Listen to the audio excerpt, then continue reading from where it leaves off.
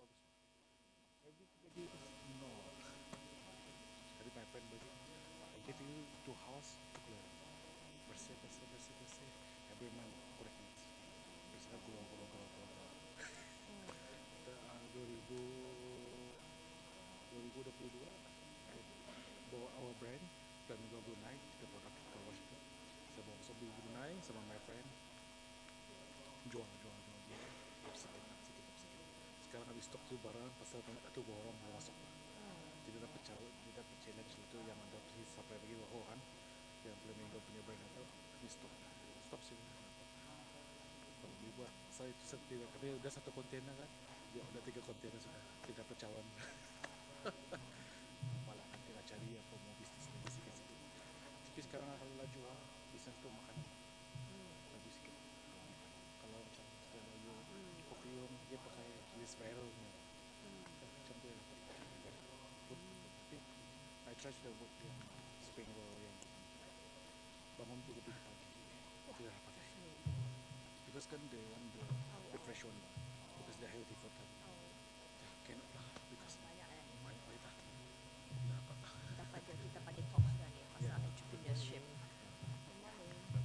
so payah macam dia kalau ibu dia tidak boleh jalan Ni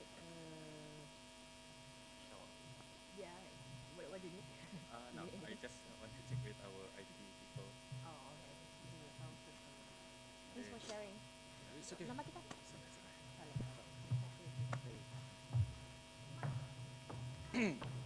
ini belum ada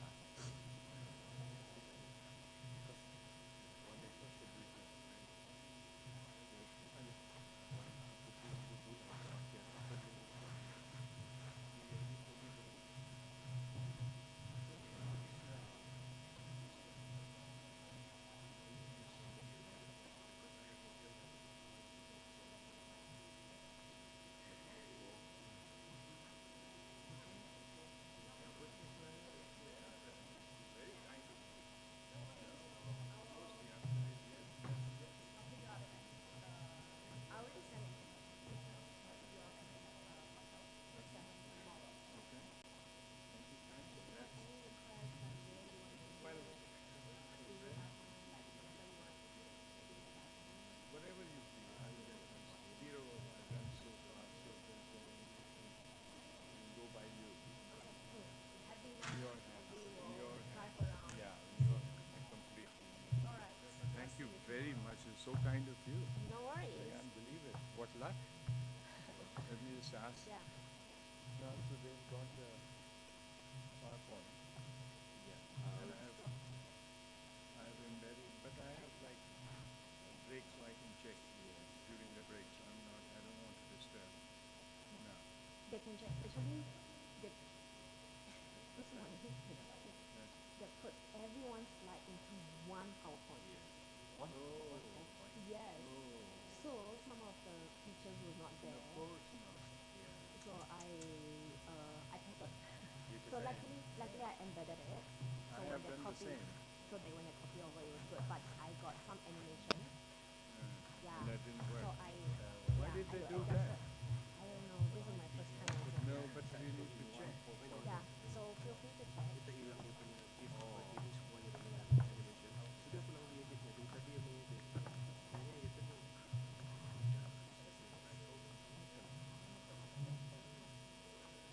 Number 3 or 4.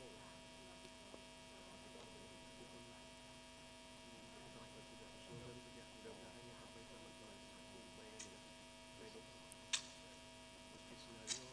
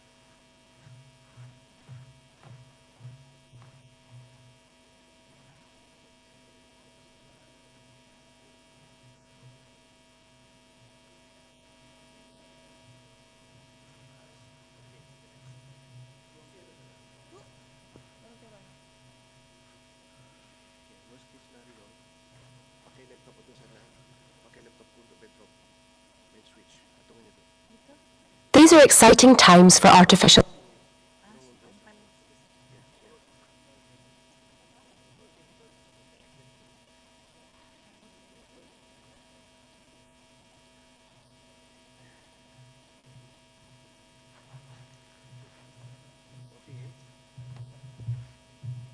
I need your assessment.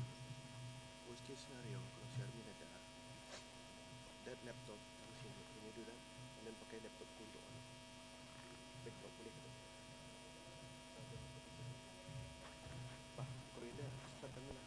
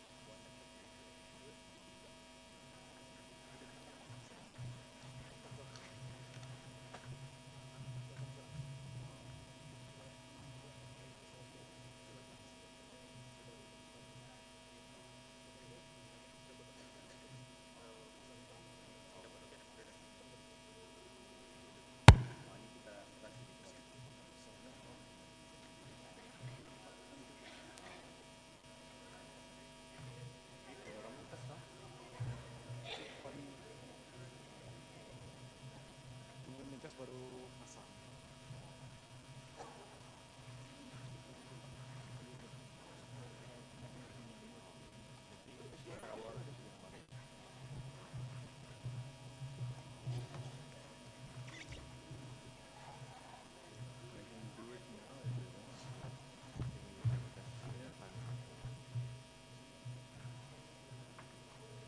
What time does it start? 8:30. Yes, 30, but all the guests will be here around at 15. Yeah.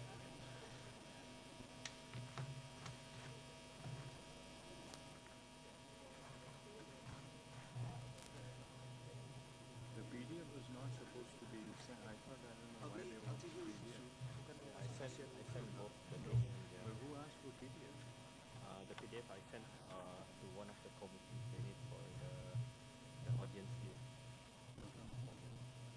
You remember you sent me this one and Yeah, link. If you click on the link, yeah.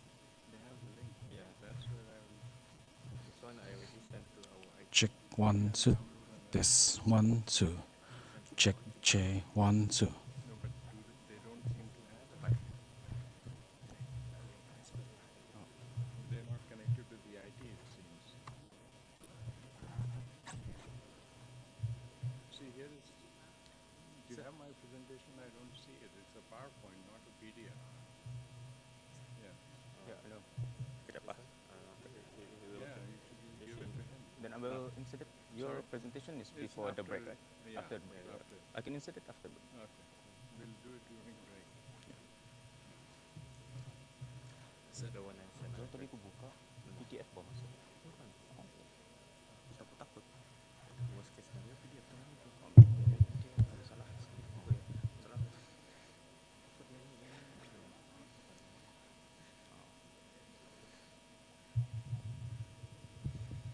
Pagi siapa? Pagi siapa? Tidak dari mana? Macam mana ni kan abang? Dia naik dulu. Baru pasang dia punya ni. Pasti diperkiskan tu pasalnya. Dia acara tadi acara pasaran dia boleh kata dia suku-suku saja ni. Ni dia tak. Dia praktis ni. Dia naik dulu. Satu, baru dua, aku plugin kemari. So kalau cuma ni sentiasa kalau dia sudah naik bida ni. Bida ni. Boleh lah. Pasal bida. Boleh lah. Dia praktiskan lah dulu cuma dia naik. Baru nak cabut dulu. So kembali cuma. Dia test dulu lah. Sound. You flow manager macam mana korang cuba ni ada adjust.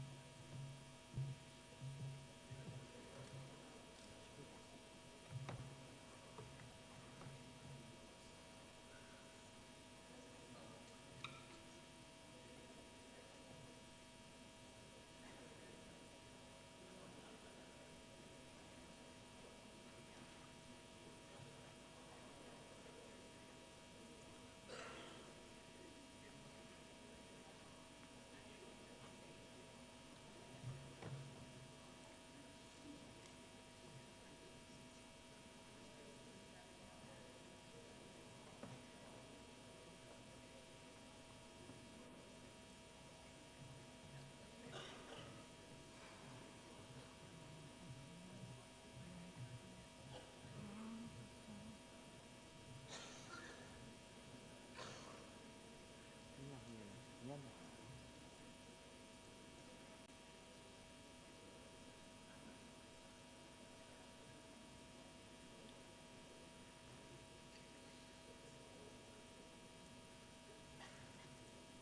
Bila saya nak tahu saya datang aku. Weh, gila. Boy, berapa ni? 8 bah.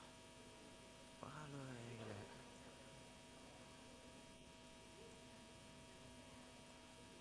Ini kalau nak mau. Ini kalau segini nak payah. Payah ni. Ani siapa ya? Aku mau sama. Switcher tu batah bah. Kan switch from one laptop to another laptop batah benar. Kita aku mau kontrol semua dari laptop ni. Pakai klik ke. Minum ya tak? Kalau aku malah aku ni. Kayaknya. Dah pernah belajar di X8 ni. Halo, Assalamualaikum. Kami mana sudah? Halo? Aduh. Ada isu ni oh. Ada isu ni. Baik dah. Nah. Datang dulu. Banyak features YB Chong complain featuresnya dalam slide dia kacau because every slide were put into one slide.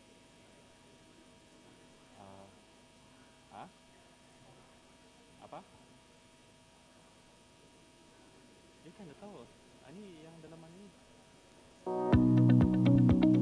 A very Tapi tak ada orang masukkan. Okay.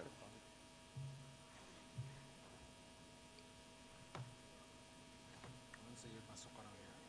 Aku terus lain lah saja. Saya berdiri. Okay. You datang ada nak pribadi punya pun ada isu tu. Ada desain yang link, ada yang desain new link, ada isu bah dalam link tu. Baik okey, datang sudah lah. Ada missing bah. Ngamnya seperti Apa? ada missing bah. Apa? Pribadi punya no. Bawa. Baik okey, ini sekarang at least pribadi okey ya. Ia lepas rehatkan.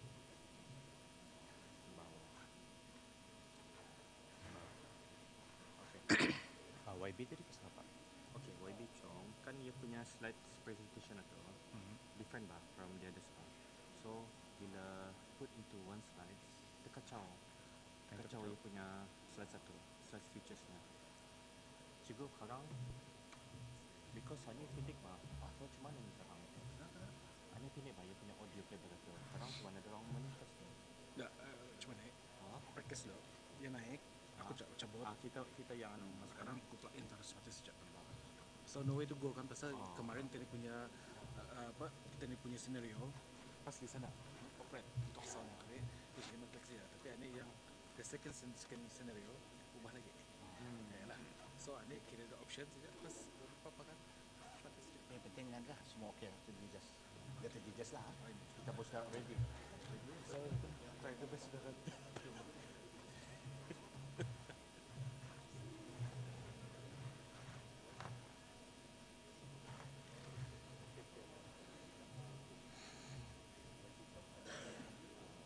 presentation slide yang not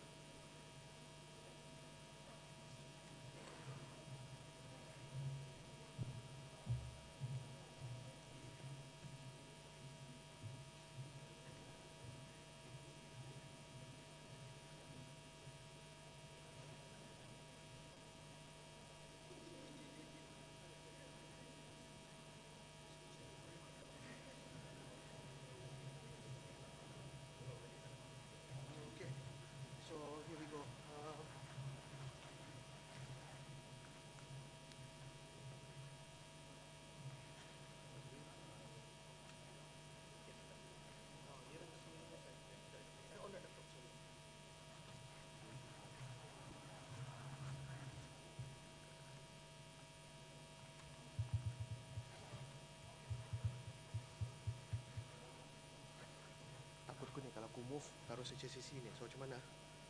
You tekan bawah bawah to go next, up is previous, okay? Tapi takut ko ni, should I test it now? For video ni nak. Okay, mau. Cuba you test dulu nak. Kalau tidak, you have to come closer. Ada lagi gam kita? Jumlah test tadi. Ada mana? Ba. Aku minta dah dorong.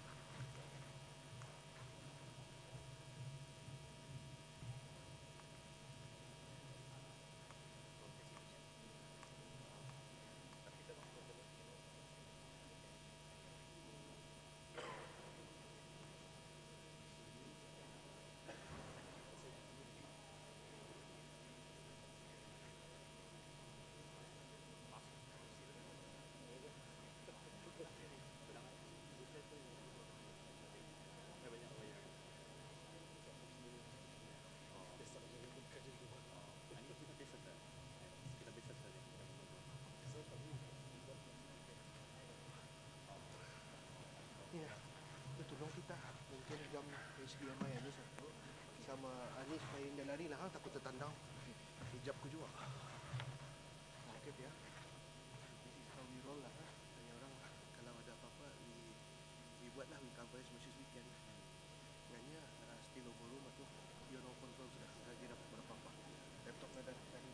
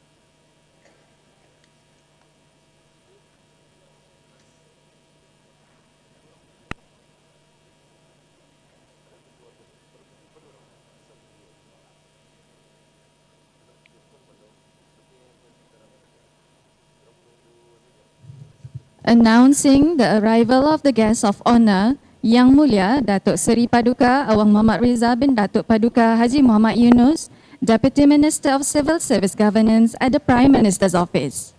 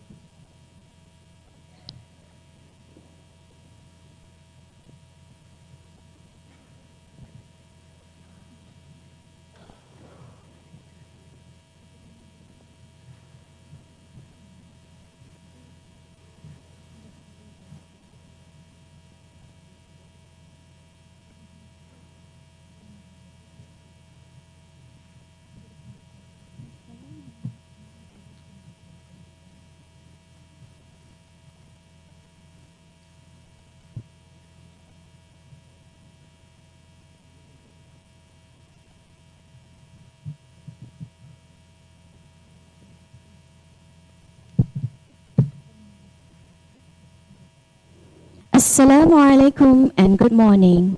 Shortly, we will play a video. Kindly be advised that the fire alarm system testing conducted today.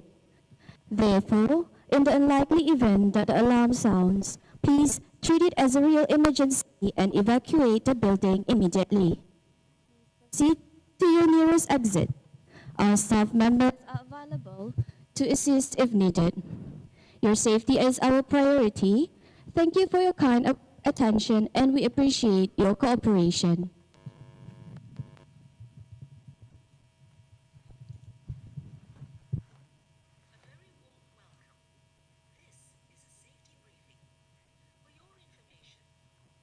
There are no emergency drills scheduled for today.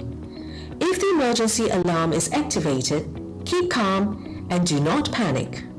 Please evacuate the building through the nearest emergency exit door and go to the assembly points outside the building.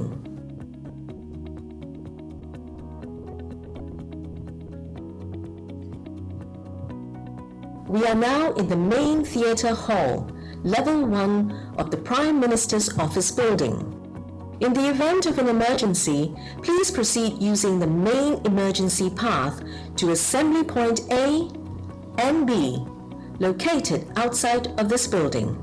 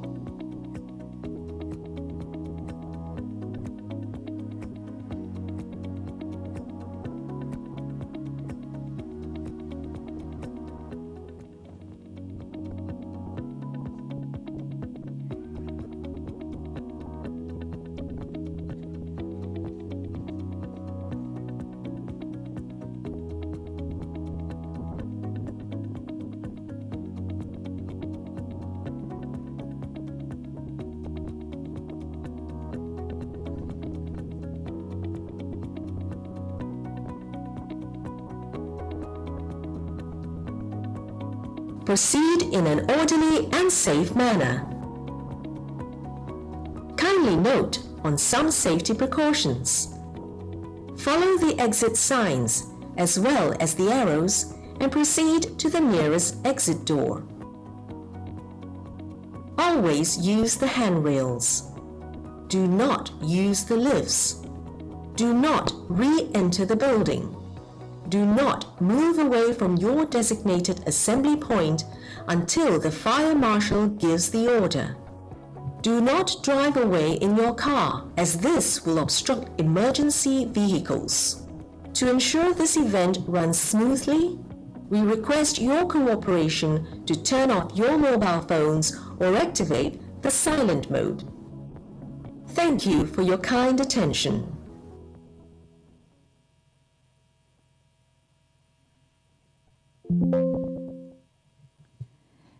Bismillahirrahmanirrahim. Yang Mulia Datuk Seri Paduka Awang Muhammad Riza bin Datuk Paduka Haji Muhammad Yunus, Deputy Minister of Civil Service Governance at the Prime Minister's Office. Yang Mulia Awang Ajman bin Haji Maludin, Permanent Secretary of Civil Service Governance at the Prime Minister's Office, as Chair of the Executive Committee for the 32nd Civil Service Day for the year 2025. Yang Mulia Permanent Secretaries, Deputy Permanent Secretaries, Honorable Speakers, Special Guests, Ladies and Gentlemen. Assalamualaikum warahmatullahi wabarakatuh and a very good morning. On behalf of the organizer, I would like to extend a warm welcome to all of our distinguished guests, participants here at Theatre Hall, and those joining us virtually from ASEAN Public Service Training Institute Network, PSTI. Thank you for being part of today's Civil Service Special Conference in conjunction with the 32nd Civil Service Day for the year 2025 with the theme Digital Transformation and Innovation based on Artificial Intelligence AI in the Public Service.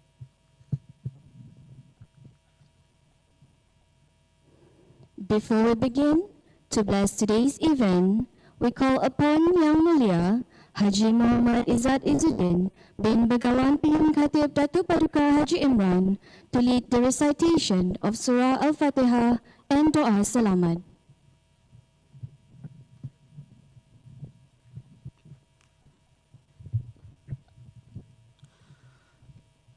أستغفر الله العظيم أستغفر الله العظيم أستغفر الله العظيم الذي لا إله إلا هو الحي القيوم وأتوب إليه اللهم أنت ربي لا إله إلا أنت خلقتني وأنا عبدك وأنا على عهدك ووعدك ما استطعت أعوذ بك من شر ما صنعت أبوء لك بنعمتك علي وأبوء بذنبي فاغفر لي فإنه لا يغفر الذنوب إلا أنت.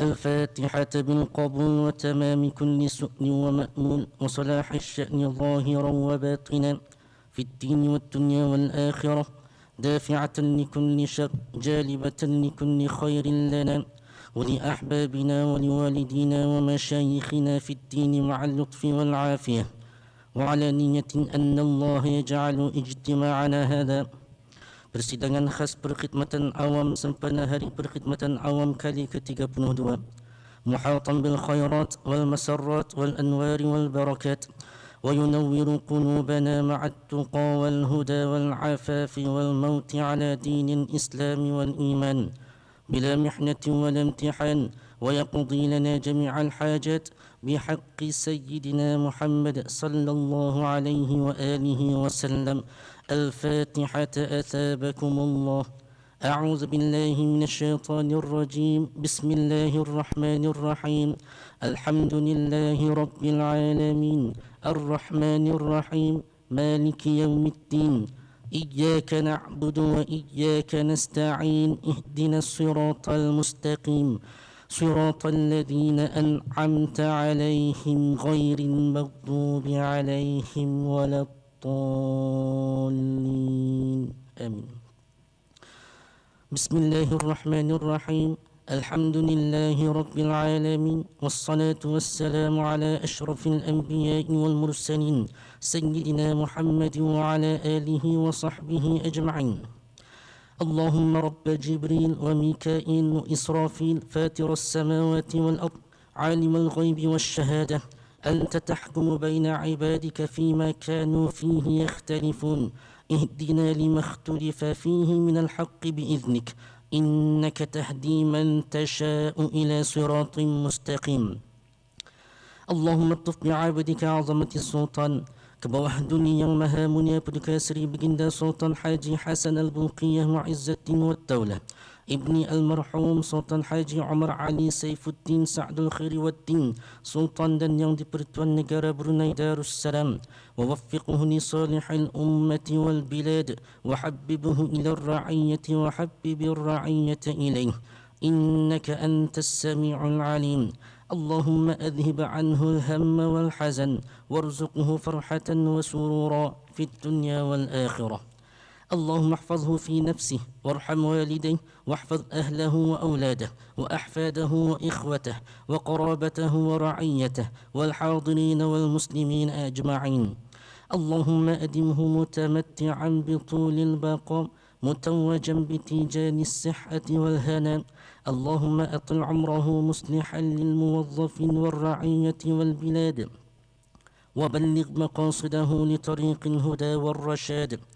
اللهم اجعل سلطنته نجار بروناي دار السلام معمورة بالتقدم والسلام والعدل والصلاح والبركة بين الأنام والرخاء والأمن والنصر وسائر بلاد الإسلام.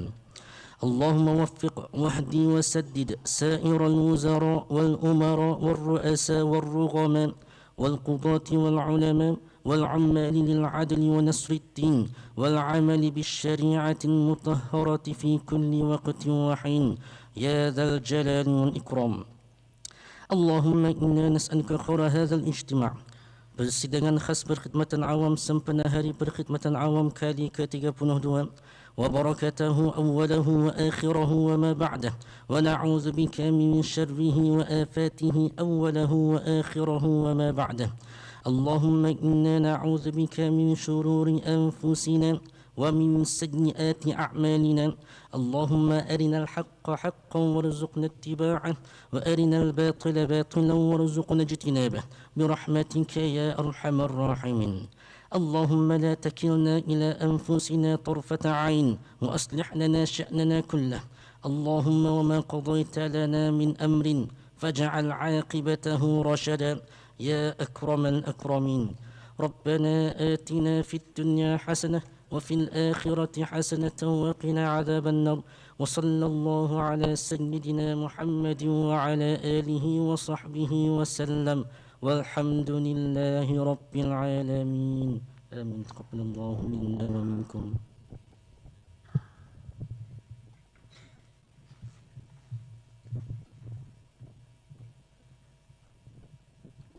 Ladies and gentlemen, to begin our event, may I respectfully invite Yang Mulia Awang Ajman bin Haji Maludin, Permanent Secretary of Civil Service Governance at the Prime Minister's Office, as Chair of the Executive Committee for the 32nd Civil Service Day for the year 2025, to deliver his welcoming remarks.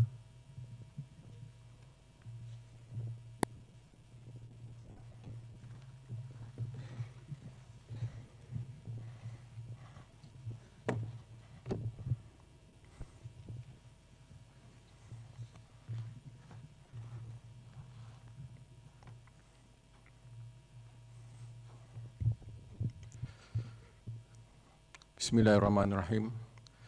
Alhamdulillahirabbil alamin, wassalatu wassalamu ala asyrafil anbiya wal mursalin Sayyidina Muhammadin wa ala alihi wa sahbihi ajma'in. Yang mulia Datuk Seri Paduka Muhammad Reza bin Datuk Paduka Haji Muhammad Yunus, Deputy Minister at the Prime Minister's Office, Yang Berhormat Chong Tin Yi, Yang mulia Permanent Secretaries, Deputy Permanent Secretaries, Senior Government Officials, distinguished guests and presenters, our ASEAN colleagues joining us online today.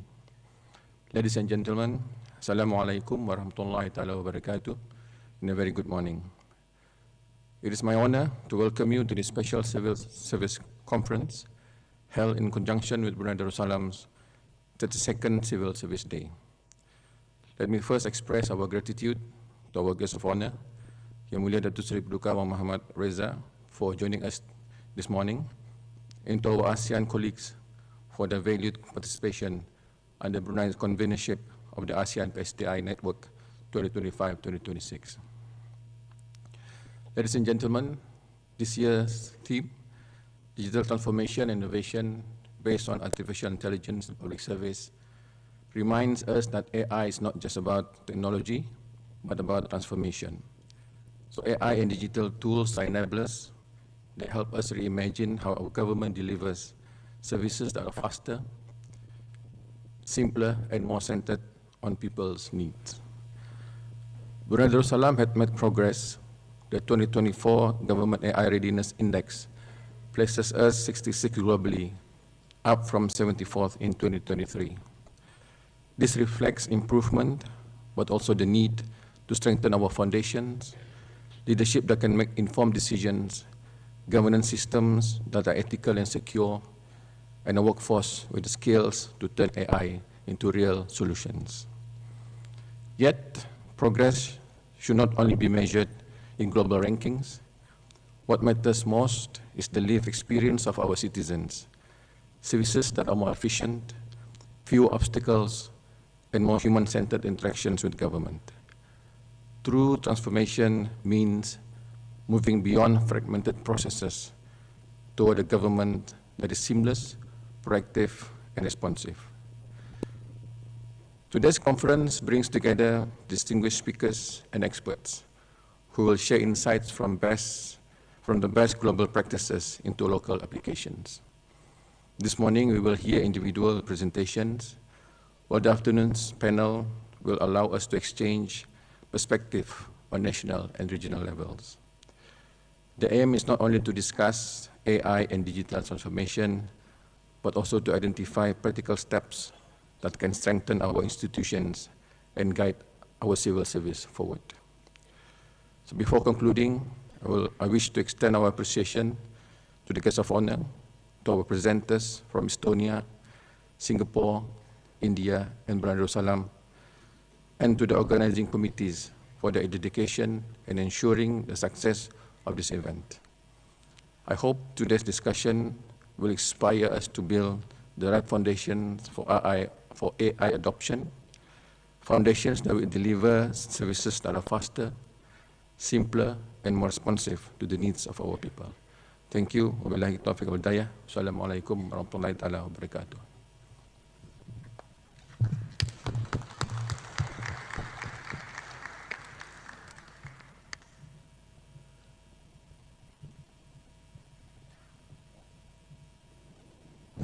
Thank you, Yang Mulia Tuan. Ladies and gentlemen, without further ado, we now begin the conference with our first presentation.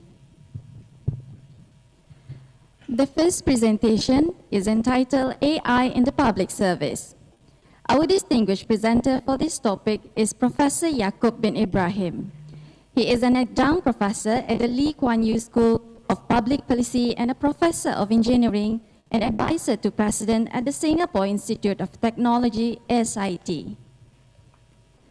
His previous posts included two multiple ministerial roles such as cybersecurity, communication and information, environment and water resources, community development and sports, and also minister in charge of Muslims Affairs.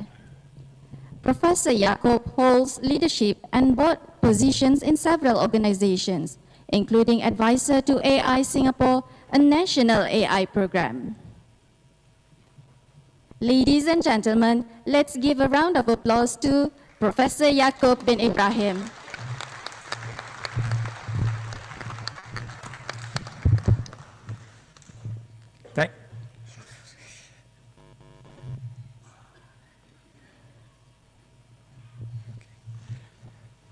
Thank you very much. Good morning to all of you, and Assalamu alaikum wa rahmatullahi wa barakatuh. Our honored guest, Dr. Reza, distinguished guests, my fellow panelists, ladies and gentlemen. First of all, let me say it is a great pleasure for me to be here in Brunei to be able to deliver this lecture. I understand that the audience are largely civil servants, and I'll try and pitch it as much as possible in a manner in which we can see the real application. So let me see if I can move the slides down. All right. Let me begin the presentation. I have only 40 minutes with a short video to give us an idea what AI is all about. It's an old video, but the messages are still very current.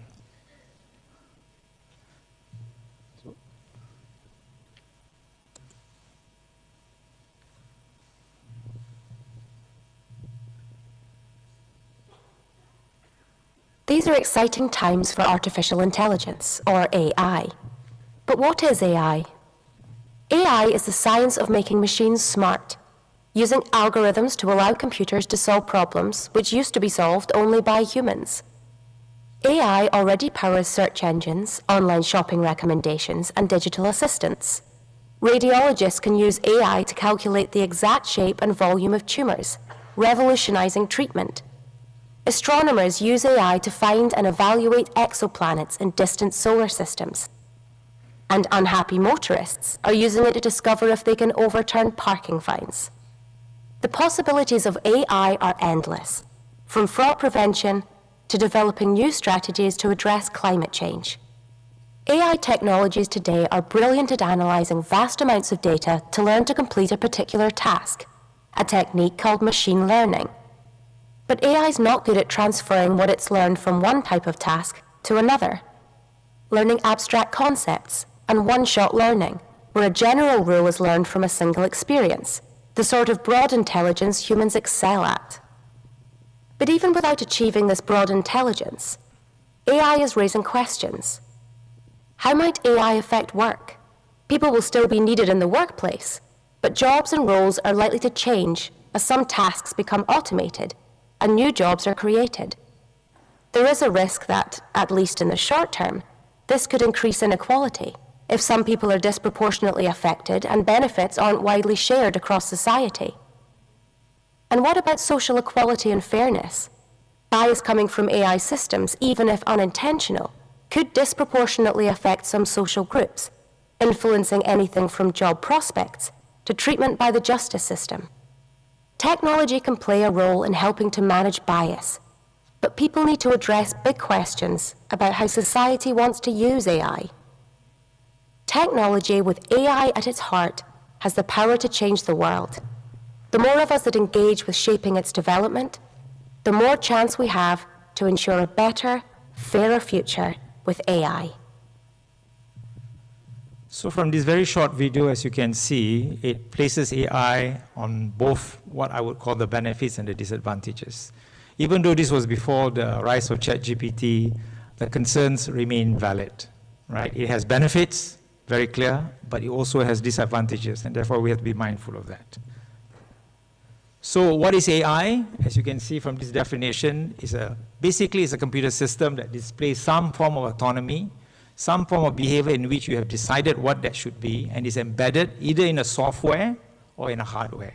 So the most famous hardware is autonomous vehicles, which you are trying out in Singapore, where you embed it within the system, guided by a program, which is defined by software and so on and so forth, and it is supposed to operate in a manner in which it has been programmed for, right? But at the same time, we also have and as I said, there are two types of AI. The first one on the left-hand side, in which we are familiar with, is called narrow or weak AI. From the old school, we call it decision system making and so on and so forth. And so this is something in which we are familiar with. It's embedded into our phone now, even before the rise of ChatGPT and LLM. And in fact, in countries like Singapore, my own country, today, if you're a young graduate applying for a job, before you meet the HR guy, your job goes through an AI machine that decides whether you get interviewed or not. So there are now systems that are being used by the public service, by the private sector, to sieve out people based on your qualification, but based on a program in which they have devised. On the right-hand side is what we call general AI, and this is with the rise of things like ChatGPT, Claude, Google Gemini, and so on and so forth. It is supposed to be broader. It's supposed to have general intelligence. The famous being, of course, ChatGPT. But before we move that, let's talk about AI as a promise. What is it it's supposed to do? I think it jumped one slide. Let me go back. Okay, so one slide is missing. My apologies. There's supposed to be a slide on ChatGPT, but never mind. So the promise is very clear: efficiency and productivity. It is about automation. It is about taking out repetitive tasks away from the humans to the machine. Go back to the old days when we used to use typewriters, and then came word processor. And then all the receptionists and the typists in the pool were very scared that they would be out of a job. Well, what did we do? We trained them for the new machine. That's very fundamental. We can displace people based on automation, as the video say, or we can do something about that, right? And so this is an important message that if you want to change your working environment, you also have to help change your fellow workers. Therefore, training and retraining becomes important. Enhanced decision-making, data. Data is the engine oil of digital transformation. Without data, you can't gain further insights. But data is only useful if it's clean, remove all the biases that you may have in the data. The other advantage of data is when you mesh data from different ministries coming together. So in Singapore, for example, we have passed an act called the Public Sector Governance Act to allow ministries to share data. Why is it important to share? Take example of family data. There are many aspects of a family data, right? Education, marriage, income, and so on and so forth, but they reside in different ministries. For example, your health records are in the Ministry of Health. Your education record is in the Ministry of Education. But if you were to bring them all together, you have one global picture of the family type, the challenges they face, and so on and so forth. So data is very important for you as part of the government service to drive the kind of services that are needed for different types of families. In Singapore, for example, today, I just read the papers today, a lot more Singaporeans are not getting married. So there's a rise of single families, right? Single-person families. Now, we need to understand that phenomenon. Of course, we are trying to improve our fertility rate, but that's another challenge altogether. But now we have a lot more singles in Singapore. How do, therefore, we deliver services and make it available for them so that they feel inclusive? Citizen-centric services. With AI, with technology, instead of the interest of the ministry, it should be interest of the citizens. As mentioned by the Honorable Permanent Secretary, it's about serving our clients, and our clients are our citizens. And by the way, we cannot select our clients. We are not a private sector organization. We have to serve everyone. So being inclusive is very important. In Singapore, for example, we have a rapidly aging society. I'm one of them. So how do you deal with the aged is very important. But we also have the disabled community. We also have communities from different faith communities because Singapore is a multiracial society. How do you make sure that your services are not only for one group of people, but for everyone? And finally, of course, transparency and accountability, right? With the use of AI tools, you can detect fraud and so on and so forth. All right, some of the examples of AI benefits. I mentioned Singapore, which I'll go into greater detail. We are fortunate we have our colleagues from Estonia who can then share their own example because they are the first in the world to have a national digital identity, by the way. And of course, other countries like US and UK have used AI and predictive analytics in terms of law enforcement and so on and so forth. All right, let's talk about what we use in Singapore.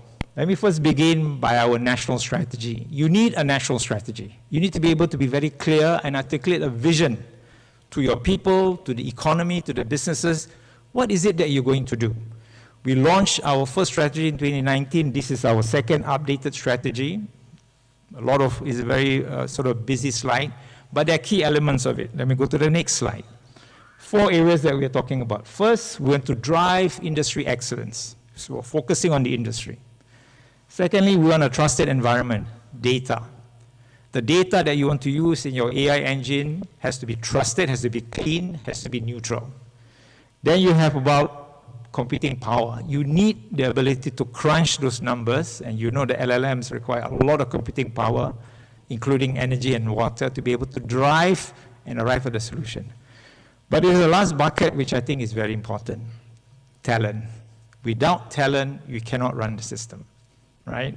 I've been in the service long enough to realize that without the right people, in the right place, doing the right work, you cannot get things done. And therefore, we need to be able to decide how we build that talent base to be able to achieve the vision that you have in mind. All right, how do we organize ourselves in Singapore? Well, we don't call ourselves just AI, but we have a big rubric called Smart Nation. Smart Nation Singapore was launched in 2014, but our journey started in 1963, when the first mainframe was bought and installed in a government agency. That mainframe is still functioning here today in Singapore. It is served as a backup. Fast forward to 2014, the Prime Minister then, Mr. Lee Hsien Loong, decided to pull all of the various initiatives that we have in place to launch Smart Nation. How do we organize ourselves? We need a body. So we have a Smart Nation Program Office, which originally was parked under the Prime Minister's office to give it the credibility and the weight, so to speak, so that all the ministers will have to listen to them. On the other hand, because that group is for policy, you need the implementers, you need the contractors, you need the builders. So we created GovTech, or Government Technology Agency of Singapore. It was during my time when I merged two agencies. I created GovTech to be able to build this capability within government, to drive the Smart Nation agenda within government, and to work with other agencies to drive it outside government. Today, after 10 years of running this program, we decided to relocate the Smart Nation Group policy under the ministry, my old ministry, which is now renamed as Ministry of Digital Development and Information, and they are parked within that ministry to be able to then work across the organization, across the ministries, together with our implementers, GovTech. So moments of life. As the title suggests, these are moments in your life. When you're born, when you're about to get married, you're applying for school, you're applying for a flat, you need to interact with government, right? You have a new child, you have to register the child's name. You have a deaf in your family, you have to register the deaf and get a death certificate, and so on and so forth. So we was called Moments of Life, and we decided to develop an app. So these are the key moments, as I mentioned to you earlier, but we also decided that we shift away from the agency to the citizen. So today the citizen doesn't think about, I have to go to Ministry A to do this, Ministry B to do this. I go to one door. The whole idea of one government. So we facilitate the idea of one government in a digital world through this particular app. And then, this is just to tell you the early days when we call it Moments of Life. We ask you to download the app, right? And I was still a minister then. We were involved in this formulation where we have some people from the public to try it out. So you do a bit of testing to make sure everything is okay. And this is, okay. This is the timeline. We started in 2018.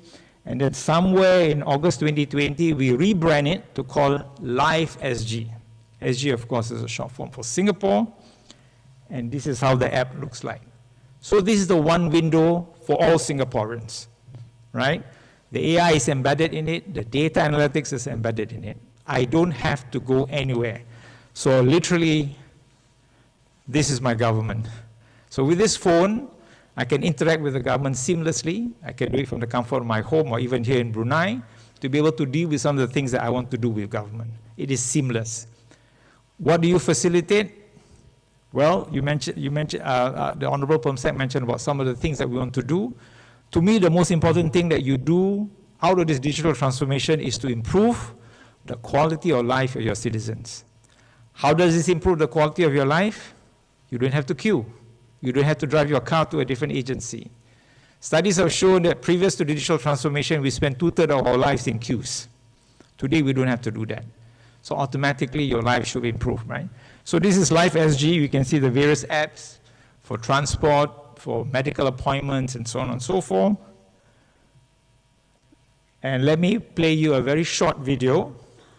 One of the things that I'm embarrassed to mention about being Singaporeans is that we love to complain.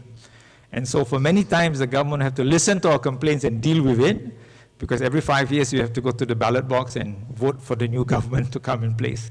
So this is, again, a very short video on how the app is being used to help Singaporeans to deal with some of the daily nuisances that you face in Singapore. So let me play this.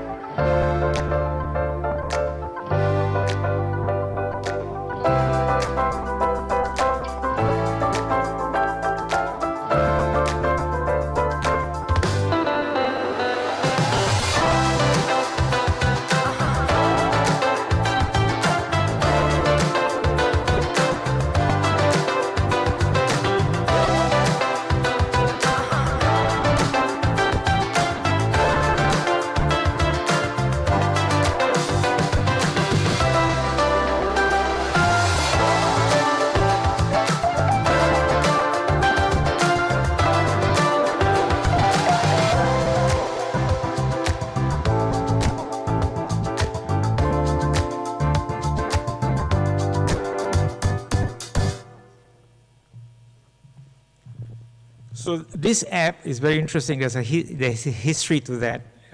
There was an incident in a public place where, you know, when you eat fish balls, there's always that stick. Somebody threw that stick on the grass beside the drain. Someone complained to the local authority.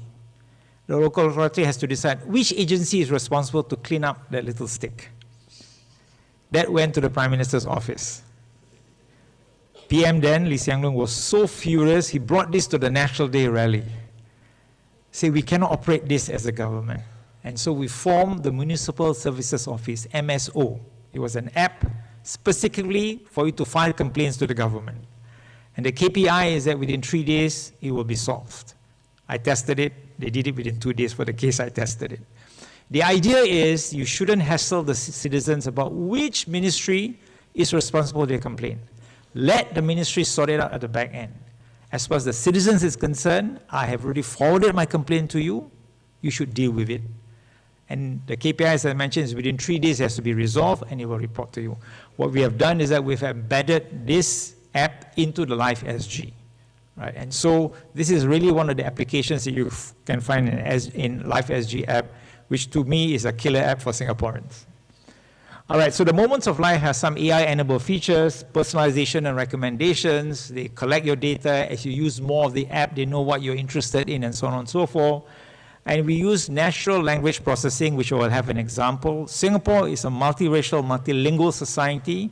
We have officially 4 languages, but there are about 200 languages spoken in Singapore, including Estonian and Ukrainian and other languages, basically. And people are more comfortable in their languages. So when they want to report a case in that language, what do? We do predictive analytics, and of course, conversational AI and chatbots are now a common feature in all government websites. So if you go to a government website this morning to ask a few questions, it's actually a chatbot, right? And the chatbot will learn who you are. You enter the government website through a digital identity, like Estonia, we call it SingPass, which all has one. And from there, they can then understand what your needs are, and then they personalize it. Implications for government, as I mentioned earlier, is citizen-centric governance. So you start by not looking at your ministry, but looking at the citizen and how, therefore, you govern the entire range of government service around the citizens. Trust and accountability, because your data is being collected, right? The government has all of my data in my digital identity. It's called My Info.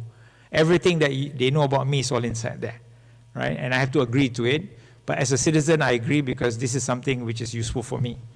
Scalable and inclusive, because you need to be able to involve everyone, not just a small group of people, not the digital natives who are coming through your schooling system, but the elderly, those who never did go to school. I'm part of the baby boomer generation born in the 1950s. There are people like me who are lucky enough to go to university, but those who did not. And so how do we make sure that they don't feel left out? So inclusivity is an important element. Finally, a foundation for future AI and GovTech. This was built by GovTech. GovTech is using this to scale up to basically other applications which are needed. All right. You know what is Singlish? Oh, you're too good for me. All right. It's a language in which the late Mr. Lee Kuan Yew didn't like. Okay? He wants us to speak proper English. Unfortunately, Singaporeans are creatures of habit. We speak English all the time. So when you have a call system, someone call you because there's a complaint or there's a request to be made, and you speak in Singlish, what do? Or you speak in dialect, Hokkien or Cantonese, and so on and so forth. The system cannot say, please speak English. Then you're not inclusive. So you build an app. Let me show you an example. All right, so this is an app using natural language processing, changing from voice to text.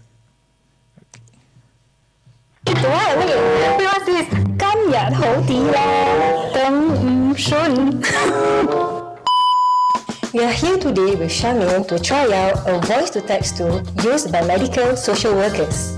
This voice-to-text not only transcribes real-time conversations accurately, but it also summarizes the transcript into a report. And what's interesting is that it transcribes conversations in English, dialects, and even Singlish. Let me show you. Saya jaga ibu saya full time. 很不容易，但是我有太多东西要处理。 Today better lah. Yesterday a bit giddy, cannot tahan. 今日好啲啦。今日好有啲 1. Let's see the results.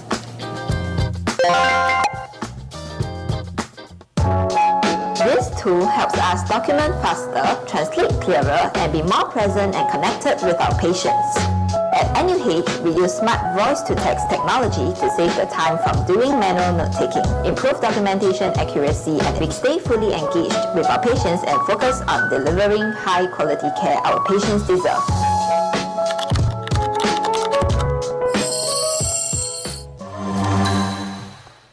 So this is already in use. In fact, some of the chatbots in our website are using this technology, so to speak, to convert. So AI in public service is also being used for customer service. When you call, we speak to a person, whether the person is polite or not, is also being tested, where we use all the responses to basically generate whether or not this particular customer service officer was polite or was rude, and therefore we improve training. The idea is not to penalize. The idea to improve delivery of government services to the public. So I won't go too much detail, but this is actually being used using, of course, what we know as ChatGPT or large language models. And then, of course, let me go to the next slide better. We have also developed our own large language model for the Singapore Public Service. I wish I had this when I was in the government service, but this is based on, of course, ChatGPT, and the idea, excuse me, to use government data, not data from the internet, for you to do emails, papers, and so on and so forth, up to a certain level of confidentiality, obviously. But the idea is to facilitate the preparation of government documentation to be able to transact between different ministries and what have you. I've been told that they even use PAIR to develop cabinet papers, which is fantastic. During my time, we had to go back 30 years of cabinet papers to see what exactly were the decisions 30 years ago. Today, you can just pull it out, aggregate it, and really simplify the entire process.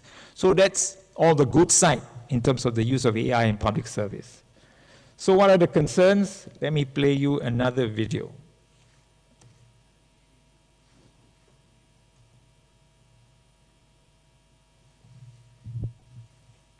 Is it playing? Okay.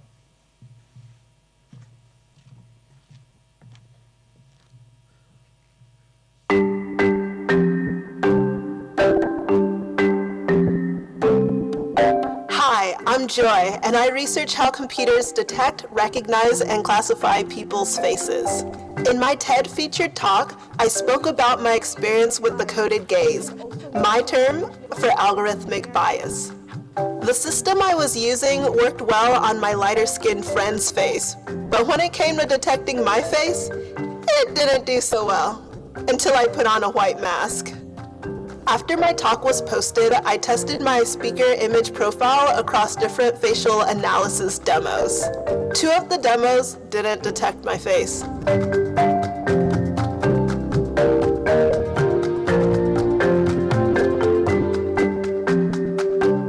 The other 2, well, they misgendered me. The demos didn't even distinguish between gender identity and biological sex. They just provided 2 labels, male and female.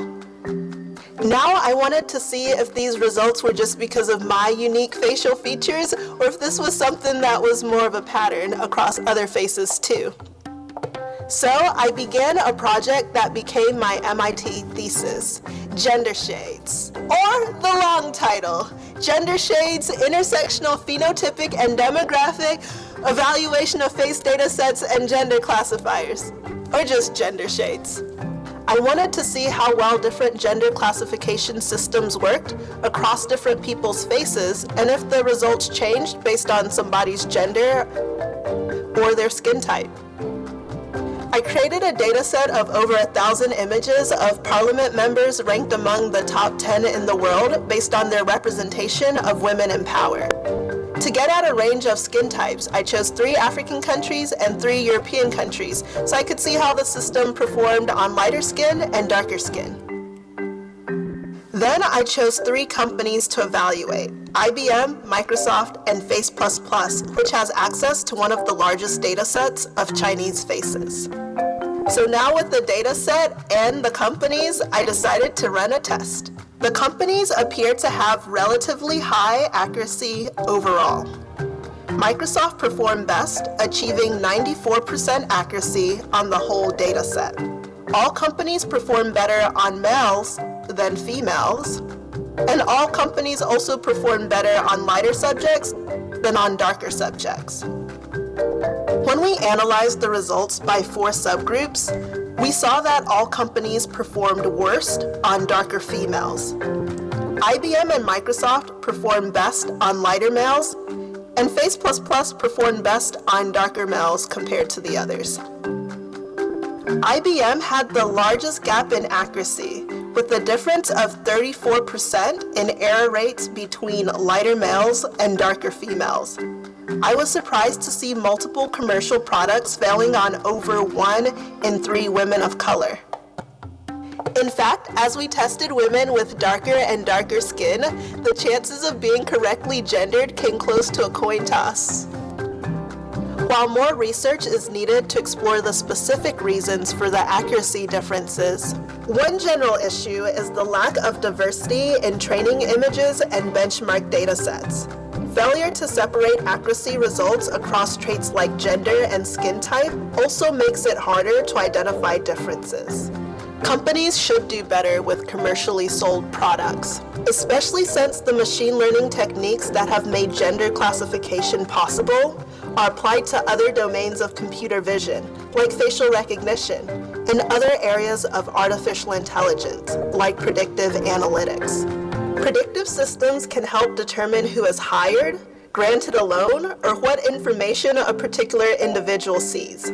These data-centric technologies are vulnerable to bias and abuse. As a result, we must demand more transparency and more accountability. We have entered the age of automation overconfident yet underprepared. If we fail to make ethical and inclusive artificial intelligence, we risk losing gains made in civil rights and gender equity under the guise of machine neutrality. The coded gaze reflected in the Gender Shades project must be faced.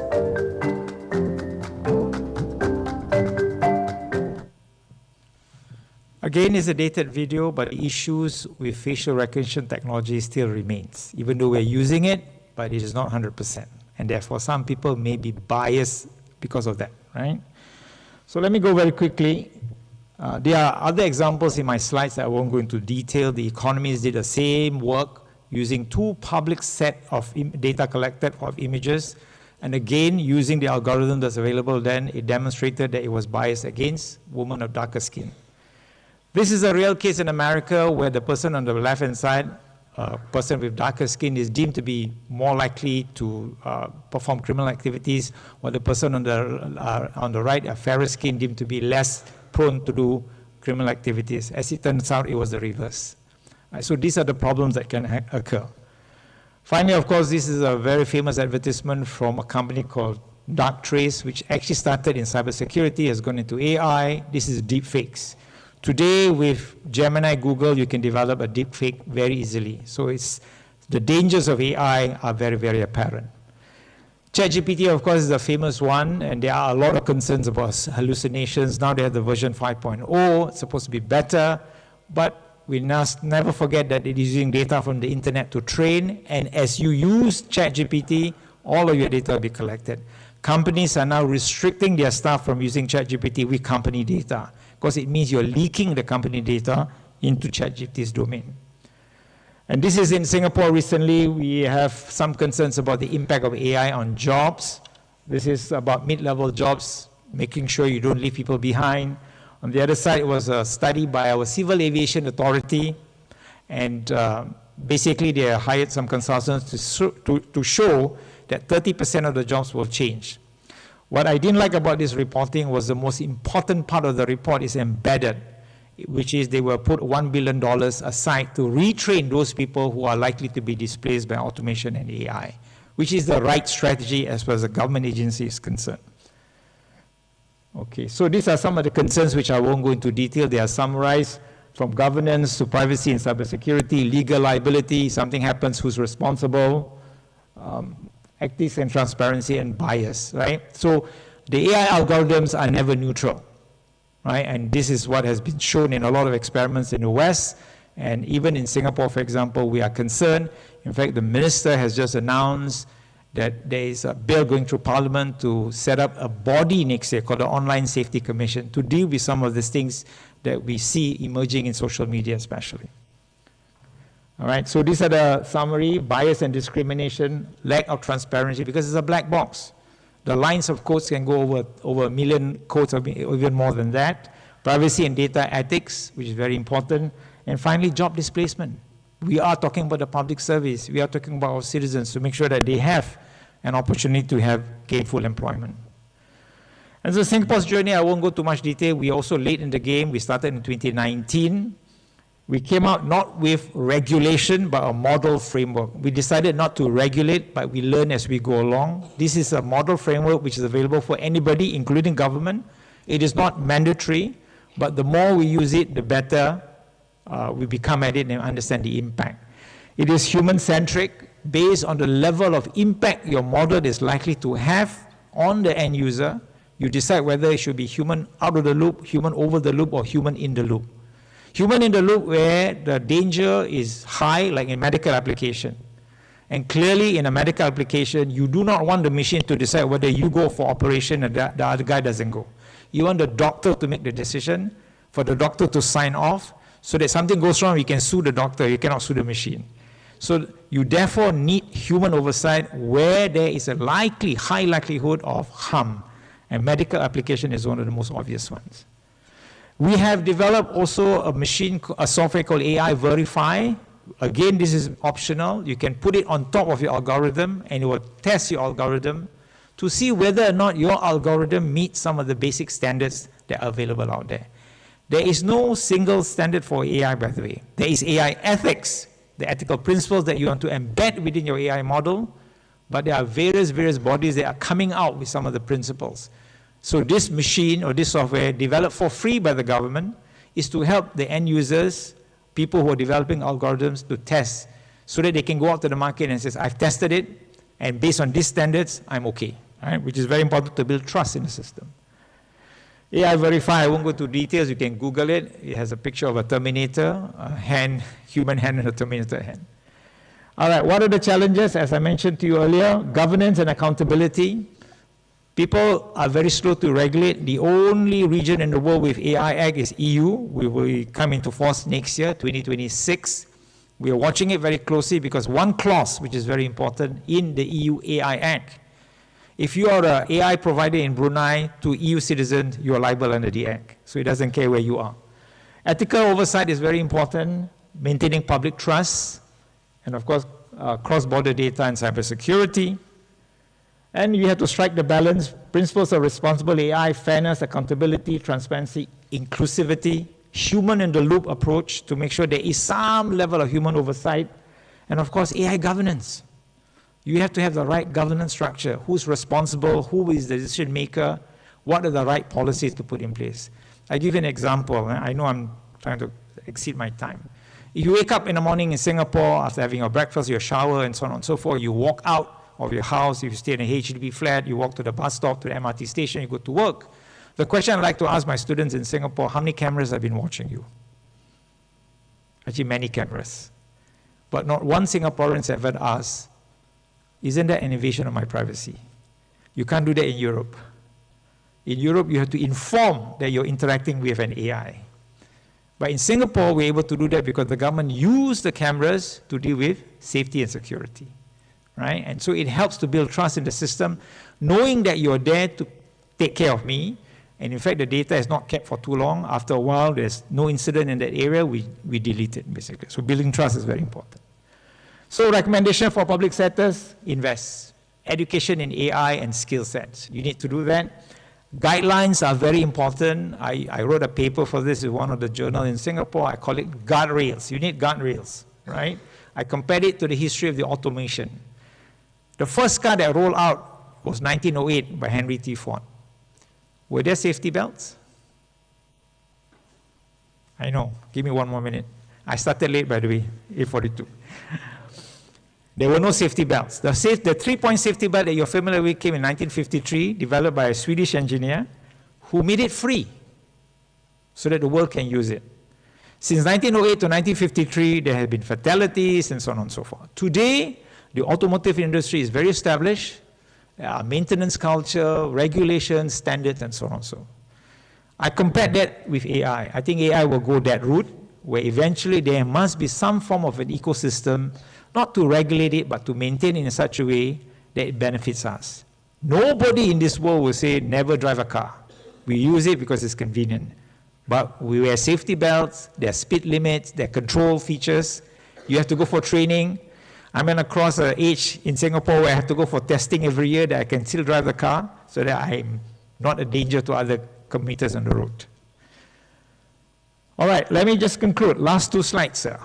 Something to ponder. It can be both a bone and a bane. It can have benefits and disadvantages. Can it be neutral? It can never be neutral, unless your data is perfectly neutral, which is not possible. Should citizens have a say in AI use? I don't have the answer for you. EU has a different policy. Singapore has a different policy. Brunei has to decide. What are the guidelines that you will use in AI deployment in the public service?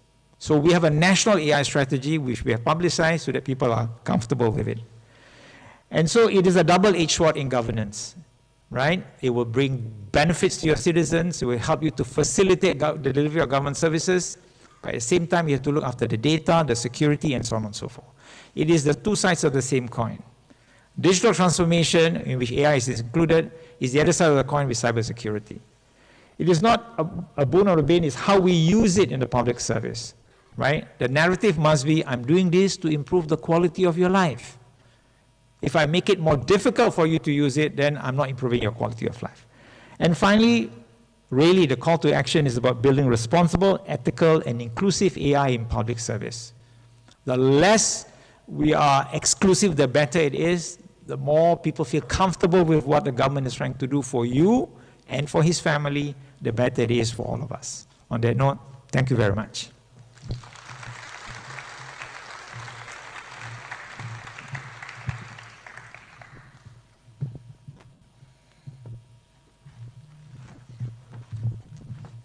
Thank you, Professor Yaacob, for such inspiring insights.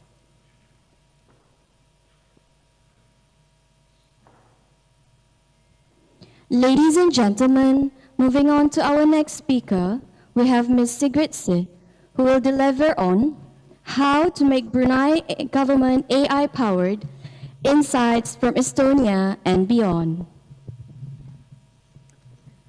Ms. Sigrid Sid is the Director of AI and Data at Digital Nation in Estonia. Previously, she worked in Estonia's government leading the development of National AI Virtual Assistant Bureaucrat and contributing to national data policy, especially open data. Her earlier roles include positions at the Estonian Information System Authority and the Ministry of Finance IT Center. In 2024, she was recognized as one of the women in GovTech by GovInsider for her leadership in public sector technology. Ladies and gentlemen, please join me in welcoming Ms. Sigrid Sid.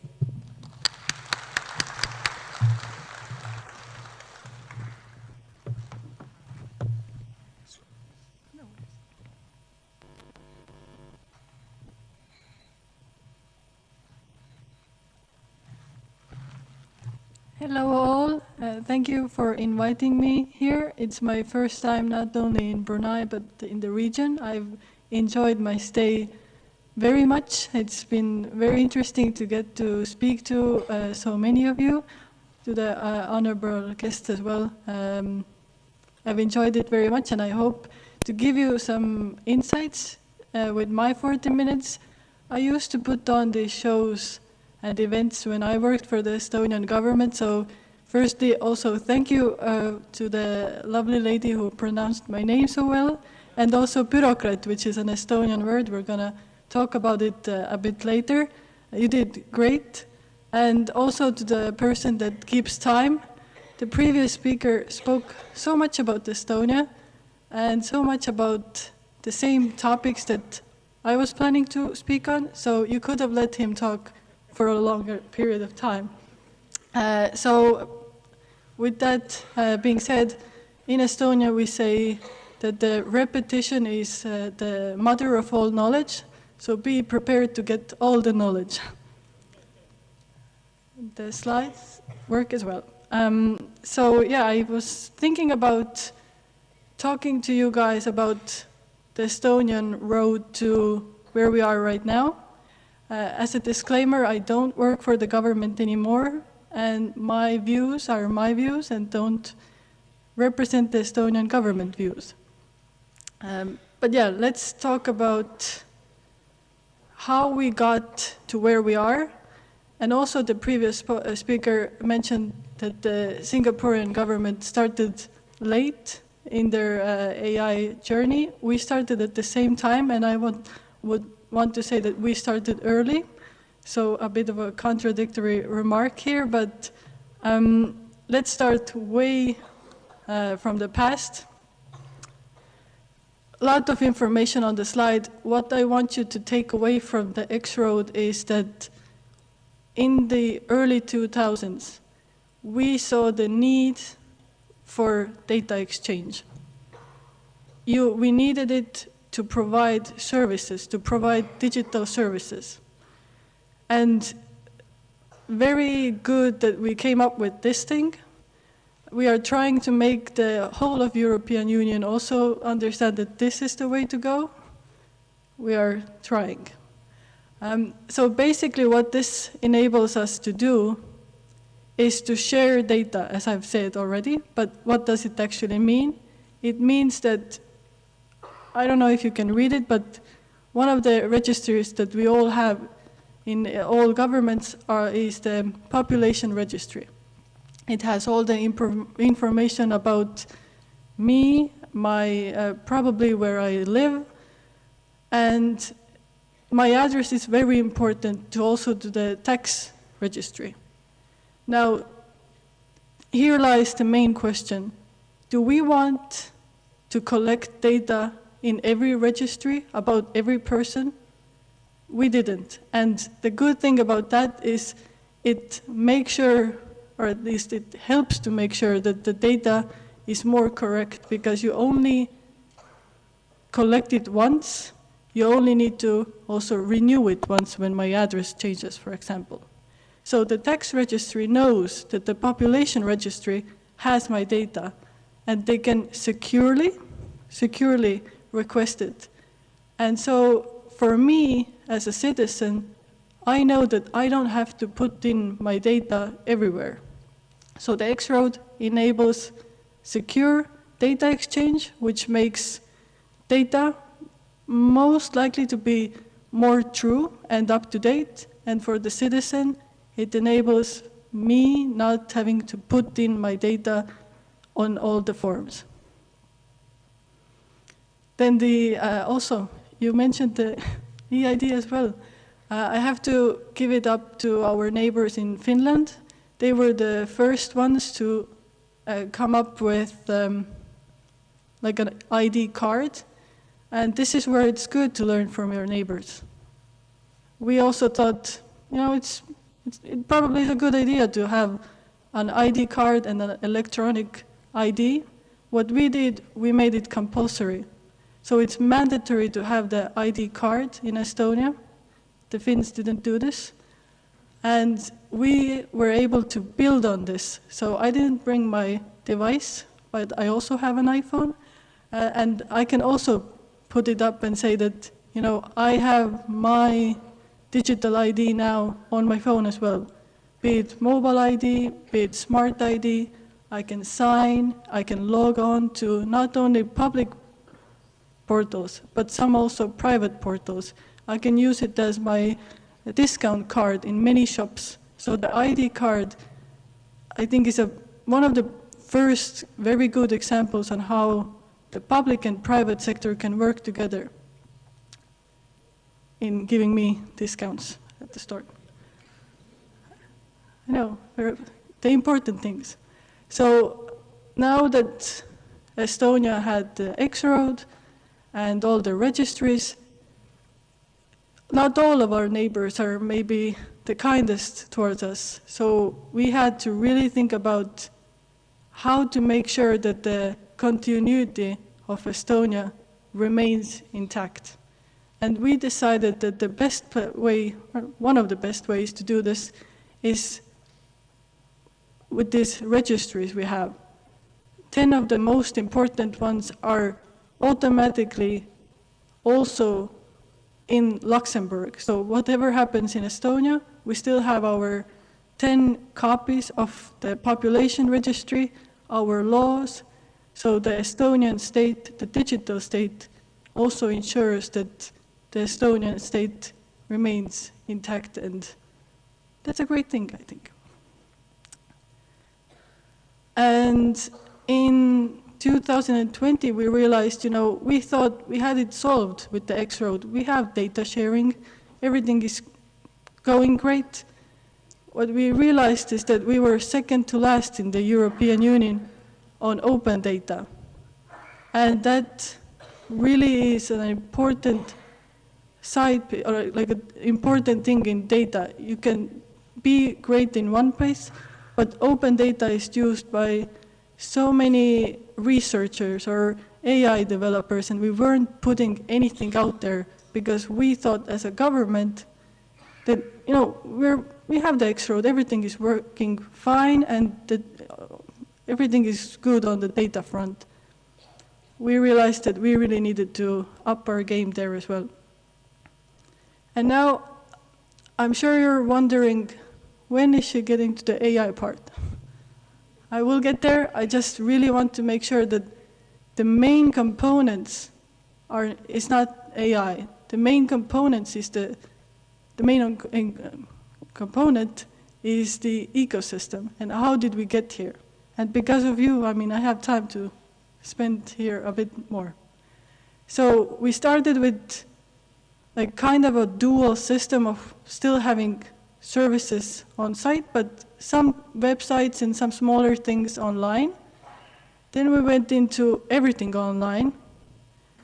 And now we're also thinking about a proactive government, which is the same as the life services in Singapore. And this is where really also AI comes in place. Because yes, it's all good and well if we market very well that all 99% of our services are online, but that doesn't automatically mean that the citizen is happy with those services, because very often you would see that all the websites are very different, so you don't really understand all government websites. You as a citizen are just assumed to know where you get the services. And starting a business, for example, first service on the list. For a government, there's no such service as starting a business. There's many different parts to this service. So we also saw the value in bringing all these different parts of government services together into one life service. And the proactive part is there thanks to AI, and now we're getting to it.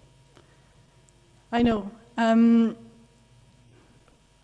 As the previous speaker also said, it's very important to know where you're going. I'm all for doing things practically, trying out things, really like pushing use cases, but I think it always has to start with a strategy.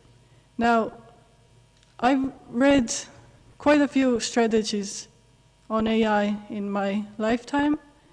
There's also a difference. You don't really need to put out a 300-page document that has all the very smart words, but what you really want to have with the strategy is what are your main principles and what's your vision. And I think the Estonian strategies really are good. Now we're kind of getting to the very long documents as well. Like the last one was quite a read, but the first ones were really like, you don't have to take down a whole forest to print it out. So the main ideas is really, again, building base capacity.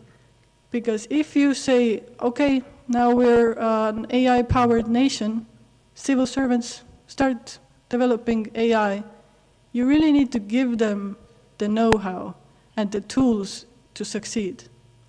And we really put a lot of emphasis on base capacity. And I think that also helped us in a way that we didn't see, because it kind of built us this network of sharing between digital agencies in Estonia. Then again, you can't expect private sector to just be AI powered if you don't show them the way as government. And Estonian government really was a lead user, which is great for the public sector. We can say, oh, we have 100 plus use cases.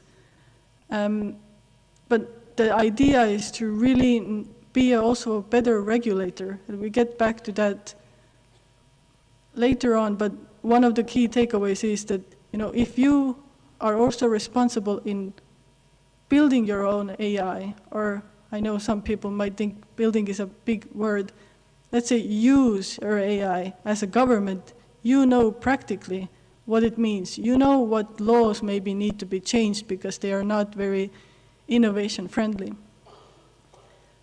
Last thing, our strategy always comes with an action plan for 2 years, and it's very specific because we started before Gen AI, but it was still very important for us to stick to a route that we all agreed upon, because with AI there's now a new interesting topic coming up every day, but you need to be focused at least for 2 years to really see like systematic change happen. And for us, we started with capacity building and data quality. And it's easy to get sidetracked, but the strategy really held us to our goals. As I said, the third one is in works right now. The 100 applications, some say 130, the number is not that important. The more important thing is that, and I don't know how we've actually got there, but we really tried to get people to think about AI as like, try it out, and don't see it as a failure if something fails, like your model doesn't provide you with the results.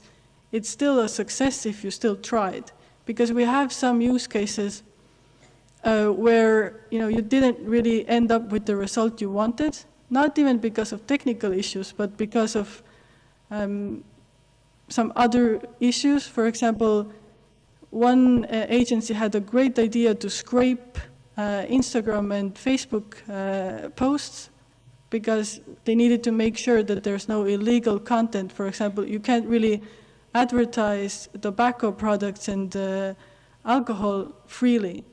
And now with the social media, a lot of adverts are in social media. And obviously you need to also check those. So they had the wonderful idea to scrape social media posts to train and then to understand who is advertising things that they shouldn't. They have a working model, they just can't use it because Meta really doesn't like it if you scrape their data. So we really are focused on the mentality that this is not a fail, at least you tried. And now, when the first strategy came out, we really focused on AI tools or AI developments that focused on very specific problems in the government, very small parts. With the second wave, we also tried to go bigger, and this meant bureaucrat, because we also saw the need for citizens to have just one window, one channel of communication with the government, with the whole of government, because as I said, we have a lot of websites. Everyone has their own, but the citizen really doesn't need to know, oh, I need this agency for this service. So enter a bureaucrat, which is this, we call this a vision, mostly because it still is not in fruition, sadly. But the vision is very strong. The idea behind it is you have your phone, that you can talk with in Estonian, which is our official language, but in a manner of like conversational manner, not that you need to be very official. So it's with you. We are trying to also get it to understand spoken word. That's very difficult. So it would be there for you, and also have the proactive part in, because let's say I got married and I needed to then change my name, or I had a baby. The phone, obviously, the bureaucrat knows it because it has access to X-Road. It sees that there is a new entry in the population registry. Proactively, the government can let you know that, you have some benefits. We also know your bank account number. Is it okay for us to send the benefits to your bank account? Really making it very proactive.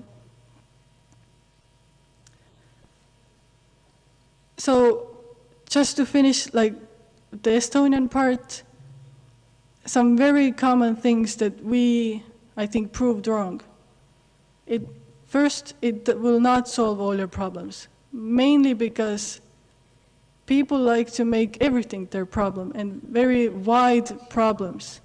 AI works best when you really make your scope smaller, really make your problem statement very specific.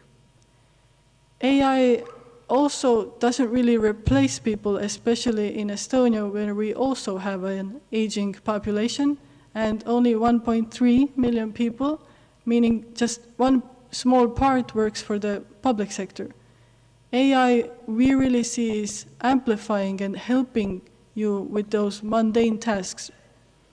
And being Estonian, we really proved that you don't need big teams or big money, because we have neither. So we really worked with the private sector, and we got them to also come with us on this journey.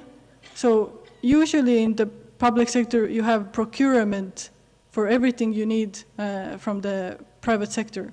We told all the AI developers in Estonia, come on board, help us teach our civil servants, talk about what you guys do, what this AI capable of, for free. But the prize for you is that the trained civil servants are then going to write better procurements. And then you can compete for those procurements. But first you have to help us help you. Come, tell us what AI is, how it can help me as a civil servant working in, let's say, environmental agency. What can you do for me? And so all these three kind of go together with the last point. We had our strategy and we said, now let's start trying. This was before the AI Act, so we were a bit more able to do things. And really, let's focus. We brought private sector together with the public sector, so they would be, they would feel that they are not alone, the civil servants. And the private sector would really help them understand what are the practical use cases and really low-hanging fruits you can do. And this built the network, and really we started putting on all these events where some public sector agencies that were more prone to trying would tell other agencies that maybe were a bit more laggardy to, we tried, we didn't fail, we succeeded in making our processes more efficient, and that in turn made the other agencies also more curious and wanting to try out. And data governance. We thought that we had the best data because we had been sharing between agencies, but there's a big difference in using your data that you've collected for the primary goal. And then when you start building AI solutions on that data, you will see that the quality is really not there. And this, we use the AI buzzword vibe to really push for the improvement in data quality. And slowly but surely, we are getting there. I think it's a mistake to not mention these 3 other things, because I was also in Africa in April, and the infrastructure is a lot bigger of an issue there. But even there were some more innovative people saying, okay, but we can run smaller models on local computers as well. So infrastructure, it is necessary. It might be a problem, but it's definitely not a fully stopping problem. Then the regulatory framework, where in 2019, we found that the Estonian law really didn't need much changing, because the end person who uses it is still to blame or responsible for the output, because AI is a tool. Now we're working with the EU AI Act. We are also looking very carefully at how to transpose it. And I think when it first came out, it was very rigid.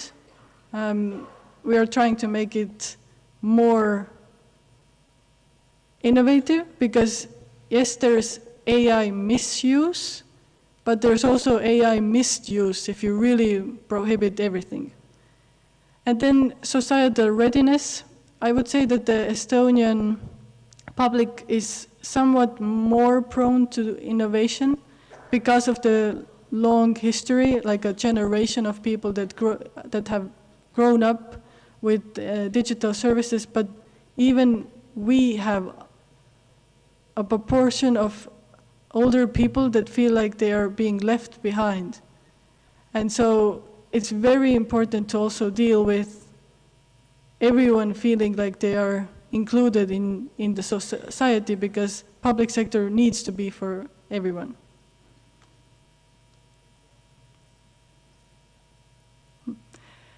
And so from the world also, how to read this picture, this slide, is that the bigger the circle, the more impact it has.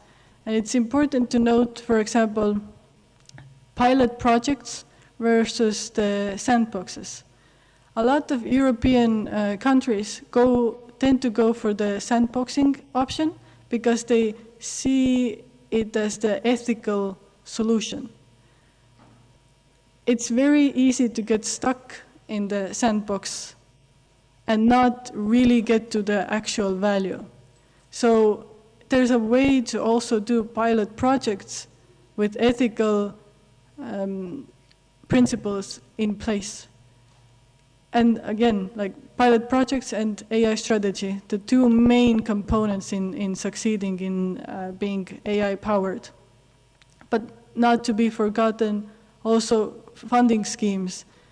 In Estonia, for example, we really needed to change the way we fund public projects, because one of the key things was always that, when we give you money, you need to show us what you got. And very often you would also need to show us beforehand that these are the outcomes. That's not really how AI works. You hope that you can get to a place where you get all the outcomes that you hope for. But if the data is not there or whatever other reason, you can't really be that rigid. So we needed completely new funding schemes as well. And AI trainings, obviously. You need to enable people. You can't just expect them to know how to do new things. And so with that, I would like to go back to Bureaucrat. Bureaucrat was first launched before ChatGPT.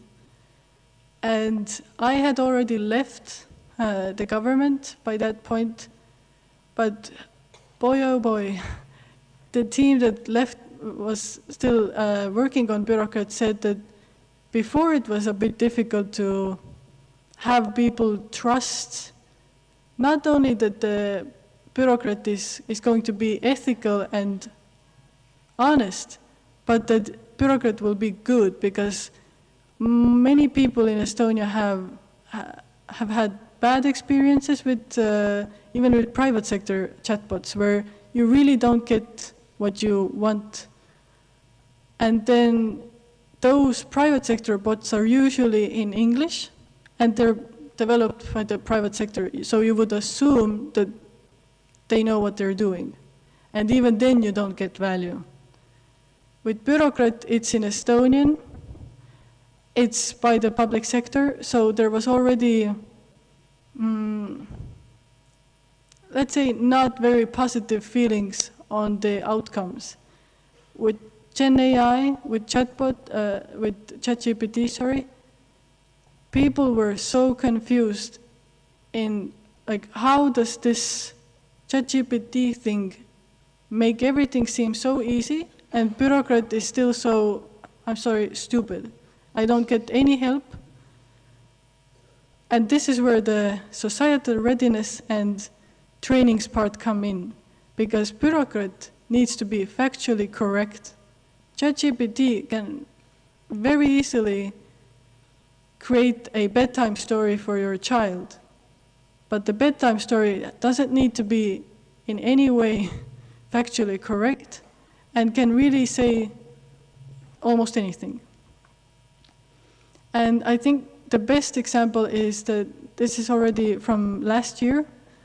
The United Kingdom, they have their gov.uk website where you have all the materials, government materials,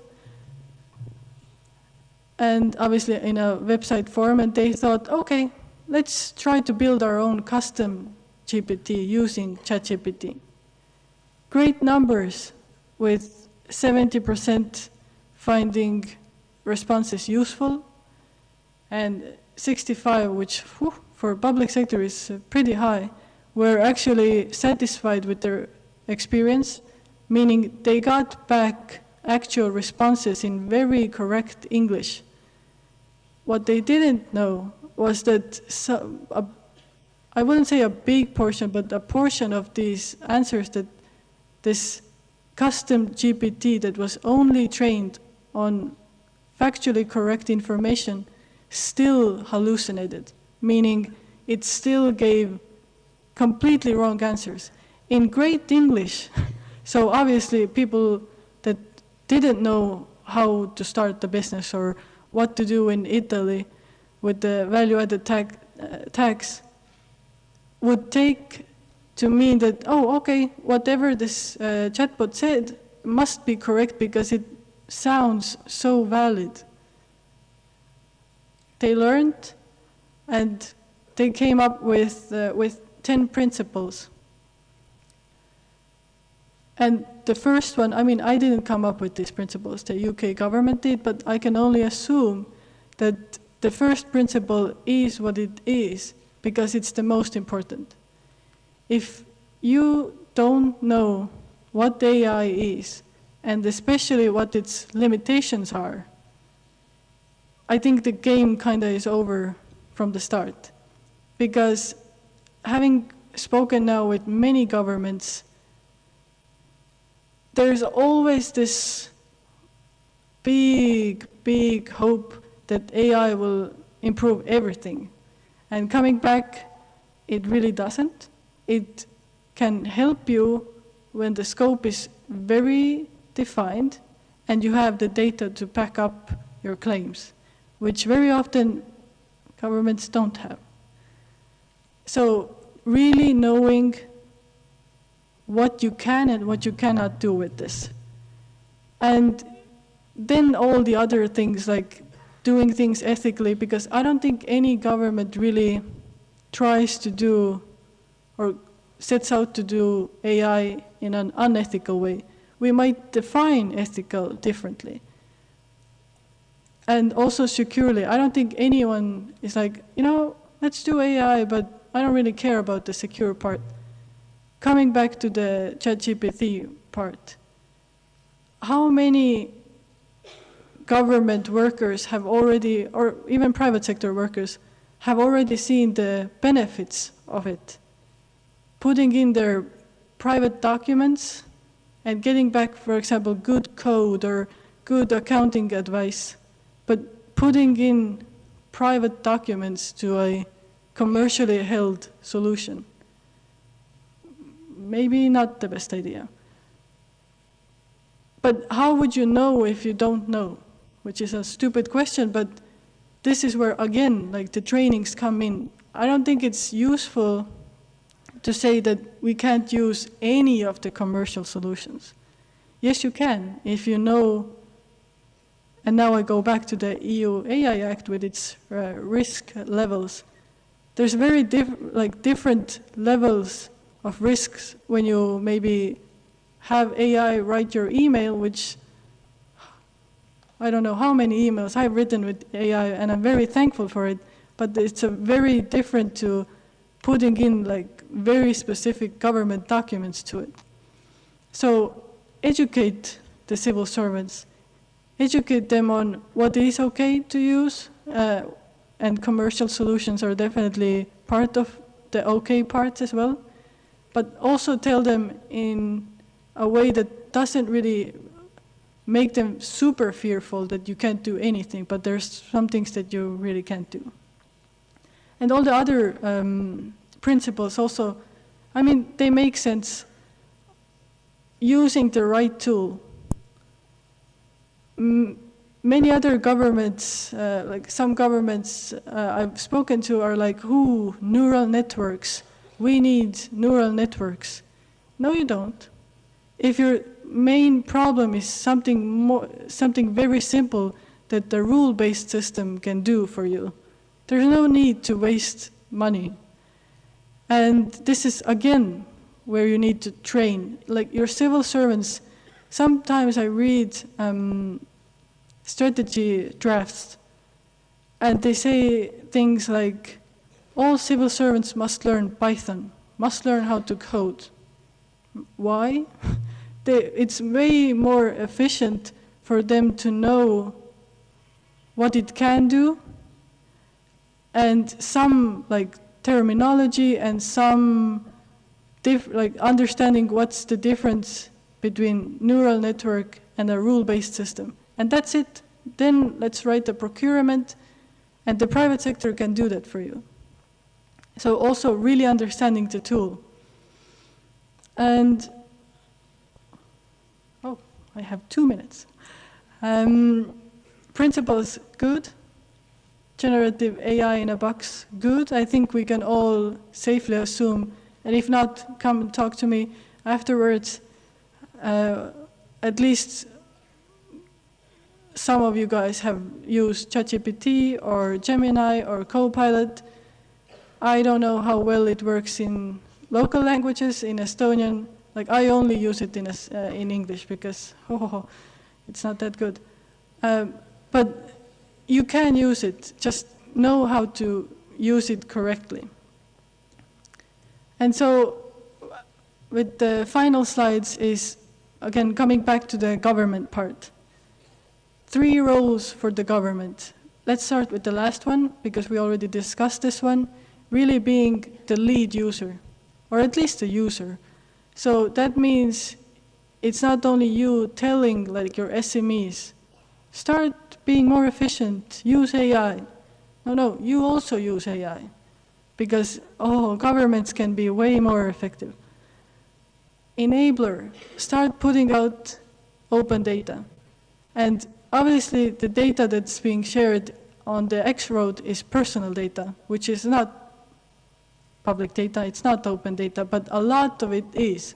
And coming back to the previous speaker, you can put out as many open data sets as you'd like, and maybe some of them won't make sense to you, like who cares about this data set? But the real value comes when you put, or at least enable the private sector to start putting these different data sets together. And then the regulator, because we can all see that especially the big tech, they only care about profit, which is, I mean, business 101. But the government really needs to kind of, at least, whatever road you take, is it soft law, is it actual law, but be there as a regulator. Enable innovation, but also what are your goals and what are your principles and what's ethical to you. And then I think it's easy to say, a bit harder to do, but hold your horses. Start small. Start with the agencies that are ready. Learn from them. Then you can see, okay, do I have the data that's ready for AI? What do I need to do to make it ready for AI? And then slowly but surely, you get better, but it doesn't mean, like, start with low-hanging fruits. And then, I mean, let's end with funding. If you want to get something, you need to also fund, and probably fund a bit different. As I said, we changed the very rigid funding rules because with AI, you can't expect to know the exact outcome. And really, I know I've said it 7,000 times, but the final idea is that put money aside for training. It's very often you see that when times are tough, the first row to go from that Excel file is training, anything to do with capacity building. But for me, I would say that that's probably where you need to start. And then, don't look at this one, or do, if you saw. Let's focus on amplifying and not replacing, because there's a lot to do, especially in the public sector. You can do a lot and not be afraid that you're replacing someone. You might replace their role description, but you won't replace them, probably. And another fun sentence. With that, I would really like to end. Thank you all.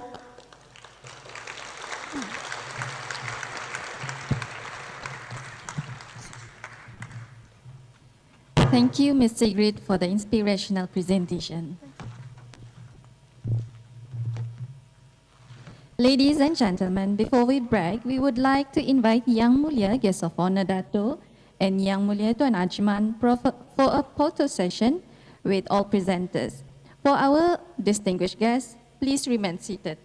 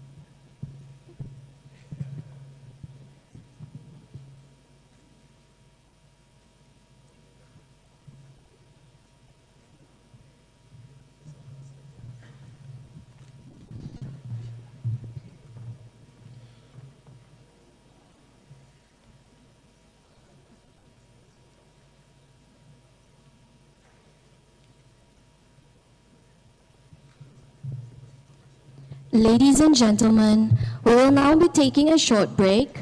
We invite everyone to proceed to the banquet hall for some light refreshments. Please join us back here at 10:20 a.m. as we continue with the next presentation. Thank you.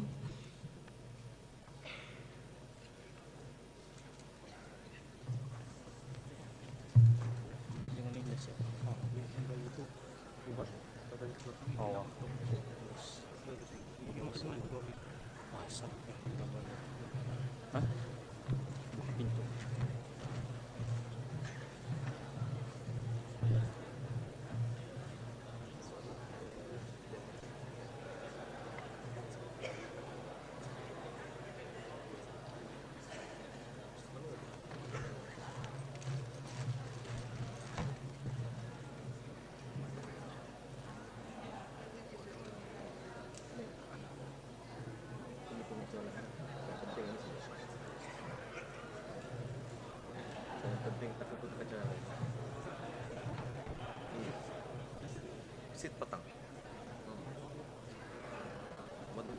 Petang aku berapa?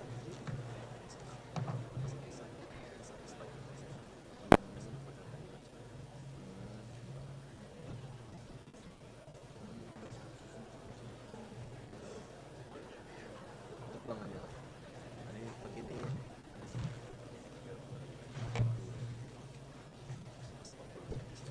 Oh, bukan ni pada entah. Pada entah atau cover ni.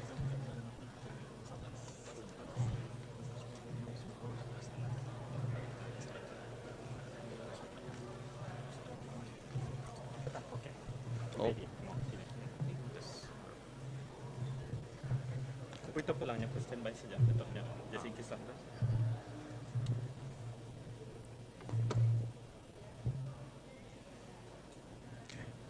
Oh, baterinya okey masih. Sebutinan. Okey. Ni wifi sini diambil ni. Okey. So okey lah.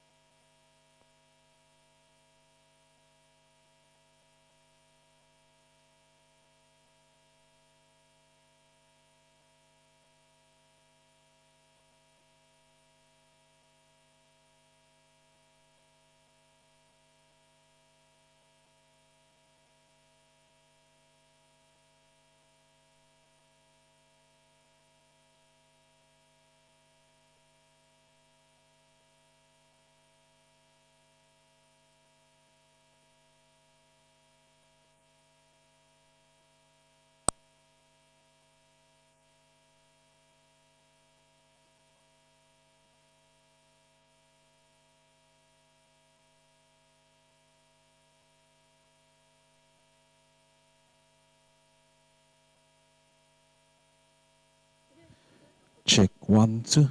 Test 1, 2.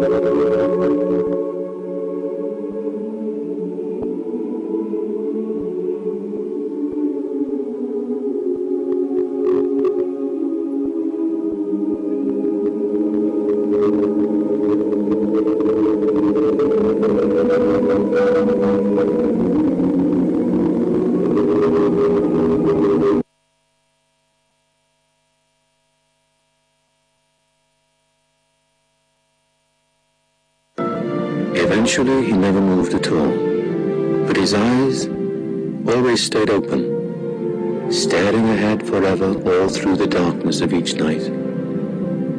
And the next day, and the next day.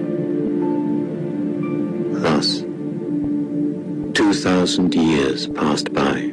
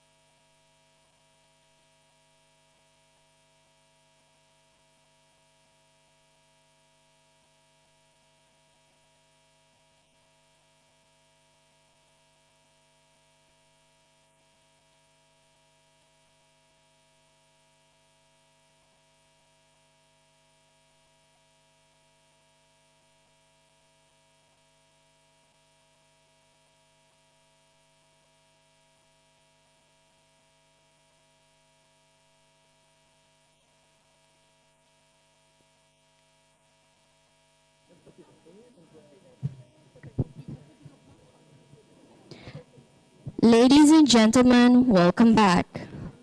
Before we proceed, we would like to inform you that all presentation slides for today's conference are accessible online.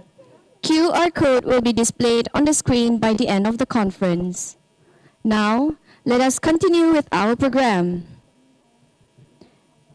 It is our pleasure to introduce our next speaker, Professor Prajapati Trivedi, who will be presenting on AI and Performance Management. Professor Prajapati Trivedi is a distinguished professor at Management Development Institute in India. He also holds visiting roles at Harvard Kennedy and the IBM Center for Business of Government. His previous international posts include the Commonwealth Secretary General Special Envoy for SDG implementation from 2018 until 2025, and as well as senior economist at the World Bank from 1994 until 2009. He received prestigious awards for public administration, including the International Public Administration Award and the Harry Hatry Distinguished Performance Management Practice Award. He currently serves several national and international advisory boards. Ladies and gentlemen, may I now invite Professor Prajapati Trivedi to deliver the presentation. Thank you.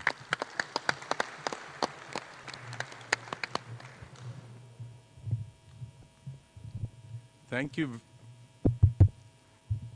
Well, thank you very much. I hope you can hear me. I will have very little to add after the fabulous two presentations that we have had. But it is true that I probably am the longest serving teacher in this room. I started teaching in 1974 and I continue to teach till today. So it's more than 50 years that I've taught. So, and you know, I'm glad they didn't mention my teaching too much, because a lot of people have this idea that those who can teach, teach, those who can do.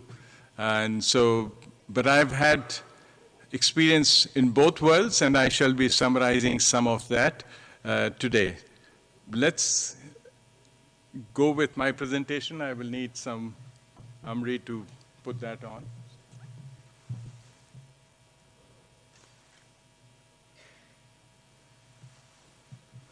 Great. So my topic is AI and performance management.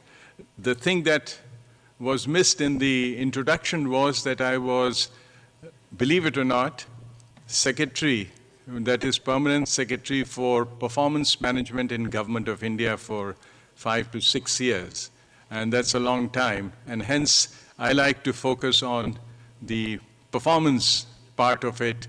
And AI, you've heard enough, so we will see how much new I can add to it. So let me say that this is the key points of the presentation. Let me summarize it so that you have a roadmap of what I'm going to say. These are the key points. First, I like to talk about artificial intelligence as a means and not as an end, which is terribly important because, you know, if you just focus on the means, that is something like, you know, rearranging the chairs on Titanic. And you have to save the Titanic before you rearrange the chairs. And so therefore, it's very important to focus on the means versus ends. I mean, unless your ends are clear, whether it's artificial intelligence or natural intelligence will not get you there. You have to know where you're going, otherwise it's like Alice in Wonderland, which said famously that if you don't know where you're going, any road will take you there. Why just artificial intelligence? Natural intelligence could take you there as well. But you have to have clarity of where you're going, what you really want to do, and that is the most important part. This is just a tool, and we will talk about it, but one must just not ignore the fact that tools cannot solve all the problems. You have to have tools are best if you know how to use them and you know which problem you're solving and whether this is the right tool for that. And we will talk more about that. Then there is the hierarchy of in my view, performance management, because I've dealt with these issues. People would say that you have to do competency, you have to do many of these things, but these are all tools. And unless the person is accountable for delivery and you know exactly what you have to deliver, you can have the most perfect tools, but you're not going to be able to deliver, or you will not have the incentive. Then the tool itself becomes your performance. Just having AI for the sake of AI will become the performance. It should be taken as a means and not an end in of itself. And so that's very important. And there is a hierarchy of performance management. We have to get the direction straight. We must know which direction we are going, what is our destination, and then we can use these tools to get us there. So it is not the primary thing that we just focus on the tools, and somehow the tools will tell you what the direction is, and they will also tell you how to get there. Some of these things you will have to do on your own. And this Alice in Wonderland I've already shared with you, and the overall direction. So I had a conversation with His Excellency yesterday, and we talked about that the direction is very important. There are countries, in my view, there is no digital divide, no AI divide in the world. There is only an implementation divide. All these ideas, especially with Gemini and ChatGPT, and I'll talk more about it, all these ideas are well known. You can just say and they can give you all the ideas. But try implementing. Try implementing. So there is no digital divide, there is no AI divide in the world. The divide that we have is the implementation divide. There are those countries who can implement and who move forward, and there are countries who have all the ideas but can't implement anything, and they just languish behind. So implementation is the key to the future and the success of countries. And you'll find all countries where implementation takes place are moving forward. Even within the same country, when you have leaders who are focused on implementation, the country is the same. Those days are gone when comparative and the competitive advantage of nations used to depend on resource endowment. If you have a lot of oil, if you have a lot of resources, now look at Singapore, one of the least resource-endowed countries, but how far it has gone because of its implementation focus. They get things done. They do what they say, and that, I think, is terribly important, that we must keep that focus, that AI should help us in that mission. And it can, and I will show you how it will, and that's the whole point of my presentation, to show that these two things are not separate, but we need to prioritize. Before we use AI for just information, we must also use it for helping us move forward and implement some of these things, and I will talk a little bit about that. And finally, we will, at least that's my conclusion, we are nowhere close to artificial intelligence. We are, I would call, augmented intelligence. We're just doing a little bit more, faster, better, and what humans can do. It's not truly artificial, as I will show you in a minute. So this is, in a sense, the roadmap of what I'm going to be doing. These are the key points. I will now expand on some of these points and be happy to take questions when there is an opportunity to do so. And we will continue with this dialogue. In this connected world, we don't have to wait for a session on question and answer. You can send questions and answers to me virtually, and we can continue to have our debate forever onwards. AI and performance management, the current state of AI. I mean, let's be honest. The current state of AI, I mean, I'll talk about, in a sense, this is the outline, but let's move to the current state. AI today, in my view, is where Jules Verne was in 1870, when Jules Verne is the famous author who wrote Around the World in 80 Days. And AI today is where Jules Verne was in terms of AI. Jules Verne famously and boldly claimed that, of course, it was possible to go around the world in 80 days. He wrote this book, which some of you might have seen. It comes with different covers.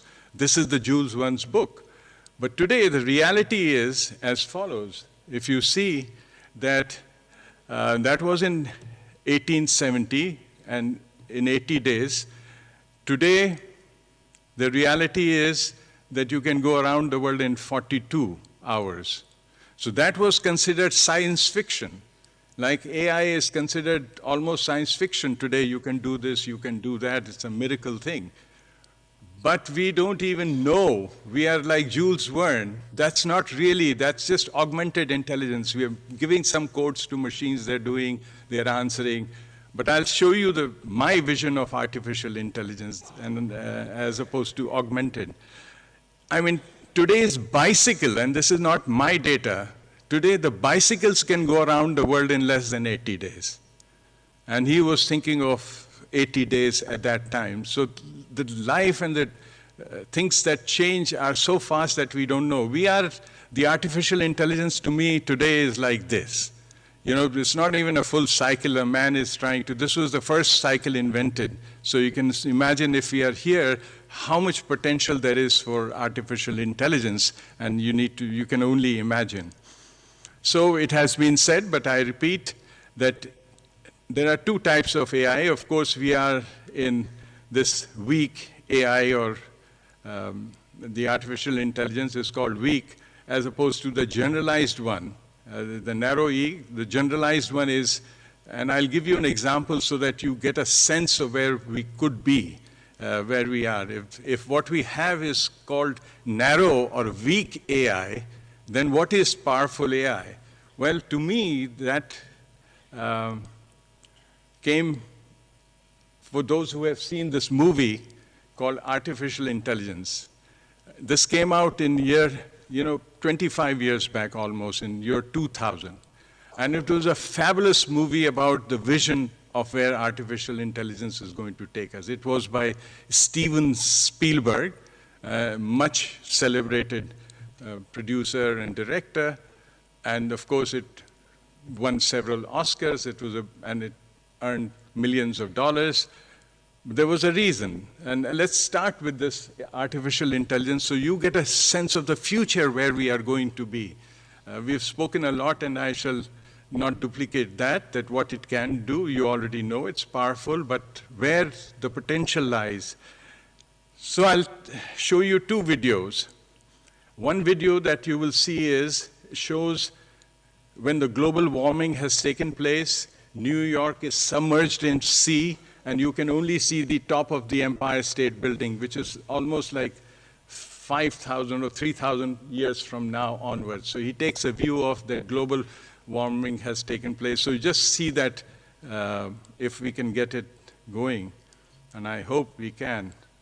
I may need some technical assistance to take you 3,000 years into the future. And that, I think, is the real vision. Amy, will this work? Where are my great, so please.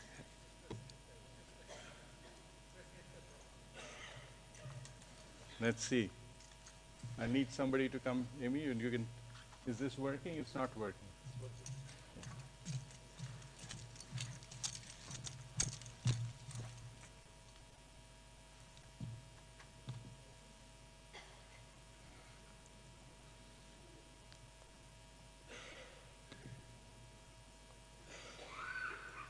It's working. Now you will see. Hopefully.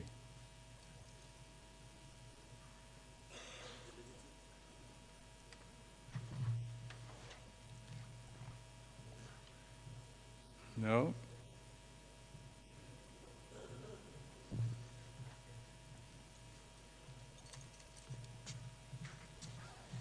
It was working. Yeah. Where is it and what happened? Just leave it, just leave it. Yeah, let it play, let it play. Okay.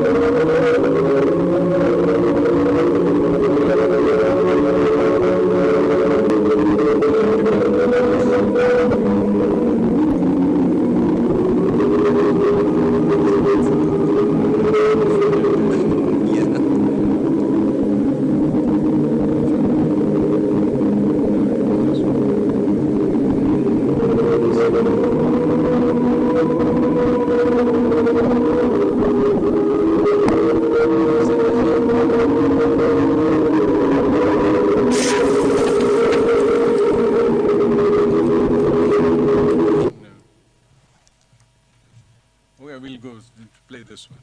Okay.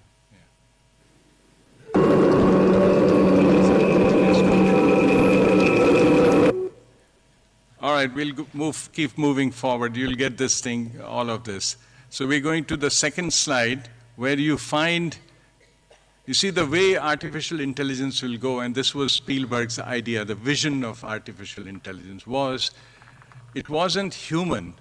This person that you are seeing on the screen is machines making humans. So it's completely artificial. It's not that humans making machines and humans making AI or coding AI. It is truly artificial. 3,000 years, humans have disappeared. In fact, the contact of this person is with this boy who was a humanoid. And there is a scene, as we will see, they say, well, this humanoid knew a human being.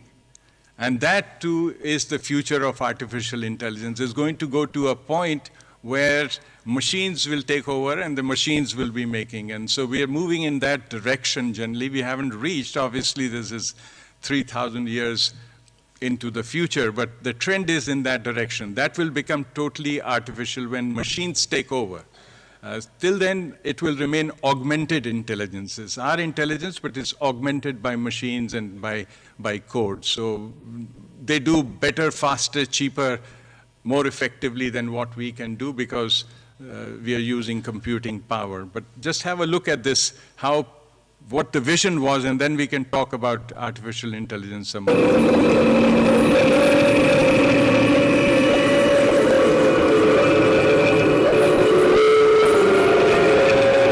Not a human being. This itself was a humanoid. It was a machine, a robot which was made, but this person disappears, and after 3,000 years, these machines have found that, and they're thinking it's like Tutankhamun that we discovered in mummies in some Egyptian pyramid. That's how they found this person. So it's a fascinating look at the vision, and that's why this was a great story.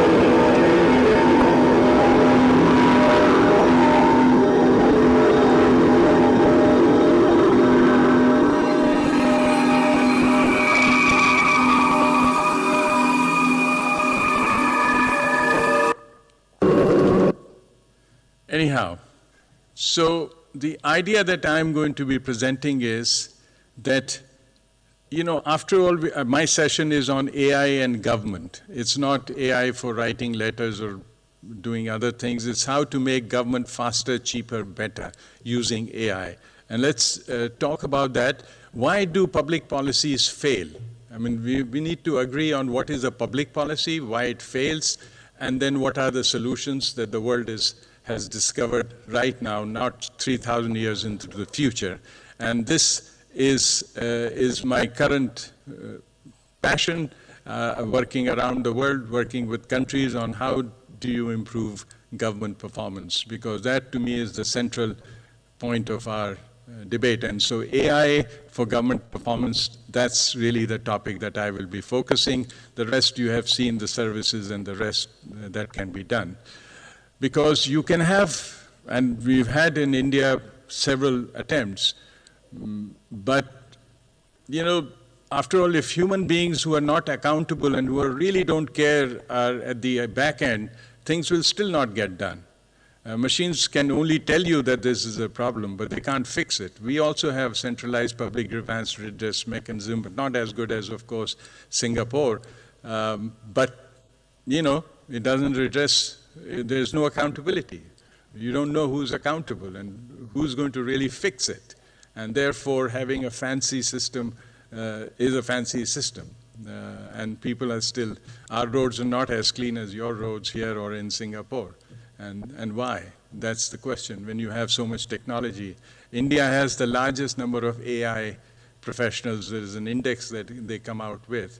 So it's not lack of AI that has prevented. There's something more, and we need to think of that on this, the Civil Services Day, and we can't ignore that machines and AI will fix all the problems. There are problems that only humans can fix, and we need to have a good balance, use this as a means, not as an end in of itself. Here is some of the ideas, but let me start with what is a public policy and why do we fail? I mean, this applies to, I mean, we have a large audience cutting across the ministries and departments, so I have used generic terms which will apply to everyone. All of us in government, in public policy, have a policy goal. We want people to be educated, better health, better housing, better quality of life, whatever is the final goal. In this case, I've taken a very specific example. If you can see right at the back, it is reduced child mortality. In India, at least, a lot of young children die, infants die. And so the question was, why do they die? Well, the answer was because they have childhood diarrhea, because the water is polluted. Many of them drink the polluted water. When they're young, they catch some infection and they die. This was one of the reasons for childhood mortality. So what is the solution? They said the solution is we can't have hospitals everywhere, primary care hospitals. So the solution is to have what is called oral rehydration therapy, ORT, so that they can be given some salts so that they don't die at least, to preserve that. And who is the best person to give? The mothers in rural areas. It's the mothers who are the primary caretakers, so they need to be taught. So the idea was maternal knowledge should be there, that they should know what oral rehydration is, what these salts are. And so what you need to do, you need to have a media campaign, you need to educate them, you need to have trained personnel available to do, so that greatest numbers of mothers in rural India get educated. That was the goal. And of course, that requires money. So this was an example of public policy. In fact, a public policy is nothing but a theory of change. All of us, when we are making policies in government, we are really making a theory of change, that this is how we think we can bring about the change. We have a problem, whether it's cleanliness, education, or health, and the solution is in this form, that you have goals, outcomes, outputs, activities, and inputs, which is the finances, and that is it. And if everything goes well, if you implement it properly, you provide the inputs which lead to outputs, which lead to outcomes, and then they have the impact, the desired impact, that is a successful public policy. That is a successful public policy. So we are excellent at making policies around the world, but our implementation is really the key challenge. Currently, the governments around the world, not just any one particular country, have this as their challenge. Making policies, in fact, I will show you that in the days of AI, making a policy has become quite easy. Actually, you ask the right questions and it will give you the international experience and what is the right thing to do. But try doing it. The challenge currently in the government is to do it rather than make it. We do make decent policies. And so that has never been, nobody has said the policy was flawed. Usually when a lot of senior officials meet policymakers, they come up with a decent policy. It's not completely off the line, most of the policies. But the implementation is where we have been. So the question I asked people was why these policies are failing.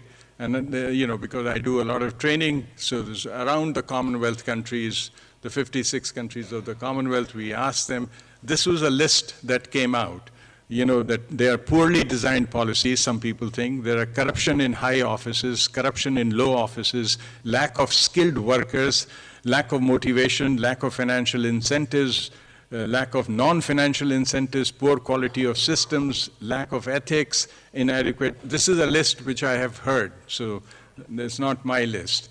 What people were saying that this is the reason why public policies don't get implemented. So, then we looked around and we found that the number one problem, the solution was quality of systems. This is not my idea. It is from Peter Drucker, who's the great-grandfather of management, taught at Harvard Business School. And according to him, it is, and I hate to say with so many people present, that the ultimate effect of public policy depends 80% on systems and only 20% on people. So having good quality systems is the key to success of in government. And therefore, we must fix on system. Within the leadership and the people category, it is 80% of the contribution is of leadership. So all you need is a good leader with a good system and miracles can happen. And of course, AI is part of making the system better, but it's not the only thing. There are many other things that you need to do. And so one needs to, in this day, also recognize both the power and the limitations. So in short, really the answer to improving government, we have fabulous people. When I look around, I've spoken to you, and all my life I was a government servant twice, once as permanent secretary, before that as economic advisor, so I know the best people exist. I have no doubt better than the private sector. All of you any day will beat the private sector hollow, in terms of your sincerity, motivation, and dedication. But what prevents us is the system. The system is such that that's all one can do. So we are good people caught in a bad system by and large. So our first goal should be to improve the system rather than anything else. And I'll skip this because I don't have much time. There are many ways, many of you are doing this. Our current Prime Minister, Mr. Modi, I was surprised, we in the government, when I was there, we made it mandatory for all government departments to have an ISO 9000 certification, because that's one kind of a system that you know exactly, because I realize in the government, if you know something, they will say, oh, Mr. So-and-so used to know about it, but he got transferred or he got retired, so nobody knows how this is done. And so we decided that all departments will be ISO 9000. But what we were surprised was the current Prime Minister of India had got he was the chief minister of a state called Gujarat. He had got himself, or that whole office, certified 6 years ahead of all of us. So good leadership recognizes the value of systems and doing things correctly. So this is a very important part we should not overlook on this, the important Civil Service Day. Quality of system. The second thing that I have learned, if I close my eyes, I feel that countries are conspiring to tell me the same story, that why governments do not work. Well, number one reason is, oops, it's not here. It's on my screen. It will connect. I'm sorry. They don't like my saying bad things about artificial intelligence. They are saying, you're supposed to say good things only.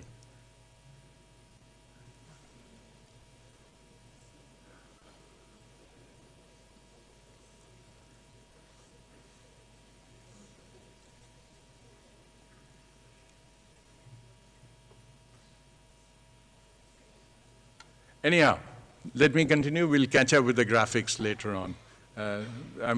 I've been speaking before these graphics came into being, so it's not that I need graphics to speak, but it was for clarity.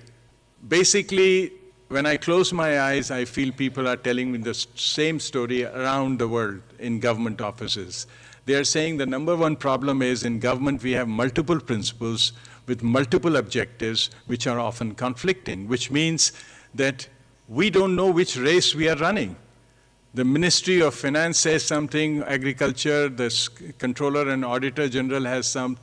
So there are, all these people think they own the government, or they own you at least, the department that you're working, and they have multiple objectives, which are often conflicting. So if I run fast, they say, no, this is not a dash, this is a marathon. If I jump high, they say, no, this is not a high jump, it's a broad jump. So no matter what I do, there's somebody who is pointing out this is not the race, this is not the game. And hence I get discouraged and I decide, well, I'll run my own race and whatever you want. And so therefore, multiple principles with multiple objectives which are often conflicting is not my personal view, it is a great problem. And the solutions exist which we will, the other thing which when the signal comes you will see, and I'll finish that, is the problem of not me syndrome. That everybody in the government says it's not my problem, it's someone else's thing. And you pass the buck. I mean, my favorite example used to be our airlines, Air India, when it was a government airlines. You know, you went to the airlines and said, look, why can't you do a better job like other first-rate airlines in the world? And they would turn to you and say, what do you mean? It's not us, it's the people in the civil aviation who have all these regulations we have to follow. You go to them, they'll say, it's not us. It's the parliamentarians who are creating, who are interfering, who decide on which plane, where the airport will be, so, and what the timings would be. It's the politicians who are interfering. You go to them, they'll say, look, what do you mean interference? We are not interfering, we are doing people's work. So people start complaining and they get, the entire buck gets passed on and this passing the buck goes on. That's another problem. So in short, what we find was that you may be in a different country, but the problems are similar in government across nations. And therefore, solutions are also universal. Because when you look at it, we may speak different languages, we may do different things, but at the core, the systems are very, very similar. So for instance, then sometime it will come, but so I'm going to now talk about those things, and I hope I can get this on.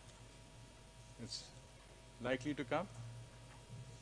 Otherwise, I hope you're able to follow, even without the graphics, the point that I'm making, and if that's okay, then I'll continue, and when it comes, it'll be great entertainment. But let me continue. So we looked around, and we found, and I've summarized these 12 things which highly effective governments are doing around the world. Okay?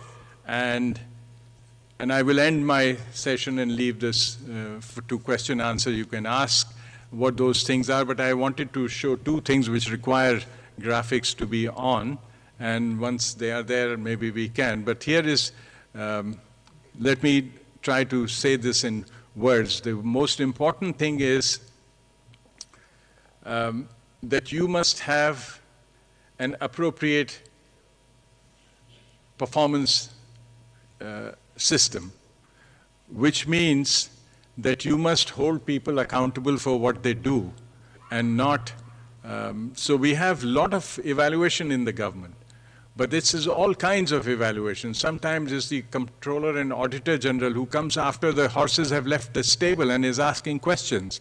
And you're saying, look, it's not me. I mean, I was not even there. How do I answer the question?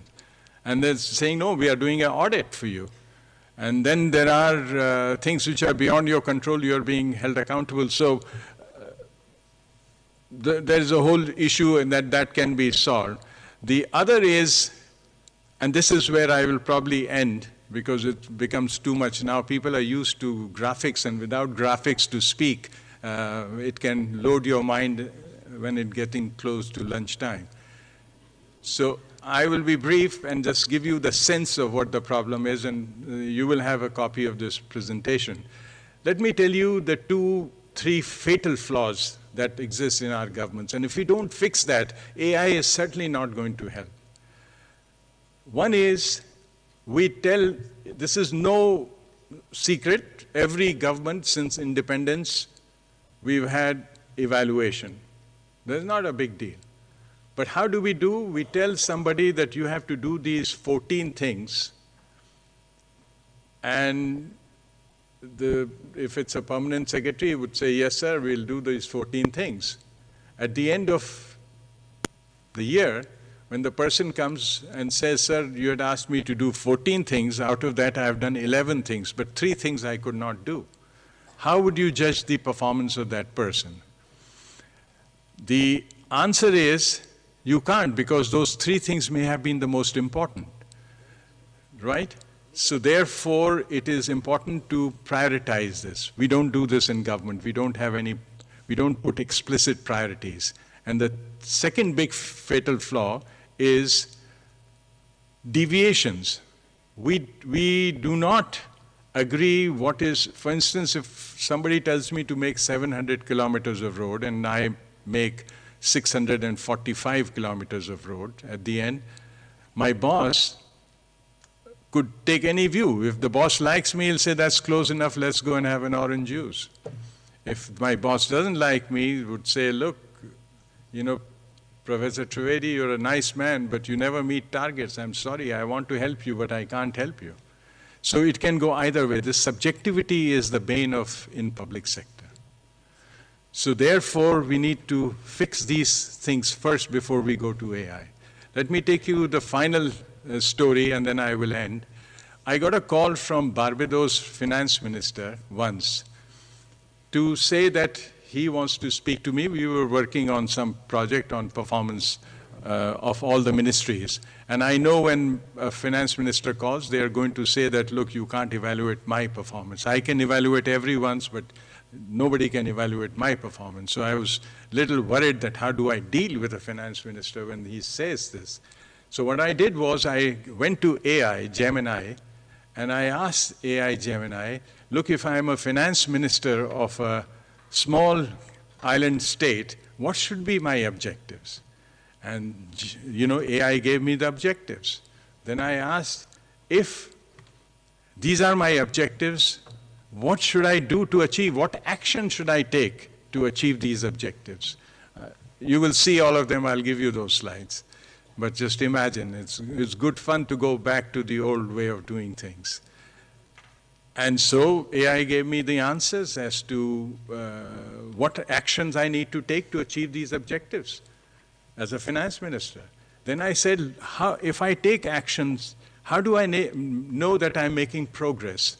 That is, what should be my success indicators for making progress in these actions? And AI gave me success indicators, which I will all give it to you. The same presentation, I'm going to give it to you. That was AI. And when we had a Zoom meeting and we came online, I said, Excellency, I'd like to present some of these ideas, and I did. And I asked, what do you think? He said, they're right on the mark. You know Barbados so well. And I had no idea. So the point is, it depends on what you use AI for and how you use it for. It need not only be, it's important for citizen services, but if the government is not accountable, they don't really worry about, nobody in the government is worried about citizens as such, then it remains a personal thing. I've seen permanent secretaries go and come. Those who are interested will do it because they're not accountable for it. But if you so the key is having a government that is accountable, then AI becomes a meaningful instrument to help you achieve your objectives. Otherwise, it remains a fun tool. And with that, allow me to finish, and I'll share these things with you. Thank you.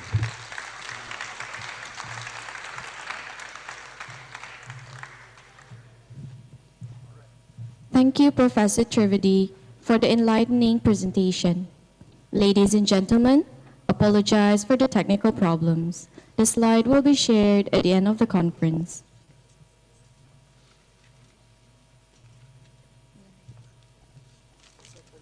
Up next, we have Yang Berhormat Chong Chin Yi, who will be presenting on From Curiosity to Capability, cultivating an AI-driven mindset. Yang Berhormat Chong Chin Yi is a member of Brunei Darussalam Legislative Council, entrepreneur and advocate for education, employment, entrepreneurship, and emerging technologies.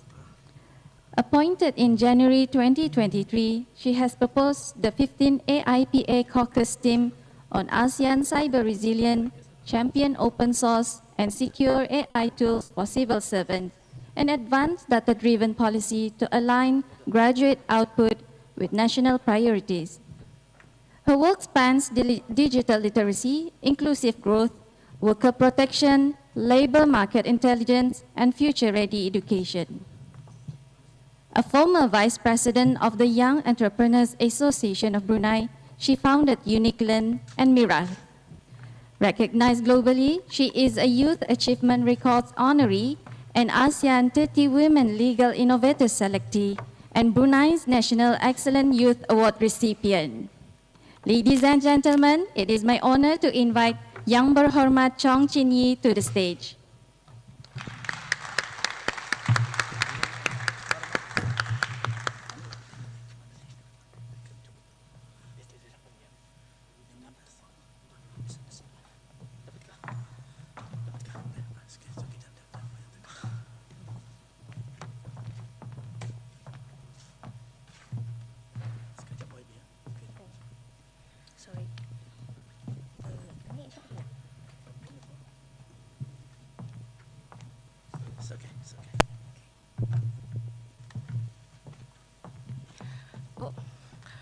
Now I know how tall Professor is. Sorry, Professor. Although I was born in a year without, computer, but I did not start my career without presentation digitally. So I would need my presentation. So while the team is trying to resolve it, I would like to say good morning to everyone, and also for those who are online, I hope you are still there. And it's definitely not easy to present after our three experts. I hope you don't really have a very high expectation of my presentation. It's really purely my own experience and how I discover AI, the cutting edge technology, out of desperation, I would say. And with curiosity, I went on, playing around with it, all this, and hopefully it could, with the hope that it will actually amplify my work. So what I will be sharing you today is actually a list of demo and some of the things that some of the AI tools that I've tried in my everyday work, and also, of course, in helping me to ask better questions in ledge call.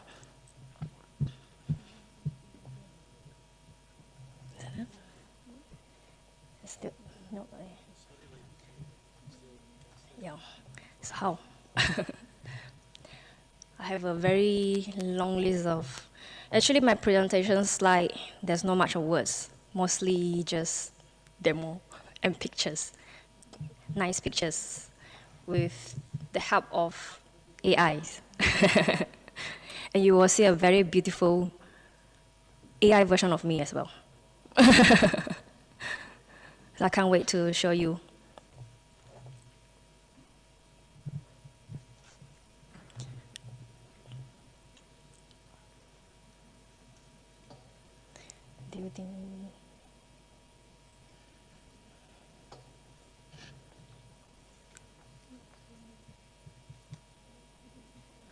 So I guess while waiting, I will just start sharing about my whole journey. As you all know that I started my journey as a YB right in 2023, and that's when I was appointed. And of course, when I was appointed, I still remember there was 19th of January, just right before the Chinese New Year. And And at that time, where we got appointed, right, we only have 1 month to actually prepare for our lecture call sessions, preparing all the questions. And during that time, I have to really master, not only the skills, but also trying to find, the secret recipe on how do I draft, good lecture call questions. And I found a document called Hansard. It is a transcript of all the parliamentary, basically the lecture call debates, right? So it's all written down in a whole document of 800 pages for 1 year. So I found that document, but it's all written in Malay. It's very lengthy, and yes, of course, everyone asks very long questions. It can go up to like 34 minutes per YB. But I wanted to find out what sort of question has been asked during the past few years, and what are the ministers' response to those questions, and most importantly, right, what are the matters that have been addressed. So with that, but it's a very, like I mentioned, it's a very lengthy 800 pages, right? So I'm really short of time. I don't really have much time to read it. So happened that during that time, OpenAI ChatGPT products, right, launched. That was just a couple of months before my appointment. And so happens, and also, of course, I'm also very fortunate to have a husband who is a software engineer and have to also, specialize in AI. Okay. Sorry. So I asked him, I said, I don't accept no for an answer. I said, can you use AI to actually help me to analyze the handset? So what I want from you is the handset should tell me how many questions been asked, what kind of questions been asked in lecture call, and then what kind of question is considered good questions.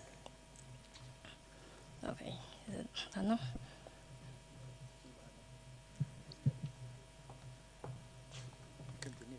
Yeah. So we use, and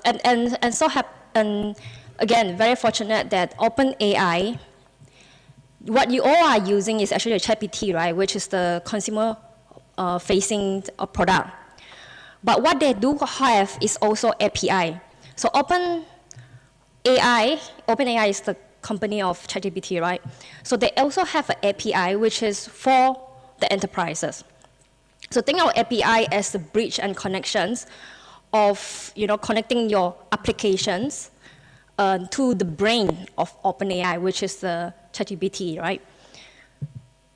So we connected our digital handsets to the OpenAI API, and with that, they allow us to actually do what we actually wanted to do, which I hope I will be showing you later on.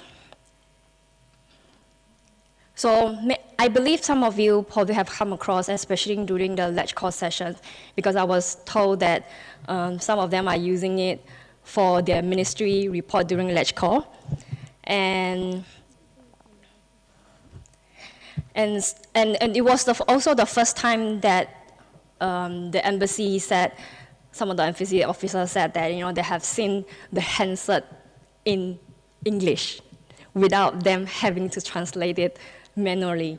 Because with OpenAI API, we are able not just to analyze the text, the handset, right, but we are also able to translate it in multiple languages. because of course reading Malay, which is like 800 plus of pages, right? Yeah. As much as I can read Malay, but 800 pages per year is definitely not the thing that I would like to do, especially those questions are very, formal and yeah.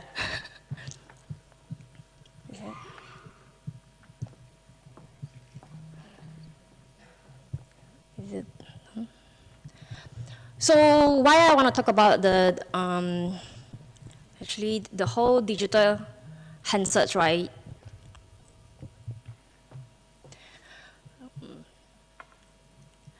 So it's actually the start of the start of me experimenting with AI, and then also understand what it's capable of, and also what the downsides of AI, because I interacted with it every day, and we tried it actually to use it for various reasons as well.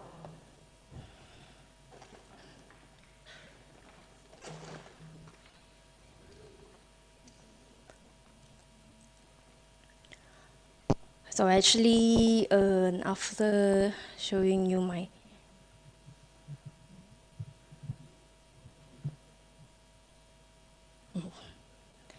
since I still okay, sorry. Actually, I want to show you how the digital AI actually looks like, and the next thing is I will tell you. I would like to show you some of the tools that I use.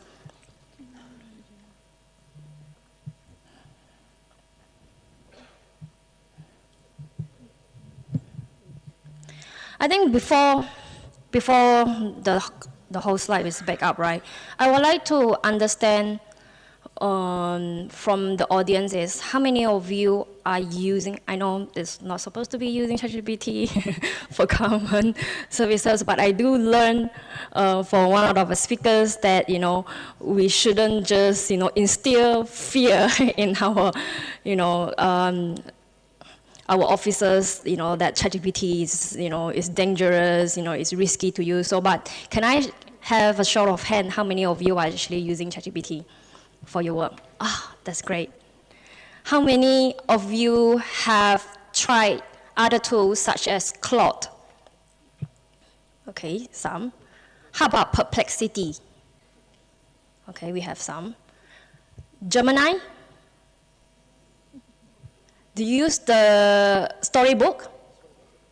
Gemini, Google Storybook. Okay, we only have one hand.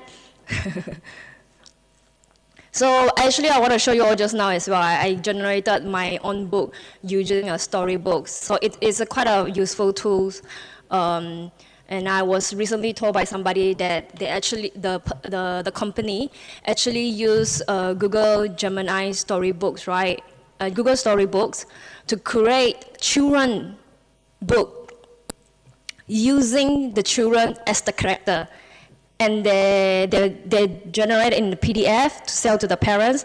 They also publish it, so they partner with the publisher to publish it. So maybe in the future, your children will not be reading the storybooks of other people, but the storybook of their own. I think I find it quite interesting.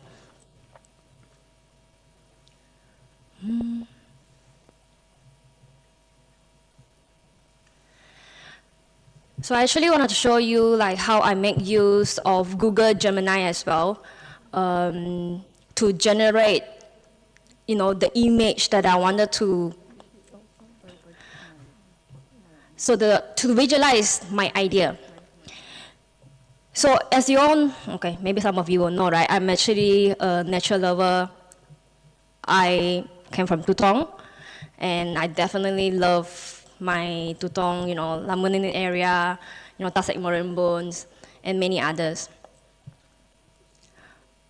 And one of the things that I have also been repeatedly, bring up to the tourism department is to really put in some funds to develop all these places, because when I go overseas, in KK or whatever, I always go for those, like ecotourism based area. I went camping in KK on top of the mountain. It was a crazy idea.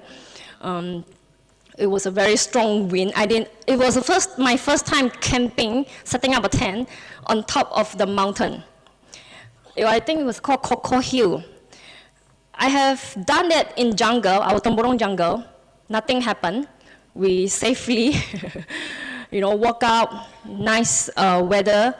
But I didn't know that on top of the mountain, especially during December season, right, the wind was so strong that the only thing that kept me the whole night awake, right, is I was trying to fix the tent. Yeah, the wind was so strong, and the tent just kept moving and all this. But that aside, right, so our Tutong, especially you have been to, right, although, like, for example, Darussalam is very nice, but it's very much undeveloped. So we don't have much infrastructures in place and all this. So, inspired by Ubud in Bali, I tried to visualize how would, this Tasik Morembun, for example, will look like. Of course, I'm not a designer, so I wouldn't be able to use Photoshop to design it out. And I'm also not somebody that can draw. So thanks to AI, what I need to do is I have to just grab the photos from the tourism department or Google website of the Tasik Morembun, and then use Google Gemini Banana, the recent release, and I give some prompts, so it will generate image, and so it will generate the image and retain some of the features of the Tasik Morembun. So why I like about Gemini is, compared to ChatGPT, probably most of you have used ChatGPT, and you put in some image in it, it's so hard to produce consistent, output, right? It will change it into something else. It might change it into something even so much different from the input that you are giving. But with Google,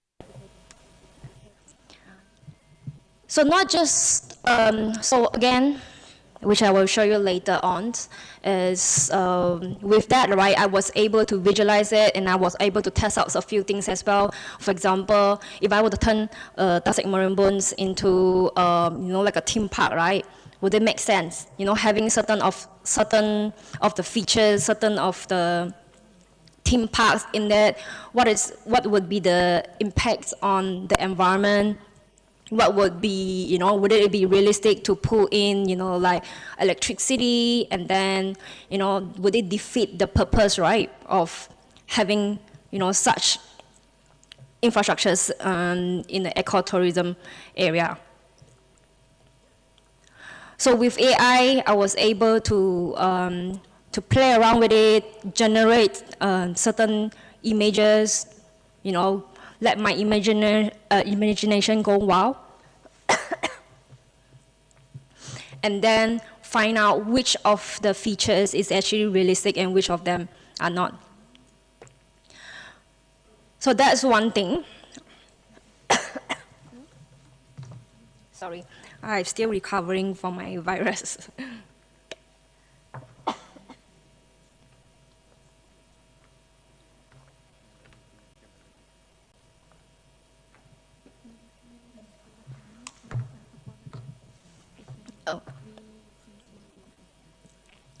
So apart from the tourism, right, I've also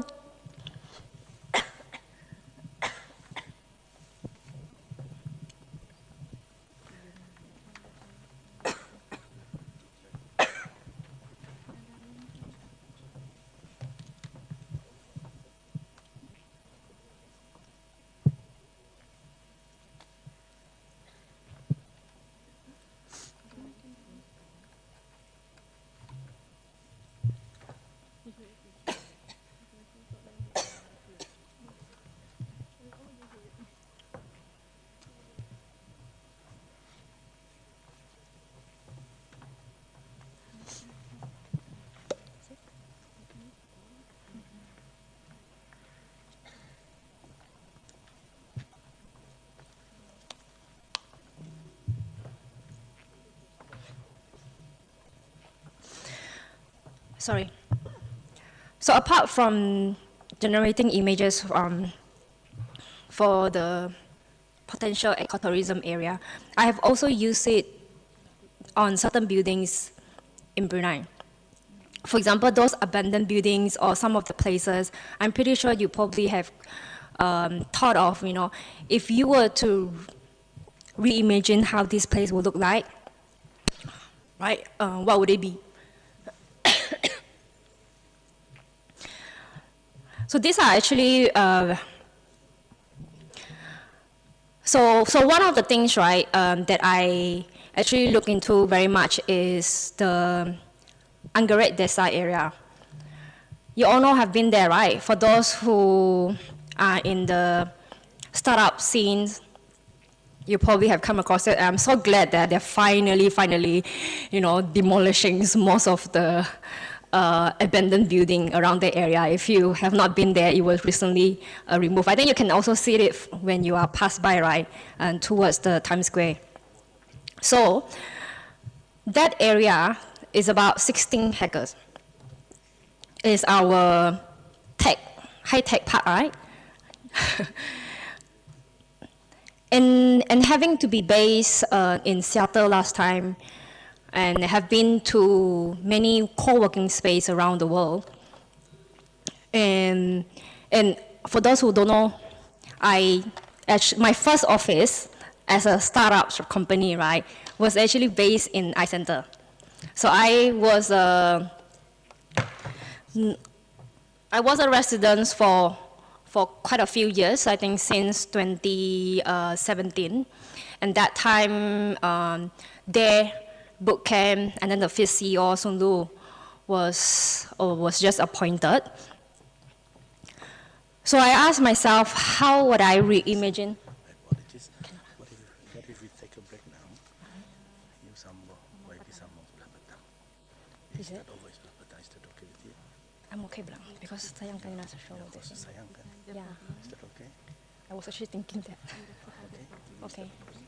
Sampai mana? Okay, sebelah petang.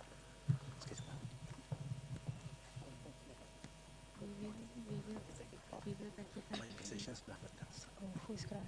We will tell, you can just say, is that sebelah petang for your session? I'll tell the MC. Okay, I'm so sorry that you have to listen to me twice. So I've just received the information that I will actually present in the afternoon again, because but rest assured that I will try to cut it short and really focusing on the demo saja. Oh, it's back up though. Macam mana?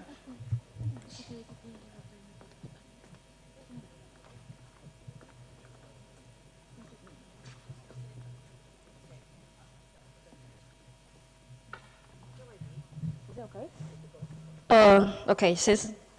I hope so. Okay, I think. So this is the storybook. I think the audio is not back, but I'm not gonna show you the whole thing. It's supposed to explain my whole journey without me having to explain it. You know, this Gemini book storybook should be doing it. So you can see, as I mentioned earlier on, right, my animated versions. So if I have plastic surgery, this is what it will look like.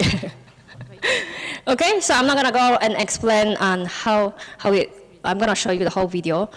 So just quickly go through, I mentioned about my digital handset a lot just now. So as I mentioned earlier on, I have to use AI to extract the text, which is a very lengthy one, in PDF, from the left to the right, for various reasons, so that I can, as I mentioned earlier on just now, right? So my tools, which is English. So if you have not seen this, you can actually go to my website, queeniecy.com, to look at it.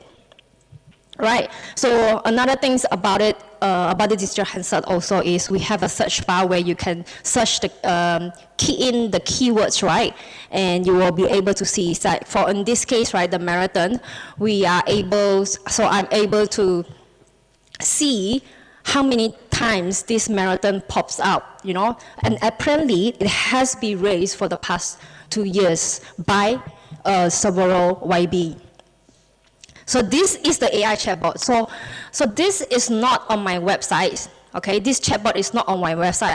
I called it Honey, and it's actually integrated into my MetaMost, which is a communication and collaborations platform. You're probably familiar with Slack, Discord, Teams. Yeah, so I use MetaMost. So my team actually, you know, don't really have to use the commercial AI tools out there, and they can just use this to ask questions. And one of the things is learning from the lessons, right? You know, remember, like we have lawyers, you know, using fabricated cases generated by ChatGPT in court. So I want to ensure that, you know, my AI chatbot will not hallucinate, right? So what happened is we feed this chatbot with handset documents, so it's less likely to quote or source things outside of the handsets. So of course, finally, marathon happens, so I hope that you will join this coming November. I help MCYS to promote. Okay, so as I mentioned earlier on, so this is the pictures, original pictures. I got it from the Brunei tourism. So I re-imagined it. As you can see, the pondok is still around, the Broadway, and also the swamp. So this is my reimagined, you know, the Luangam Larak Forest Recreation Park will look like. So if anybody from tourism department, please have a chat with me. Of course, Eye Center as well. Again, I reimagined Eye Center, and this is the masterpiece. And of course, if I were to bring this up to Mr. Daniel from BEDB, right? So I can't just show them, I reimagined Eye Center. I need to tell them, I need to show them how the whole ecosystem will like. So this is actually inspired by Maple Business Cities in Singapore when I was there. So as you can see now, so I really hope that after they demolish all the buildings, it will actually look something like this, you know, where people interact with each other, because right now I think they are very much standalone, and it's a startup ecosystem, it's an IT ecosystem where innovations, you know, will be. So people should be able to see each other, not just, you know, 9 to 5 and then go back to the car. You know, I feel like it's lack of human interactions in that so-called tech park. So interestingly, just a few days ago, I received an email from BEBD that's a survey on how that we should reimagine the whole area, right? So now, instead of just filling the survey, I will send them the whole video. Okay? So apart from redesigning existing infrastructure, the main role of YB is to ask questions in chamber.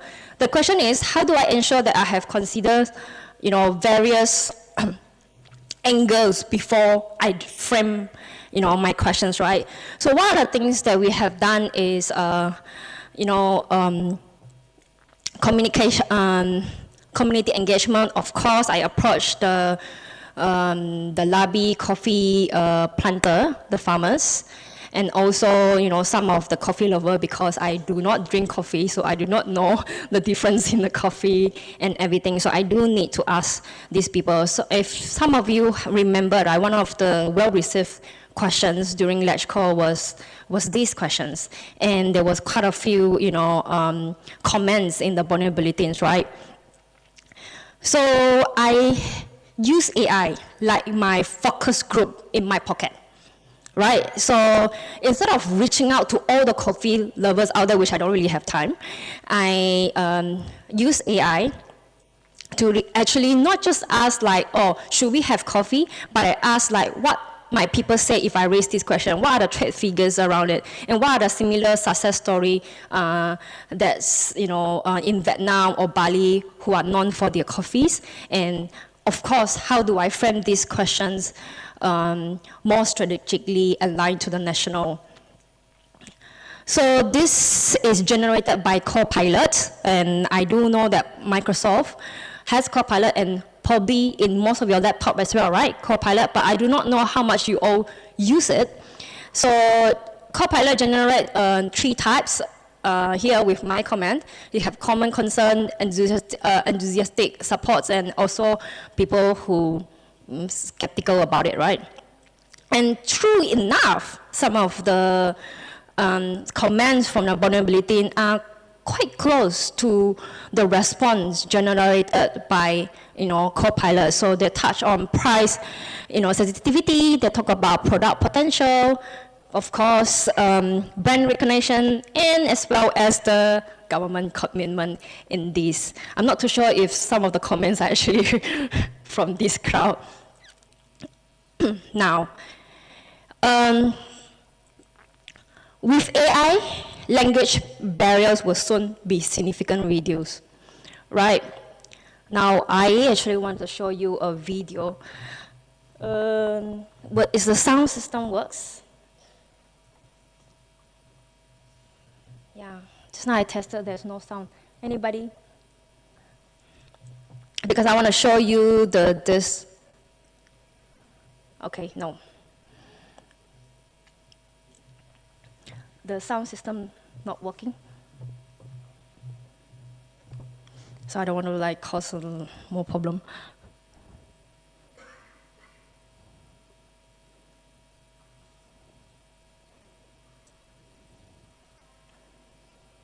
আপনার passport ঠিক 2 সপ্তাহের মধ্যে প্রস্তুত হবে। Sorry, let's do this again. So just to give you a context, right, at the recent Muzakara at immigrations caught my interest.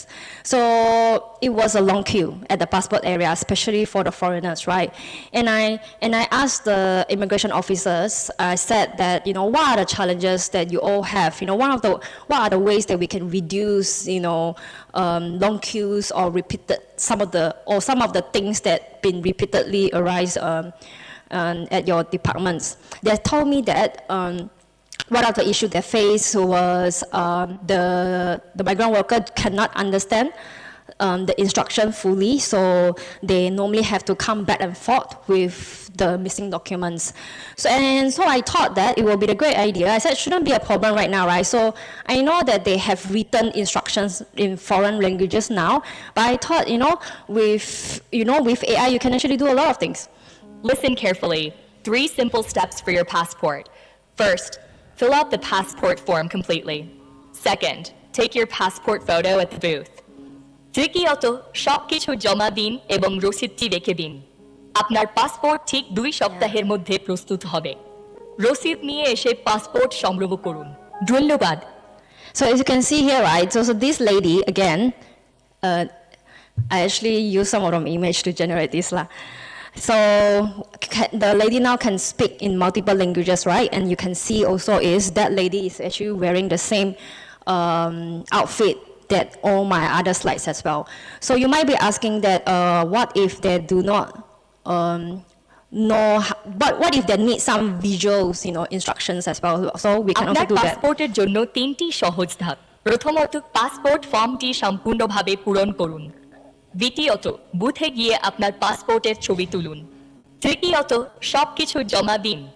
আপনার passport ঠিক 2 সপ্তাহের মধ্যে প্রস্তুত হবে। Yeah. So all these video are generated by Heijin, and anybody want to guess how long it took me to generate this? Anybody want to shout out some answers? 1 hour? 1 minute? A few minutes. So all these done in few minutes. And what do I need to do actually? Okay, I want to give a feature which is my avatar. I need to look like that. Okay, the second thing is, I actually, interestingly, I love this head gen. So it has something called AI agent. So it's like a director. So what happens is, you just ask, you give the avatar and also tell them what you want. So it will write this whole script for you. And the next thing is that, oh, is that what you envision? You just say yes, it will generate for you in few minutes. Okay, so that's how easy it is right now to generate video like this in any kind of languages that you want. So now the next thing is, you probably definitely have come across, a lot of data and our report that you need to analyze. And I want to show you that this is a Labor Force Survey 2014 that was recently published by JAPAS. So it has infographic, words, and most importantly, tons of table, right? And as a person who do not study data analysis and all this might be daunting and you don't even know where to start, right? But there's no problem. And this time I use Claude, right? So I just give that PDF to Claude, and then and specifically I asked to extract the youth unemployment rate and present it in a timeline. Of course, I fit a few PDF all the way up to 2017. And as you can see on the right, it generated a very nice time chart for me. Okay, very nice. And not just the line chart, right? It also has, like key features like all these things, key insights, right? The peak, and then the lowest point and all this. So what I like about Claude is the code generation capability, right? That will write HTML, CSS, and JavaScript, which is like pretty much you need the developer to do it. So it's like a web page on its own already. So give it a try. So, but I do have to highlight that, as I mentioned earlier on, when you insert the PDF, right? So that is, PDF, the way it's done is actually for humans to view, right? It's nice in a format that is easy for us to read, but it's not the kind of format that AI tools would read. So what would they do is, as you can see over here, the PDF, right?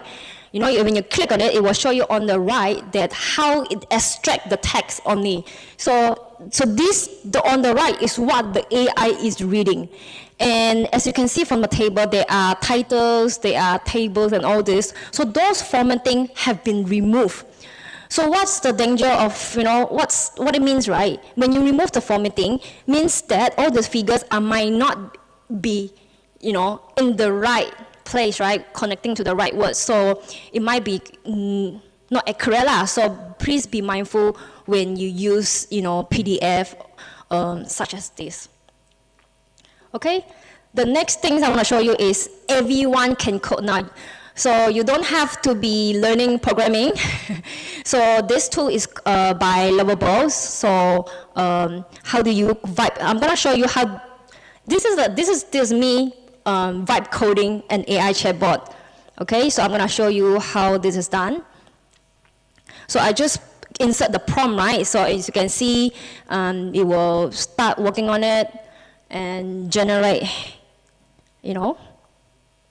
Again, in few minutes, you have a AI chatbot. I call it AI bestie because I want to generate a chatbot that speaks Gen Z language.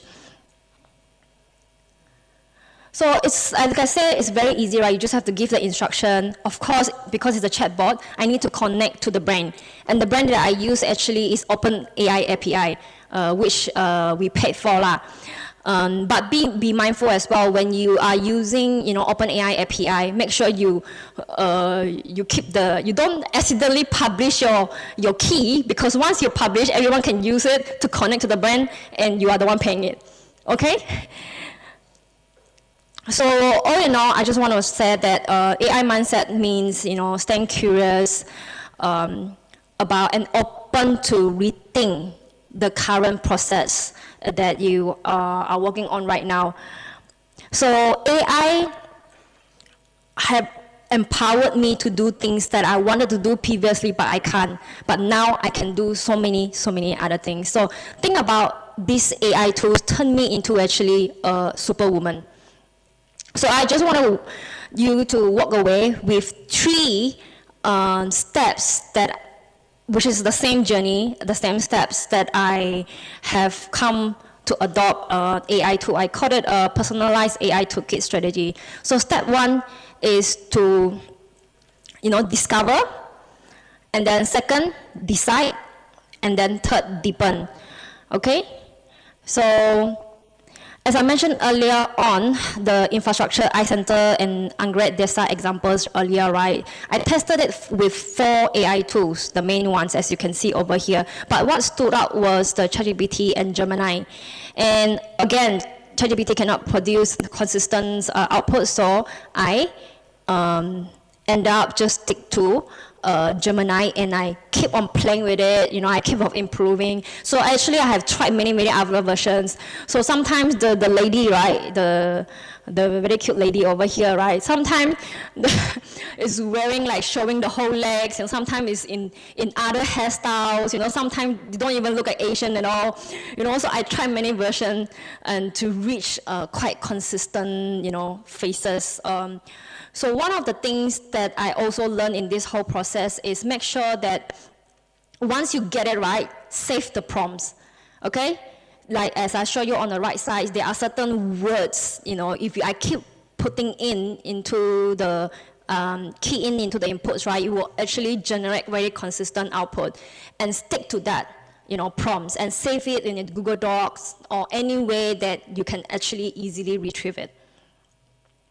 Okay, but I would have to say that, again, despite many of the AI experiments that have been successful, but there are also some that did not work. And one of the things was this. It was a YBQ translator.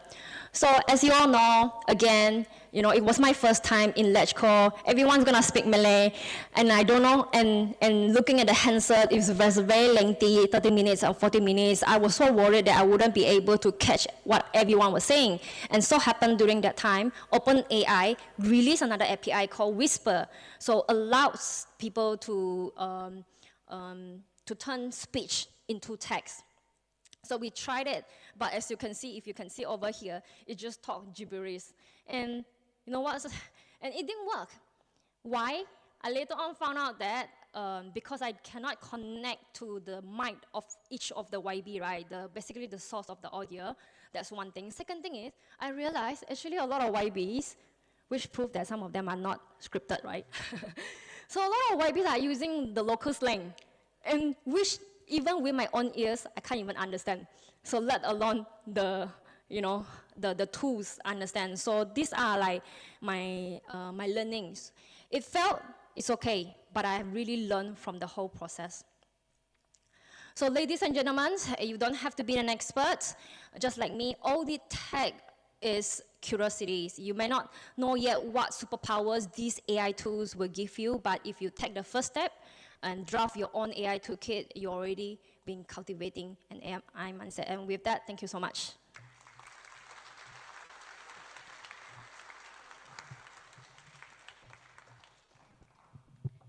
Thank you, Yang Berhormat, for your insightful presentation. We sincerely apologize for the technical problem.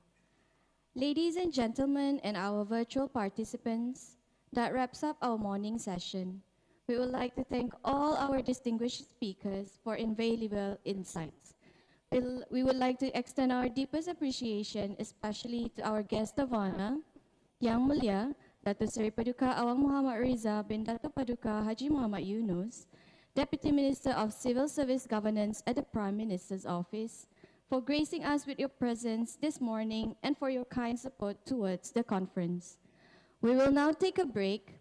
Please be back here by 1:45 p.m. as we continue with the final presentation, followed by the panel forum. We look forward to welcoming you back for an engaging afternoon session. For our virtual participants, we look forward to reconnecting with you online at the same time to join the live stream of the afternoon session. Assalamualaikum warahmatullahi wabarakatuh, and have a good lunch.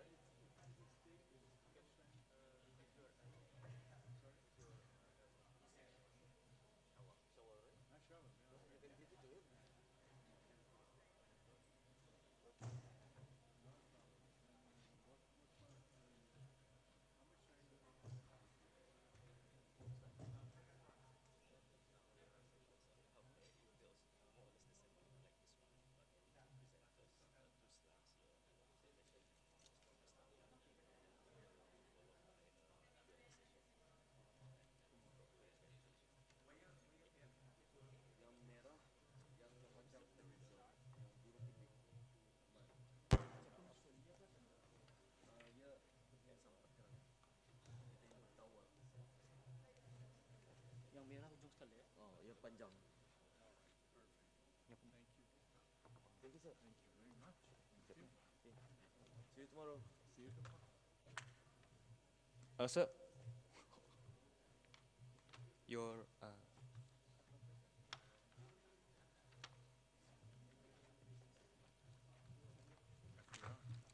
Even the computer is my computer. Or this is our.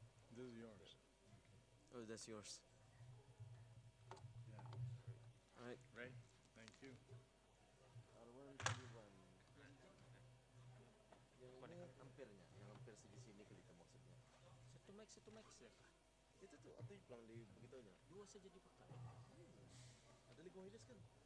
Tidak, kemarin kan semua kursi bermain tidak ada kan? Kemarin Hah? Ada kan? Ada. Itu aku nak tahu tuh. Oke. Nah.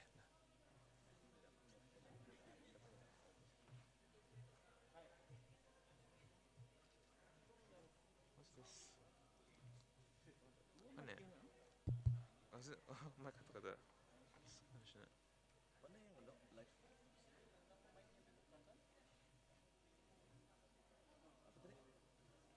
Apa tadi? Jam bisa. Sudah connect. Duplicate sudah. Dah, mau. Oke. Itu benar mau. Dah, ia mau. It's just ada slight lagging.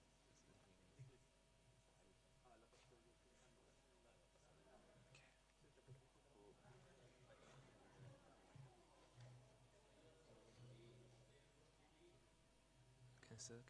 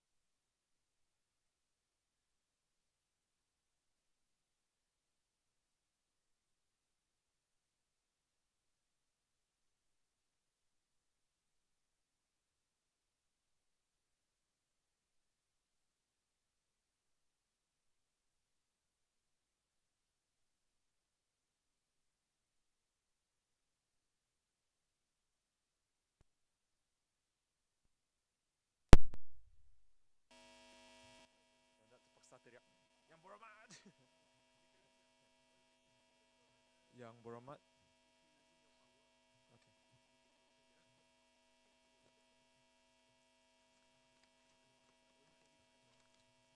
Okay. Yang Berhormat, Honorable Minister. Yang Berhormat Pikiran Dato' Shamhari, Honorable Minister.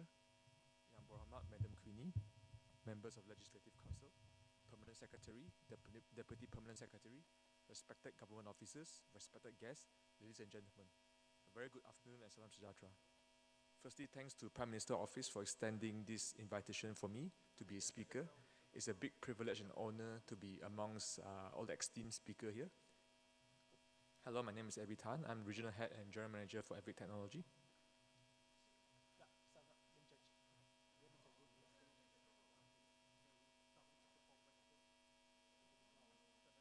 Every 40 seconds, globally, heart attack claims a life.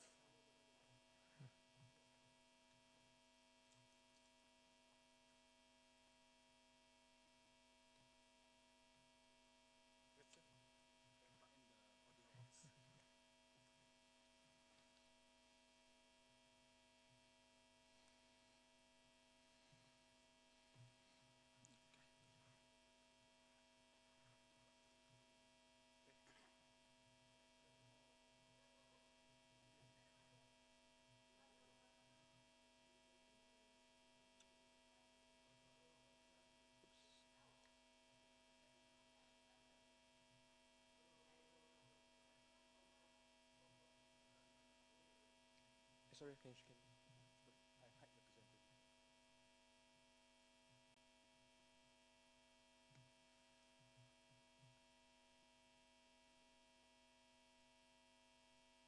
Oh, thanks. Oh, that's not right.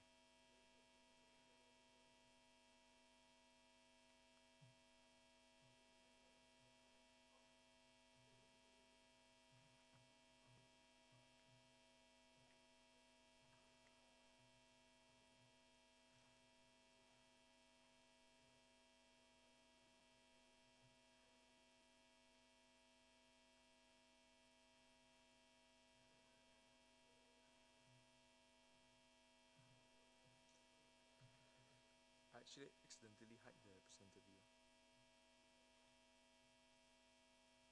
Okay. I think best you close all the other windows so make it easy.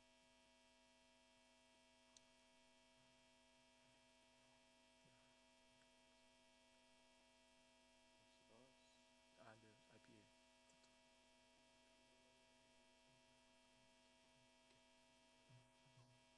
This one I have to, you cannot put downstairs, right? I have to, okay.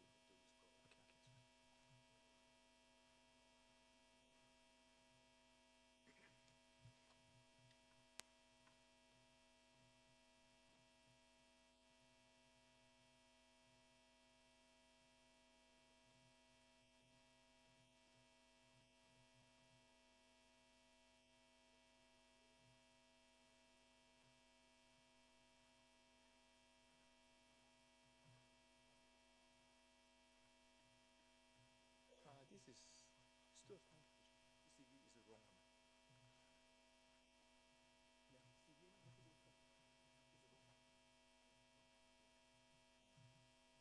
Can I just copy here direct? Okay, hide it. Can I send to you? WhatsApp? Dimasukkan? Boleh. Before that, I test the video. See the video works. It's not it's a very old CV. Only one video. It's just 3. Bro Health 5. It's just 3 video. Actually more, but I'll just show 3.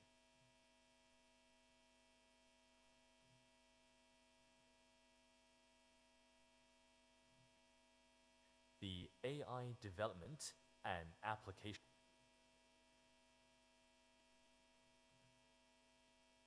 I'll send you. Let's see. What's your number? 7256.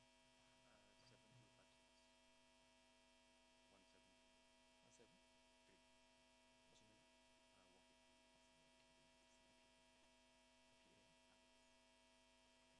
173. What's your name? Walking. Ini bahaya ni, mesti jaga. Okay. Sekarang planting dah.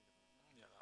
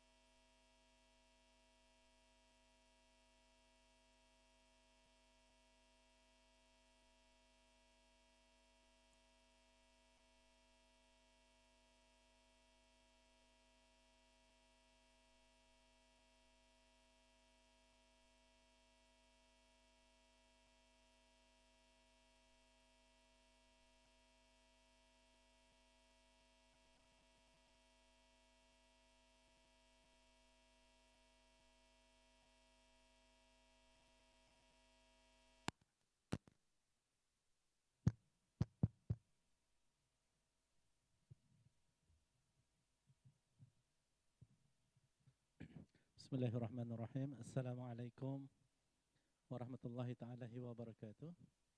Sukacita diponkan kerjasama tuan-puan supaya akan terlebih dahulu mengisikan ruangan atau tempat duduk di hadapan terlebih dahulu. Terima kasih.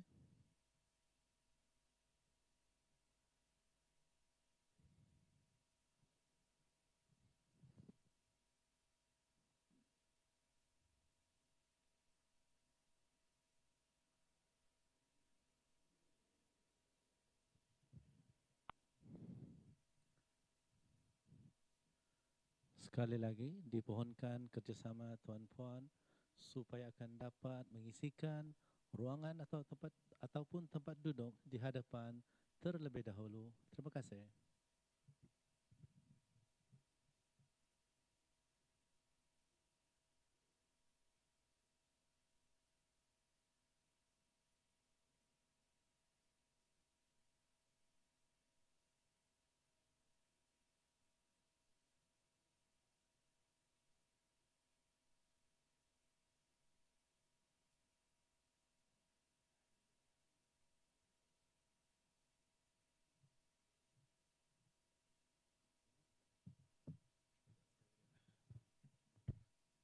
Cubaan 1, 2, 3, 4, 5, 6, 7, 8, 9, 10.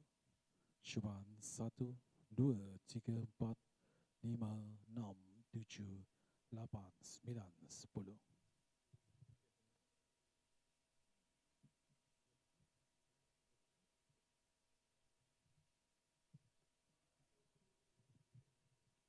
Cubaan 1, 2, 3, 4, 5, 6, 7, 8, 9, 10. Cubaan 1, 2, 3, 4, 5, 6, 7, 8, 9, 10.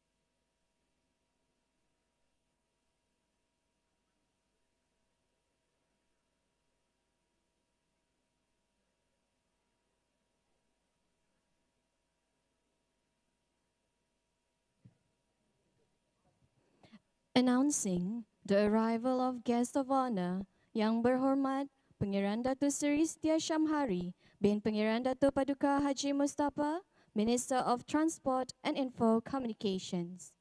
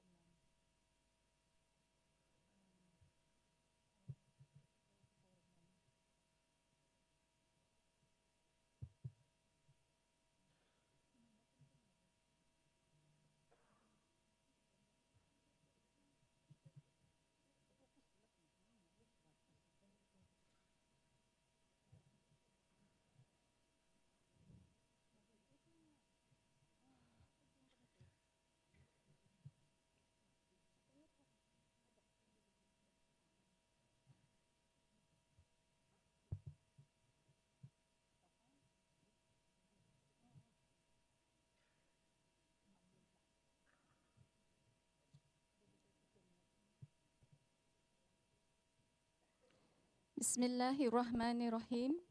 Yang berhormat Pangeran Datuk Seri Setia Shamhari bin Pangeran Datuk Paduka Haji Mustafa, Minister of Transport and Info Communications, Yang Mulia Permanent Secretaries, Deputy Permanent Secretaries, Honorable Speakers, special guests, ladies and gentlemen.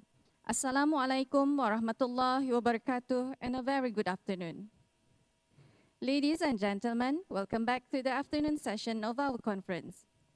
We are honored to have with us Yang Berhormat Pangeran Datuk Seri Setia Shamhari bin Pangeran Datuk Paduka Haji Mustafa, the Minister of Transport and Info Communication, who will be joining us for this session. Before we begin, a quick reminder to please take a note of the nearest emergency exit and follow any instruction from the venue staff in case of an emergency. We will now continue with our program, starting with the final presentation of the conference. It is my pleasure to introduce Dr. Abby Tan, who will be presenting on From Data to Discovery, AI as a Catalyst in Modern Healthcare. Dr. Abby Tan is the General Manager at EVIT Technology. He is currently guiding the development of healthcare technology while continuing his research. His previous posts include the Vice President of Research at University Brunei Darussalam, UBD, the Dean of Science, and the Director of Global Relations at the same university. Ladies and gentlemen, please join me in welcoming Dr. Abby Tan.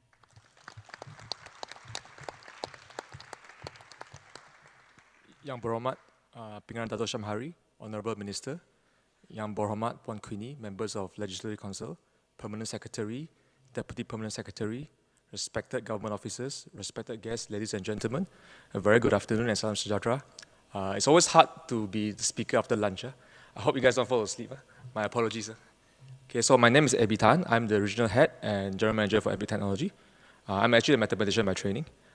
Today, essentially, I'll talk about data and AI and the role in healthcare. Okay?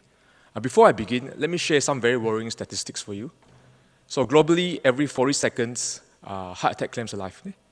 Every 30 seconds, someone suffers a stroke. And every 20 seconds, diabetes claims a limb. Okay?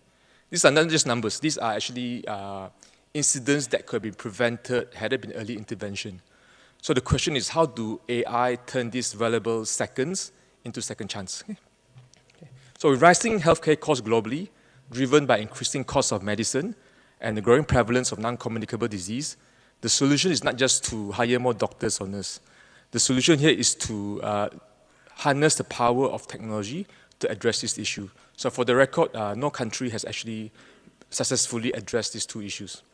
Okay. So before I proceed, let me show you a quick video.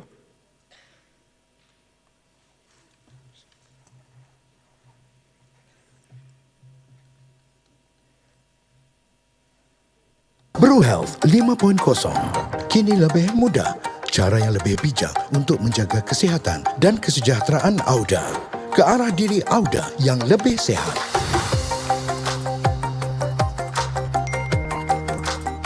Indeks kesihatan yang baharu dengan memahami kesihatan mental, aktiviti fizikal, permakanan dan tidur. Kini lebih disesuaikan untuk mencecah dan meningkatkan kesihatan Auda.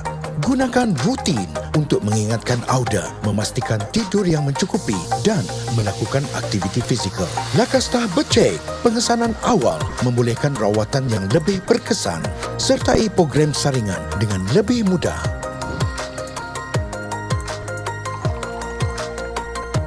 Kini dengan memasukkan pengambilan air dan makanan yang seimbang akan membantu Auda meningkatkan skor kesihatan Auda.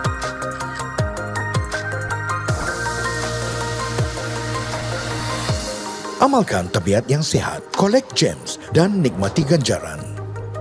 Sertai BN on the move dan cabaran si Oyen, lebih besar, lebih menarik. Mengurus keseimbangan kesihatan dan pengambilan ubat-ubatan Auda kini lebih mudah.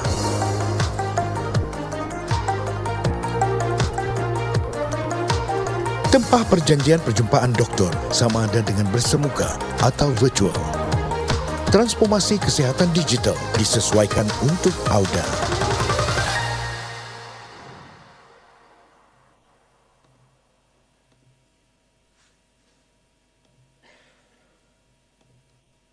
BruHealth 5.0 kini. Okay, so what started as a contact tracing app during COVID actually evolved to become a super app in healthcare. So we believe this is the only super app in healthcare in the region. So with BruHealth, we bring healthcare to your fingertips. So we have a full suite of online hospital features, from online visit appointment, queue management system to video consultation. So we prioritize wellness rather than treatment.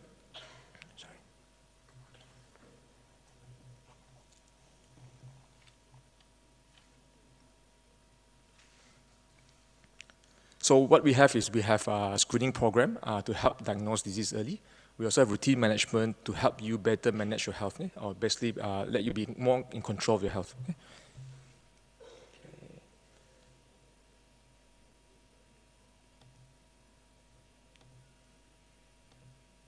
Okay, so who are we? So I'm sure most of you during COVID has used our product, BruHealth, which we co-developed Ministry of Health. So we are Avid Technology, so we are a leading big data AI company, so present in 4 countries, close to 1,000 staff. So essentially we are in big data and AI field. So we partner with over 500 global partners of ministry, hospital, and research institution.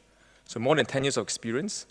So our AI powers population analytics, support clinical decision, and enhance operational efficiency at national and enterprise scale. In short, proven volume, deep expertise, and global reach to achieve measurable impact.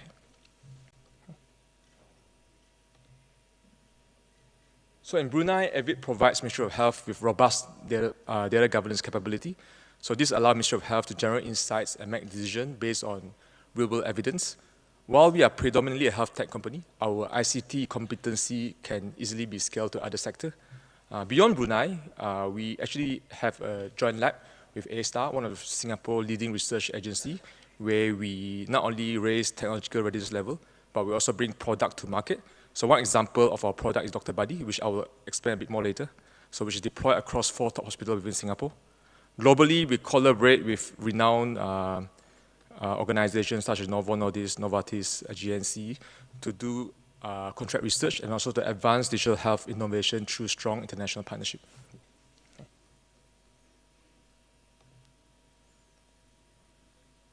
So we are actually the tech partner for Ministry of Health. So we've worked with them for a number of years now to drive their digital transformation. What's so special about us is basically we have a proprietary data platform called Evidence, which is able to pull data from different systems, health, immigration, even airport system. So during COVID, this was very useful. This helped MOH make real-time decisions from border control, real-time surveillance of disease to vaccination planning. It shows that Avid not only has technology, but a track record of delivering at national level in Brunei. Okay? So while all contact tracing apps like MySejahtera in Malaysia, Trace Together in Singapore actually died, we continue to evolve.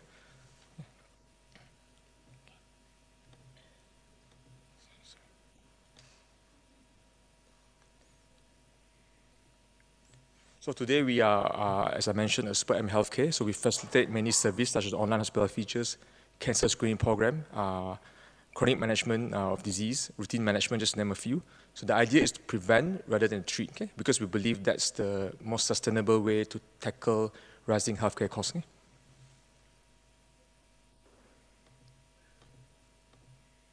Okay?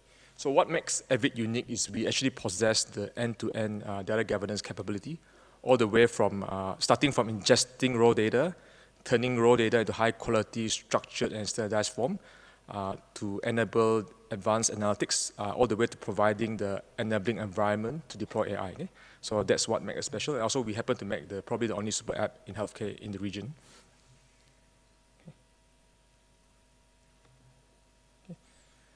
So behind the company, the brain of the company is actually Avid Core. So that's the engine that drives all our operations. So Avid Core is our foundation. It is hard to transform raw, fragmented healthcare data into high-quality, standardized and structured and standardized format. This process ensures data can be efficiently analyzed at scale and unlock meaningful insights that are otherwise hidden. Okay? So from this insight, we can build applications which provide real-time decision support for clinicians and policymakers while also guiding forward-looking health strategies that improve population health outcomes. Okay?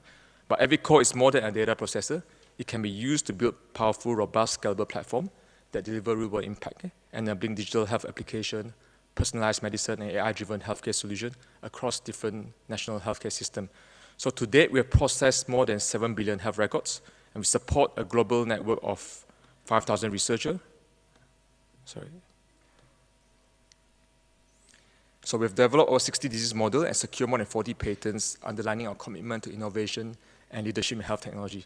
This is how Avid Core turns insight into outcome, bridging science, technology, and healthcare to create meaningful impact for the population.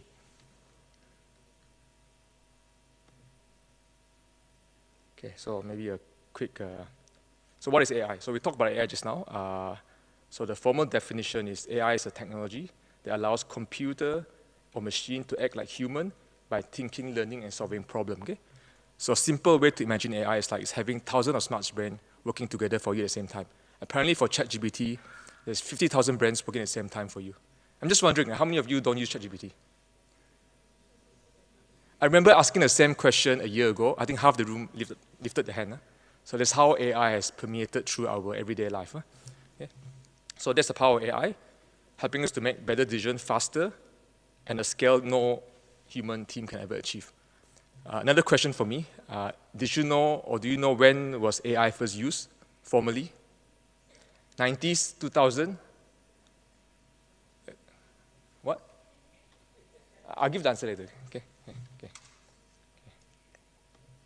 So, in 1950s, Alan Turing, the father of modern computer, actually toyed with the idea of whether machine can think like human. Okay? But the first concept of AI was actually formulated in the 1940s by, it's called neural network. So that's basically the first form of AI. In the 60s, there was a lot of improvement made in neural network. So AI was actually first used in the 70s, not surprisingly, in the field of medicine. Okay? So in the 80s, neural network continued to improve. I guess the big breakthrough happened when in the 90s, AI-powered computer actually beat the then chess world champion Kasparov. That's where everybody took notice of AI. Okay? So year after year, AI keep getting better. We find better ways to train it. We have more data, and computers get faster. So the result is AI that is more accurate, quicker, and useful, okay? Helping with everyday tasks and decision. So AI has been around for a decade, but I suppose it really exploded in 2022 with ChatGPT. Okay? So it turned AI into a simple chat box, type a question, get an answer. Okay? Since then, AI has spread everywhere as assistant in email, documents, search, and phones. Okay? It's not just text anymore. AI can handle image and voice. So in short, AI moved from lab to daily life. Okay?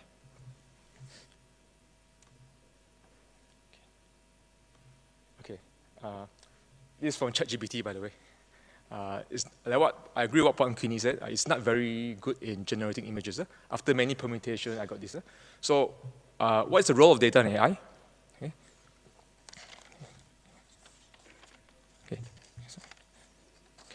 Okay. So first, what is data? So data is a fact we captured in healthcare. In healthcare, that's your lab result, your X-ray result, your medication record, your diagnosis. So people call data the new oil. So when harnessed properly, it powers everything. So imagine AI in the context of cooking. You have your recipe, your ingredient, and the algorithm is your chef. And the AI is the final dish. So no matter how good your recipe, your ingredient is, no matter how good your chef is, if your recipe is flawed from the beginning, your dish will not turn out well. If your recipe is fresh, then it's very likely that your dish will turn out well. So that's AI in the context of cooking. So basically, good data, good AI. Bad data, bad AI. Bad data, your AI will misfire. So in short, there's no reliable AI without high quality data. So the takeaway here is the model or algorithm matters, but what matters more is the data quality. So our first investment here is cleaning, standardizing, and governing the data that we train so that we get reliable, safe, and explainable AI outcome.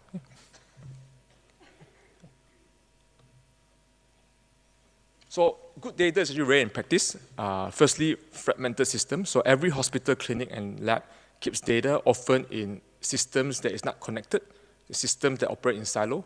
Second, inconsistent standards, so different format, codes, and timestamp mean the same facts looks different everywhere. So integration is slow and error prone.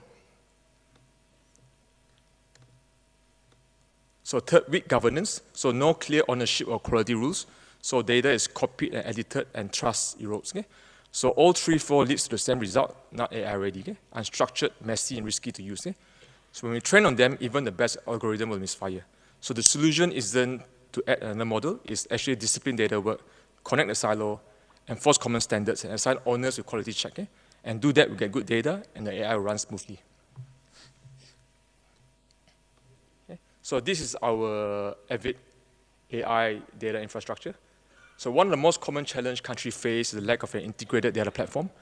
So in reality, data is often fragmented across multiple disconnected systems. While many talk about using AI, few can actually do it well, because they overlook the most critical step, preparing and unifying the data. So AI is only as good as the data it learns from, and without high quality, well-structured data, even the best AI will not deliver meaningful results. So that's the situation in most places, fragmented, messy data across multiple systems with no one to clean, integrate, and standardize it. So at Avid, we have the tool and experience to gather, clean, and structurize the data. So turning raw ingredients into high-quality input, ready for AI. So that's the very foundation needed to cook meaningful AI solution. So after cleaning the data, our intelligence layer comprising of relevant knowledge base, library, natural language processing tools, and predictive model can build application on top of it to enable advanced data analytics and eventual AI deployment. So all this ability is captured within our proprietary data platform Evidence. So in the next few slides, I will actually set the scenario where AI comes in and subsequently share actual case study or real AI in action.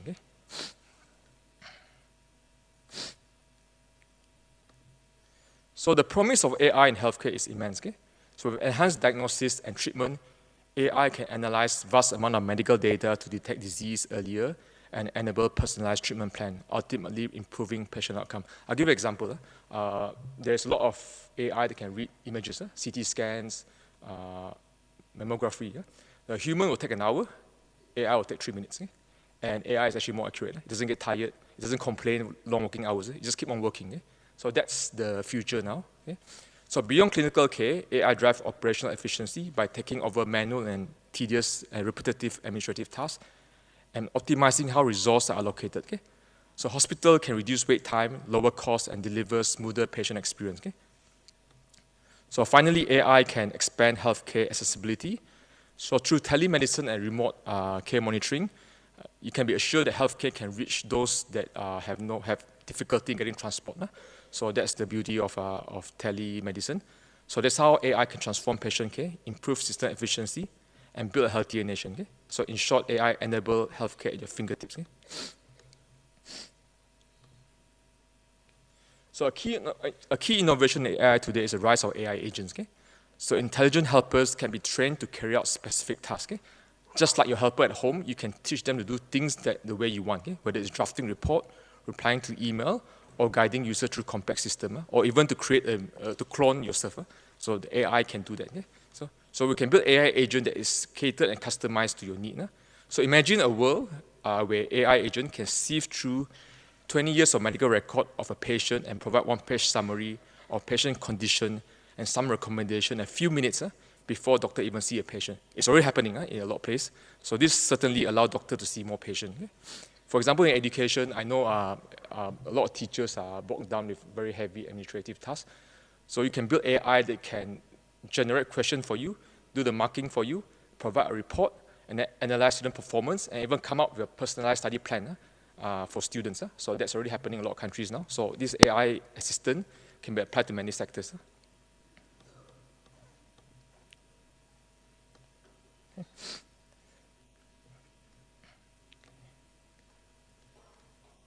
So earlier we talked about what AI agents can do. So let me show you a video to explain it.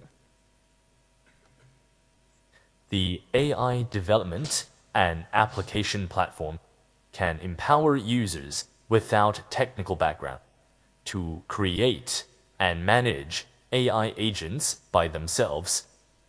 Users can create their own knowledge base and upload domain-specified documents. The platform will process the documents and extract useful knowledge stored into knowledge base.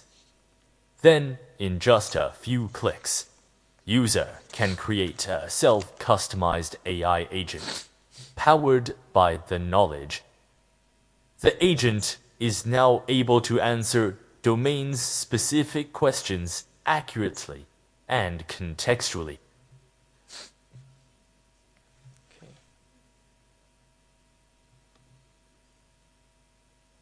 So we've just seen how our platform can allow hospital and partners to train models, build AI agents, and manage application without needing a lot of coding skill.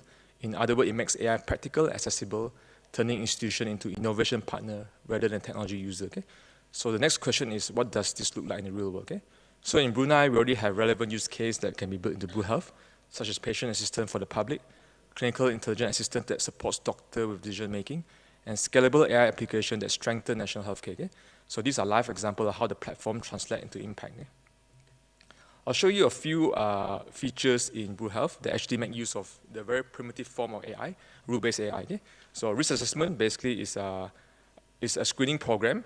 So when you log into it, you have to answer a series of medically validated questions. Okay? Once you answer all the question, our rule-based AI will categorize your risk of getting cancer. So in the event that you're at risk, you can use the app to make an appointment to see a healthcare professional. Okay? Why this is useful? Because 70% of cancer patients are detected at stage 4, okay, in developing countries, including Brunei. Okay?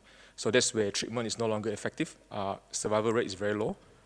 So that's why it's important to be able to detect early cancer. Okay? Another rule-based AI we have is daily routines. So we believe good health is not just about exercising. It's about drinking enough water, sleeping well, and eating well. Okay? So these routine features allow you to lock in your diet, your sleep, your hydration. In the event that you don't do well in this domain, our rule-based AI will send you customized nudges and recommendations, as well as reading material that is tailored to your own input. Okay?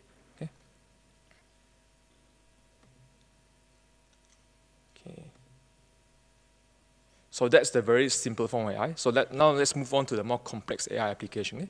So beyond simple rule-based, today AI supports the entire healthcare journey. Okay? From medical record generation, where it helps doctors capture and structure patient information, to personalized decision support, okay? Where it provides evidence-based treatment recommendation. Okay?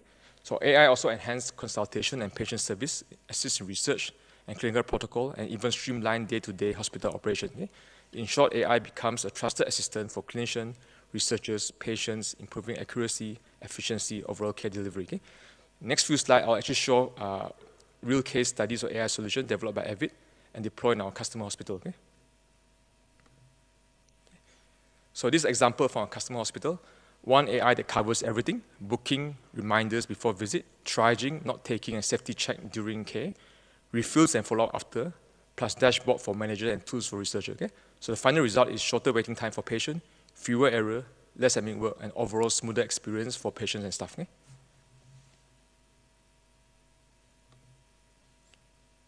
So the benefits in simple terms is on the research front, the AI pulls the right data and finds eligible patient automatically. Okay? Work that took 3 assistants 6 months to finish now take 4 weeks, about 90% faster. And patient recruitment for clinical trial drops from months to days. Just something to mention, like during COVID, pharmaceutical companies are able to come out with vaccine in record-breaking time. So they actually use AI to speed up the identification of the suitable candidate for trials. That's why instead of taking years, they took like a matter of months. They were able to come up with vaccine thanks to the power of AI, okay? And able to expedite the selection of the suitable candidate. Okay? So this kind of speed has enabled thousands of studies, hundreds of papers. Okay? So in clinical care, doctors use AI to help thousands of time for summaries, flagging risks, and generating reports. Okay? For some disease program, reporting is 95% more efficient. So bottom line is faster science, smoother clinics, less paperwork, and better care for all. Okay?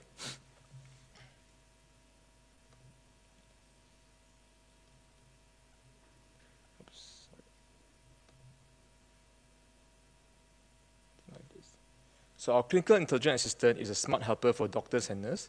So it does the paperwork with permission, it reads the record and the visit, and produces a clear first draft of notes, discharge letters and referrals, so the clinician just reviews and edits. Okay? It keeps healthcare safe, check allergies, drug clashes, abnormal result, and tests for follow-ups are due, and flags anything important. Okay? It can suggest next step based on hospital guidelines, but doctor always have the final say. Okay? Everything runs inside the hospital system with privacy and audit trail. The final result is less typing, faster visit, fewer missed issues, and clearer instruction for patients. Okay? Okay. So this is another system that we deploy in Singapore, Dr. Buddy. So it's a remote care monitoring system. The idea is simple but powerful. Okay? So what we do is we actually discharge patient early so they can go back to their own home, in the comfort of their own home. Okay? So this give back doctors and nurses back their valuable time and free up the beds, okay? While still providing the same standard of care at home. Okay? So what happens is that patients are given connected health device such as thermometer, glucometer, oximeter, and weighing scale, and their vitals are automatically synced to doctor workstation. Okay? If the readings are abnormal, the care team is immediately alerted, and the patient can be contacted directly. Okay? So we're now enhancing Dr. Buddy with AI chatbot that remind patients to log their vitals, answer common health questions, and escalate concerns to clinician when needed. Okay? So the benefits are clear: hospital reduce overcrowding, staff work more efficiently, patient enjoy safer recovery at home, and overall healthcare costs go down. Okay? So Dr. Buddy ensure better outcome for both patients and providers. Okay?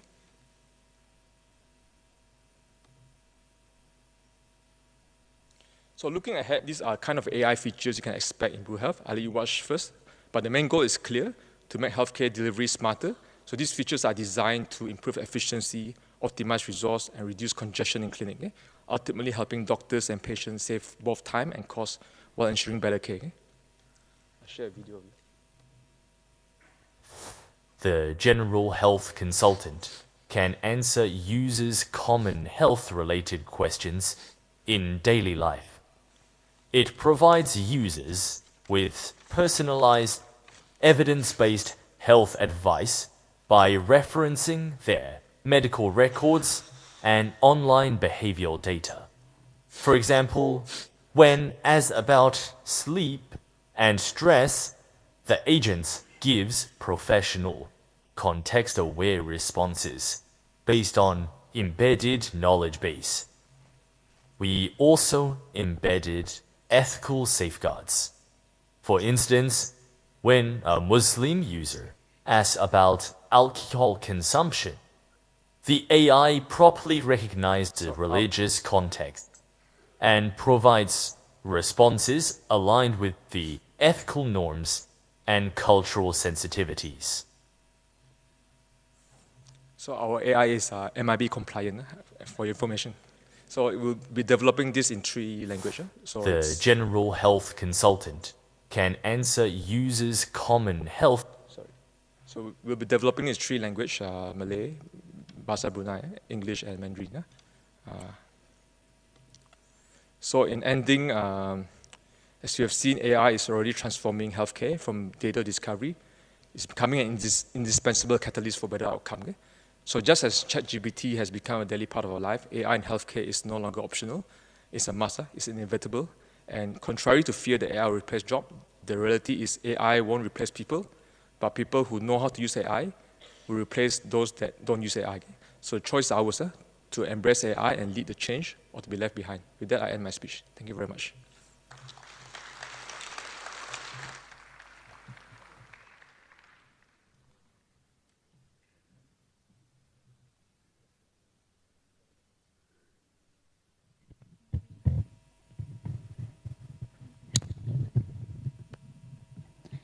Thank you, Dr. Abitan.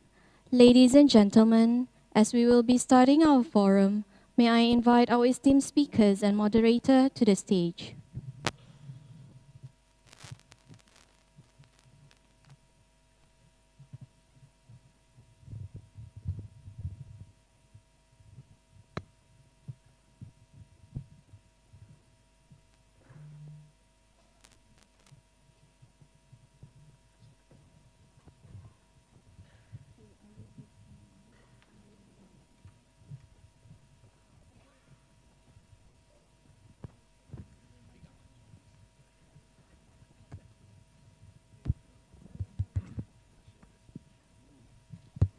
We have reached the highlight of the conference.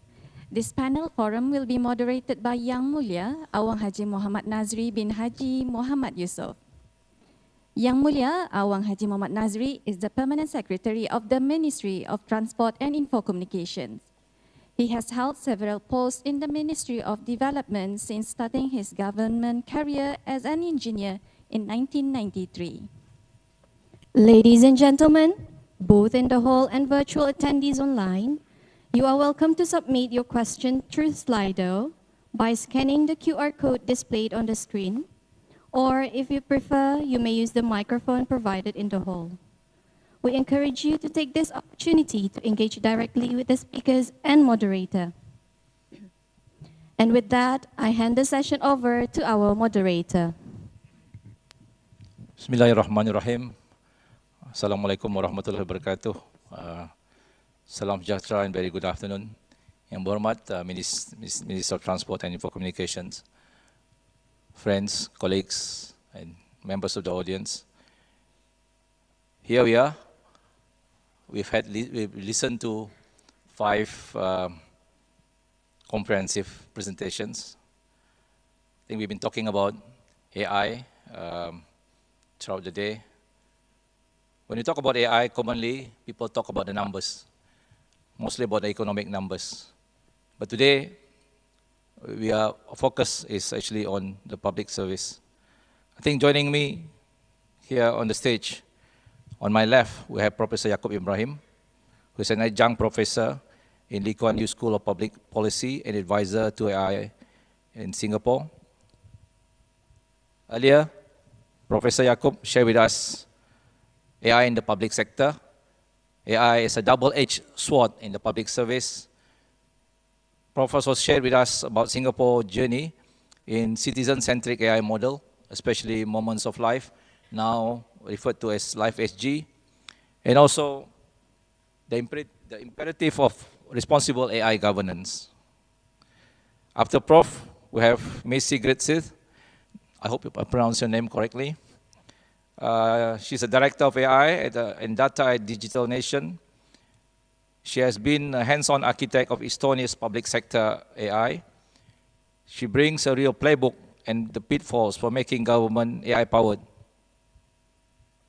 She shared with us earlier Estonia's blueprint for a digital nation, practical and phased AI implementation, and the government's triple role in AI era, which is as a regulator to limit the risk, an enabler to stimulate innovation and societal readiness, and an elite user to deploy AI to tackle policy challenges and provide better services. Next, we have Professor Prajapati Trivedi, who is a senior director, Commonwealth Secretariat, a global authority on governance who designs systems that great entire ministries. He knows how data changes behavior at the scale. Earlier, Prof shared with us an important point about there is no digital divide, there's no implementation, there's no AI divide, but what's important, there is an implementation divide. So I think we will hear a bit more of that from Prof afterwards. Next to Prof, we have Yang Berhormat Queenie Chong, a well-known local YB. She shared with us an important part of making sure you have a toolkit strategy. I think despite the challenges of having the screen off, majority part of her presentation, but she managed to share with us, some toolkits that we found useful. So we'll listen more about that afterwards.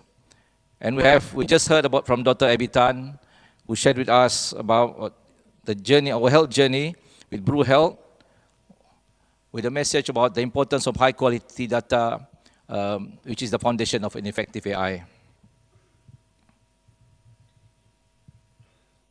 So what's next? We've listened to 5 comprehensive presentations. For me, I would like to get back to the fundamentals.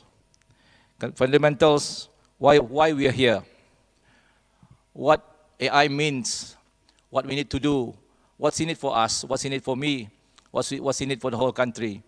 Let's go back to our fundamental questions, which I hope each of the panelists will spend a couple of minutes to answer. What does AI mean to the civil service and the civil servants, on top of the promise of the efficiency and productivity commonly shared in the media? Please, Prof. Thank you very much. Good afternoon to all of you. Assalamu alaikum wa barakatuh. The question is about what does it mean for you as a public servant when AI is concerned. As you can see based on the presentation, at the most fundamental level, it's a tool. It's a tool in which you can use to make your work better, to solve some of the deeper problems that we face as a nation. For example, in Singapore, there is a climate change secretariat. They're using AI as a way to look at some of the solutions that we may have to deal with. For example, rising sea level in Singapore, right? We have a problem in the eastern part of the island, which is low-lying, and sea level rise, which is expected within the next 100 years, will be beyond 2 meters. That part of Singapore, which includes my house, will be flooded. So we have to deal with that problem. It's an engineering problem, but you need to find a smarter solution which is sustainable over a long period of time. So it depends on your use case, right? I started with the most basic level this morning when I gave my short speech. It's about enabling you to do your job better as a civil servant, right? So as mentioned by one of the presenters, it's an enabler. Now, enablers can come in many different shapes and sizes. You have to decide for your ministry. For example, you are in the Home Affairs Ministry, you are in policing. It should help you to become a better police person, a policeman, a policewoman, right, in doing your job. If you are an administrator drafting policy papers for your minister, it should help you to become a better policy maker, policy writer, in terms of ensuring that you have enough data, enough background history. So it all depends on the use case. It is a tool that can be used for that purpose if it's designed properly with all the proper safeguards, right? So as I mentioned, at the next level, it's about solving large problems. And we all face a lot of problems. Climate change is one of them. In Singapore, I mentioned this morning, we have a fertility problem. Singaporeans are not having enough babies. Our population is declining. We have tried many, many solutions. We have spent over $2 billion. We still cannot move the needle, right? And maybe it's something which for us to think about. Maybe it's better to gain the insights of parents now in Singapore. Why are they not having more children? Are there concerns within the system? Are there structural barriers? Are there other kind of emotional barriers? We do not know. So I think those are the two ends of the spectrum that I see we as public servants can use AI. So it's a tool, right? And you have to decide your use case. Thank you. Thank you, Professor. About Ms. Sigrid. Yeah, as I followed you in the presentation also, I think maybe an anecdote from Estonia, because when we started, like, public sector was really the driving force in the uptake of AI. And AI, in Estonian, we also have a word for it, tehisintellect, but it's very difficult to understand when you don't know what's it about. So we thought, okay, let's rebrand, especially in the public sector, from the mythology of Estonia. We have this crazy creature called Krat, which also now is the name for AI in the public sector, and which bureaucrat also got its name from. And so in the mythology, Krat is this thing that you can create out of household items that you have lying around, like an old tool you don't really need. And also important to note that Estonians were enslaved for hundreds of years, so we were very tired of working. And this Krat thing is basically something you can build, but then you have to make a deal with the devil to give it a soul. And then it starts to do your work for you. So you can see how it kind of links with AI. The thing is, though, that you always have to give it work. Because if you don't give it anything, and you're not in ownership of Krat, then it gets out of hand. So this is also how we kind of define that there are dangers. So you can use it, as you also said, as a tool, but you must be aware of the dangers. And like, obviously, we are not making any devil's deals with AI, but there are some similarities, and I think you have to be in ownership of the tools that you create. And then you can use it in civil service for your own benefit. Thank you, Ms. Sigrid. I think Professor Jacob and Ms. Sigrid talks about you need to make a decision on what we really need AI to do. Yeah. I think, Prof, if you look at from your earlier presentation, you're talking about the implementation divide. Probably from that angle, you can share with us, what AI means for the civil service. Yeah. As it has been said, it's a tool, so let's all agree it is a tool, number one. Second thing, we have to also agree and admit and realize that all innovations, and I mean all innovations, almost all, come from military, defense, internet, etc., every tool that has come. And you ask yourself, why is it that defense, first it's the defense, then the private sector, and the last is the public sector. That is really how innovations come. The reason is in defense, the goal is very clear. Who's your enemy? And the goal is to just destroy the enemy. And therefore, you develop tools for that purpose. And, because you have life and death issues. So therefore, there a lot of innovations come from military. If you really trace, many of these things go back to them, including reinventing the government came really from the military. But the second is the private sector. Again, why? Because they also have a very clear bottom line. That may not be life or death, but it's a very clear bottom line that, look, I mean, why all these cars which run on their own, they're not designed by the government. I mean, in San Francisco, et cetera, and even in Singapore, I'm sure there are cars without drivers who are running around.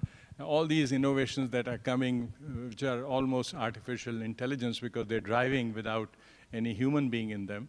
So that's somewhat artificial. You ask yourself why? Because it's the great incentive. They know why they're doing because of the bottom line.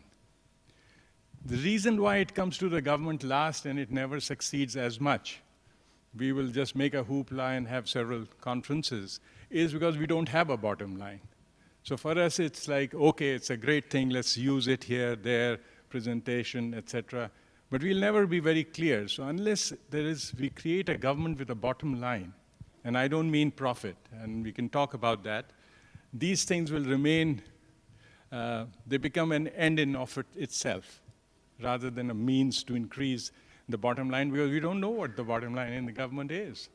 So we do a few things, we'll improve services, etc. But that's an activity.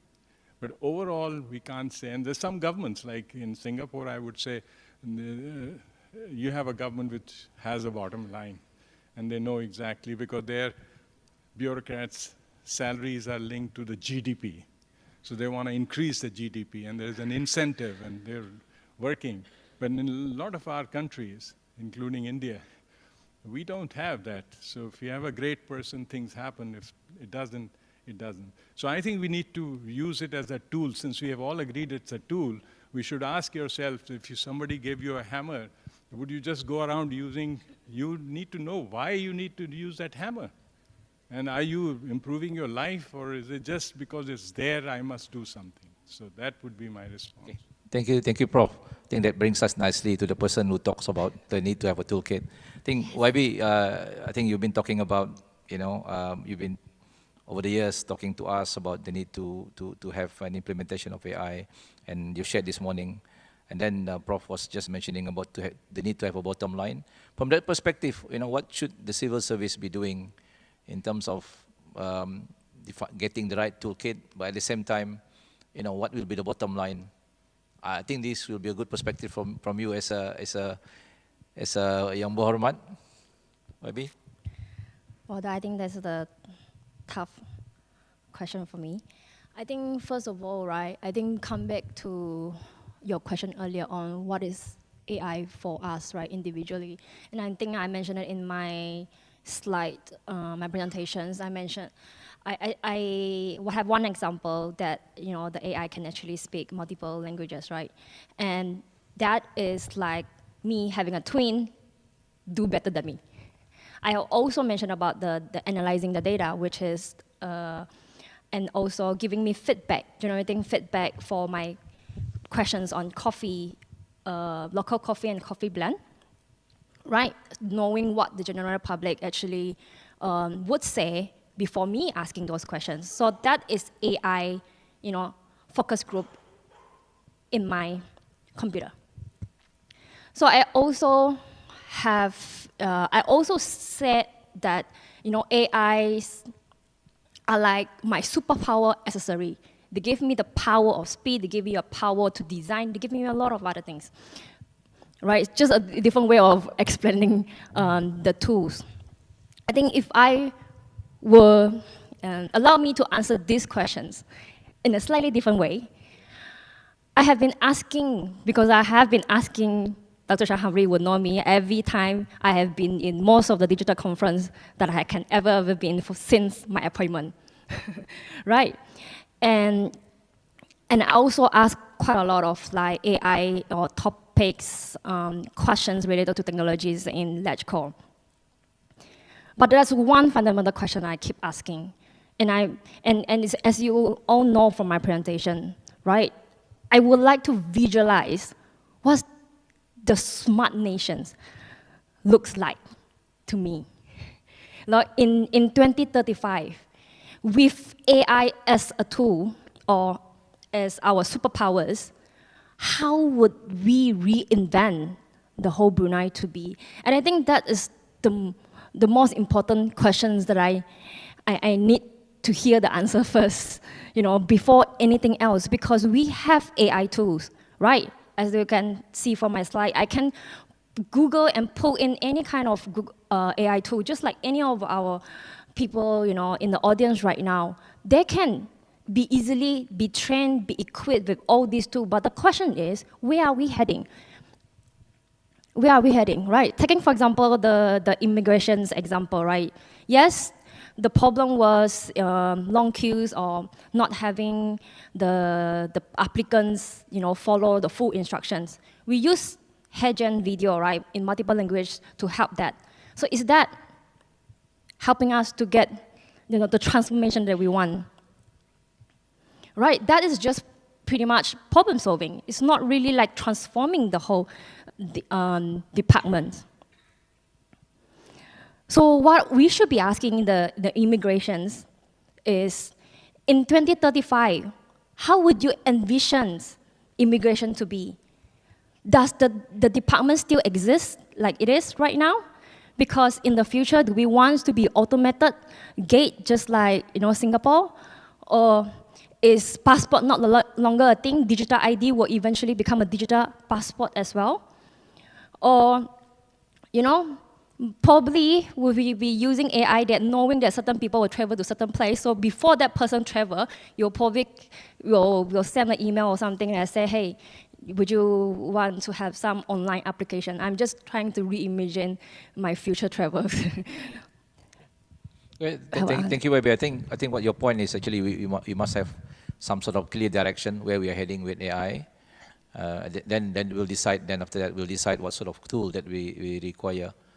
I think with that brings us nicely to Dr. Abby. I think PruHealth is one of those successful journey that embarks because of COVID, and then after that you continue to live on into some sort of a lifestyle app. So with that in mind, can you share probably from your perspective, how does implementation of PruHealth affect the civil servant in the health sector? I think actually, so broadly speaking, I hope you can hear me. Broadly speaking, I think AI.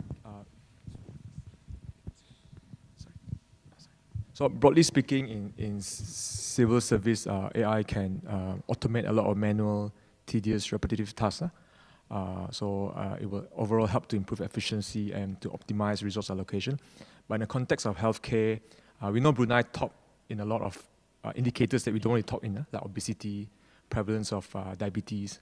So we believe with AI, we can use AI to inculcate healthy habits, to slow down the complication, because we know this costs a lot for the government, because it's free healthcare here. So I think with AI, we can, well, a lot of countries are having problem. Even the most developed countries like Singapore, for example, they are not able to reduce their healthcare spending. But hopefully with AI, we can slow down the gradient of the increase and eventually reverse the trend. So that's the purpose, to help to improve health outcome, at the same time to be able to reduce the burden the government faces. Thank you. I think I'm looking at the slide, quite a number of questions about what do we need to embark on AI, or do we need to improve the basic fundamentals first? So I think probably I can ask our colleague from Estonia, what was your experience in terms of embarking through your digital journey? Do you need to get the fundamentals right first? What sort of fundamentals that you need to get right? Well, I think you definitely need to get the fundamentals right. I think, how do you define what's fundamental? For me, maybe too technical, but we saw that data is the most fundamental thing. Let's set aside like ethical principles, because the premise is that we are going to do things ethically. And also in our law, it's allowed for public sector to use personal data when it's for service provision. So for us, ethical was a principle, but that wasn't nothing new. We were ethical before, we will be ethical afterwards. So for us, it was really data.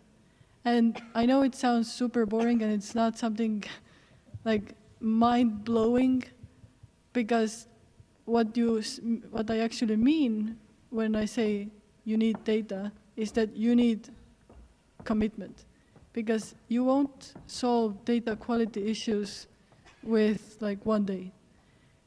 It has to be a regular thing, and everything that's regular, like for the first 2 weeks, it's all exciting. We can see some low-hanging fruits that we can pick, meaning some AI use cases, something nice, something shiny. But then you always have to keep coming back, even with budgets. You have to keep budgeting in very big sums of money that you previously could use elsewhere for these types of works.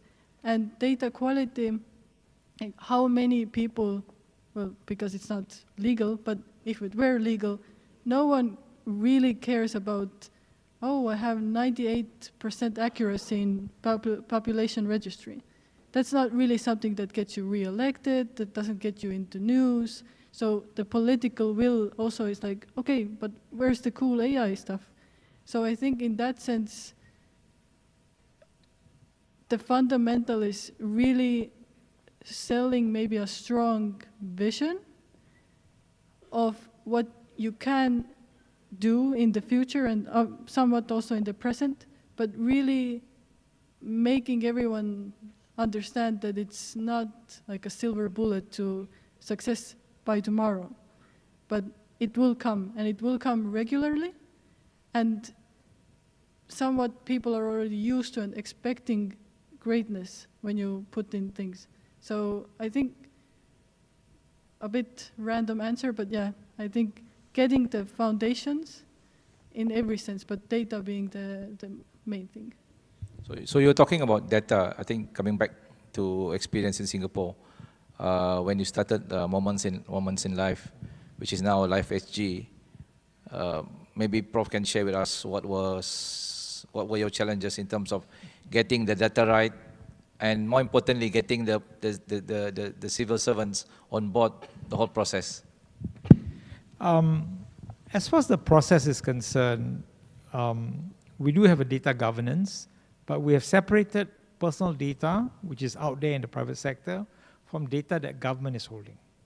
This is one of the bugbears among some opposition members in Singapore, that we have what we call IM8, Instruction Manual 8, that defines data protection within government, right? And then for the private sector, where they collect personal data, your banks, your insurance company, there is an act called the Personal Data Protection Act. We passed that in 2012 based on the GDPR, but the GDPR is too rigid, which is the European data, so we lower it a bit so that we can actually have a proper data sort of structure. Then when we ran the apps for Moments of Life, it's really about testing and sandboxing. So what we did was that we did a lot of testing with some groups of people to get them a feel about how this app will be useful for them. There is no shortcut. You prototype, you go out, you test with a small group of people, you come back and you learn and see what the nice features that you need to have, basically, right? I think you need to do it that way, basically. Now, the civil servants in Singapore, unfortunately or fortunately, are always on board with what the government wants to do. And the idea is about empowering the civil servant to do what we think is right for Singapore. So we give them enough resources, we reorganize some of the departments within PMO so that there is enough weight, enough structure so to be able to push some of these programs down along the ministries. Because in order to develop Moments of Life, we need to collaborate across ministries. I need to be able to collect the data of myself, for example, from Ministry of Health, from Ministry of Education, income tax, and so on and so forth. Now, if you don't have that ability for civil servants to work together, you cannot develop it.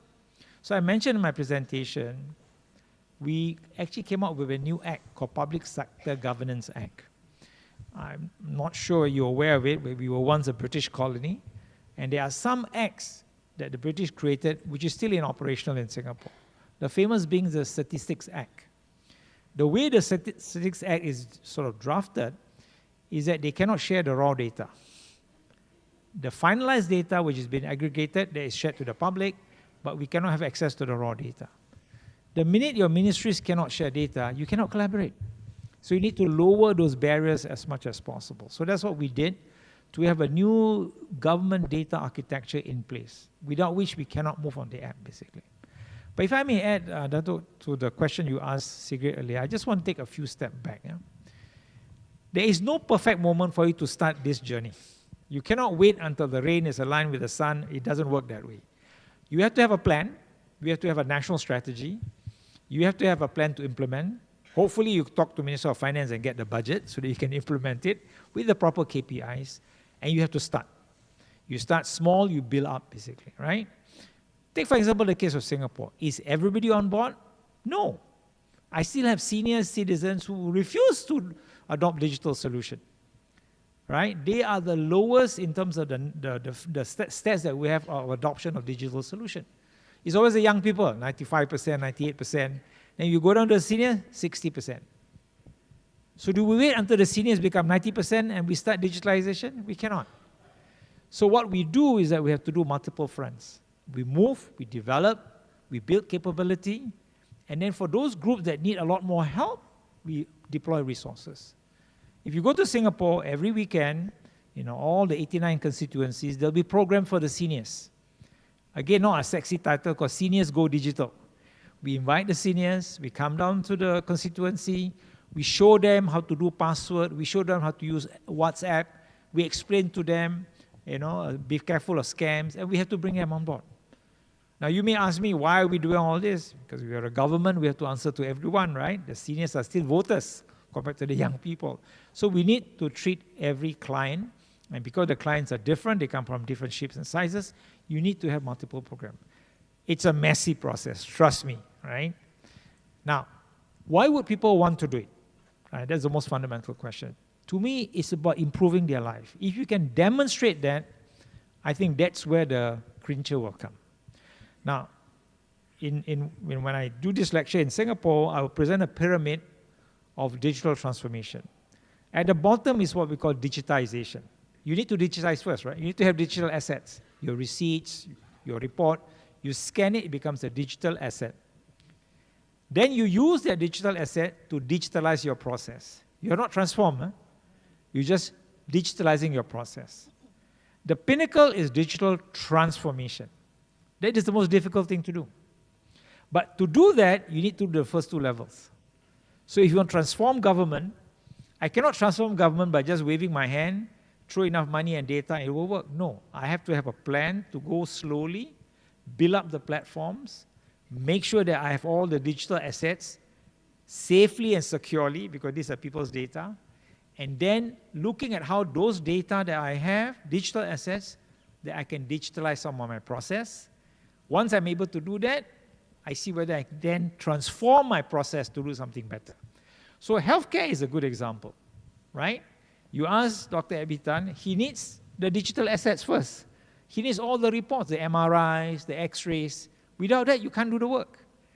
Then you use those assets to digitalize the process. What is the process? Well, the nurses will look at the X-ray and says, A, B, C, D, here's a cavity and all that. Now what do? You ask the machine to do it. So you're just replacing what the nurses are doing. You are not transformed. The transformation is where that data is then being used, that insight, to personalize medicine. That is where the application is.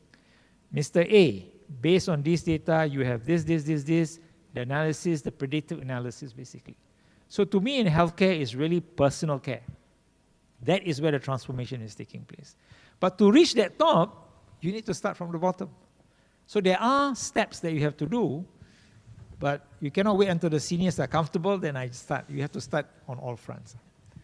Thank you, Professor Yaacob. I think the next question is for Trivedi.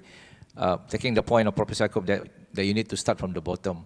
Yeah, I think from the purview of implementation divide, can you actually jump that, can you jump from the bottom and speed up the process of moving and jumping from digitalization to digital transformation, and eventually you also need to change how you do your work. I think if I can see your views, and afterward Dr. Abi probably can share from your experience in health, whether how was that short-circuited in such a way that you speed up the implementation. Please, Prof. Thank you. Thank you. Singapore is a very unique country, is a fabulous country, and we can't compare it to most. Yeah. I'll give you an example. I've taught at Harvard University since '79, one semester at least. And there's a Mason program, and I know a couple of Brunei, people from Brunei have also gone there. But I used to have a lot of Indian bureaucrats, civil servants, senior, and Singaporeans. And there was a contrast. The Singaporeans would be very stressed. Prof, where can we get, how I want to make my income tax electronic, I want to do this and that. The day they would come. Indians were very relaxed, the Indian civil servants, They were like, they would come in, Prof, how's the weather and what's going on? And then they will say, Prof, in those days, I'm talking 20 years plus back, they would say, Prof, where can we buy 220-volt appliances like VCR and stuff? The Singaporeans were completely different civil servants. And, because then I asked them, why is there a difference, such a cultural difference? Indians are relaxed and these guys are so stressed. Then it turned out that before they are sent to Harvard, and there's a lot of money, they're asked by the Prime Minister's office, which problem will you solve by going to Harvard that you can't solve sitting here in Singapore? And they had to justify. Not everybody qualifies. They have to give a problem, convince the government that I have to go to Harvard to solve this problem. I can't do it sitting here in Singapore. And so and when they go back, they have to give the answer that, what have you found? So from day one, they are on a mission. Whereas the Indians just get there, it's like a vacation for them. And, and they're just doing shopping and they're enjoying. They used to joke that, why are you so stressed? But they were goal-oriented. Just imagine, my old professor used to say this in Boston, that if you have a football game, a soccer game, like Americans call it soccer, and you take off the goalpost, what kind of a game would that be? Two teams playing with no goalposts. That's how civil servants have become in countries where there are no goalposts. And you give them AI, what are they going to do if there is no goal to score? But if there is a goal to score, the coaches will be looking at AI, what is the strategy? They will ask, how will the ball go? What is the temperature and how to do this? So therefore, and we have all agreed that AI is a tool, it has to be complemented. A tool cannot be used for anything. You have to have a goal. And I submit, however much I am a big user of AI, I love it, but it's always been because my life was, stressed to deliver something faster, quicker, better. And then I delivered. So I think we need to think of this as a tool. We've had internet, has the government, we are still talking about reforming the governments. We've had internet, we've had 4G, 5G. We are still at the same point. It hasn't transformed the government itself. And I think we need to focus on that. And AI should be a tool, and it's a very important tool. It's got the most exciting, promising, and as you heard this afternoon, enormous potentiality. But let's make use of it sensibly and not just as entertainment. That's my view. Thank you, Prof. I think I mentioned Dr. Ibi earlier. I think for Brew Health, the initial goal was very clear, was COVID. It was all about COVID. So COVID pushed us, nudged us to the right direction. So I think probably you can share with us, after that, was there the same vigor to actually transform the health sector? Yes, actually, as I mentioned, so Brunei top in many indicators that we don't want to be top in.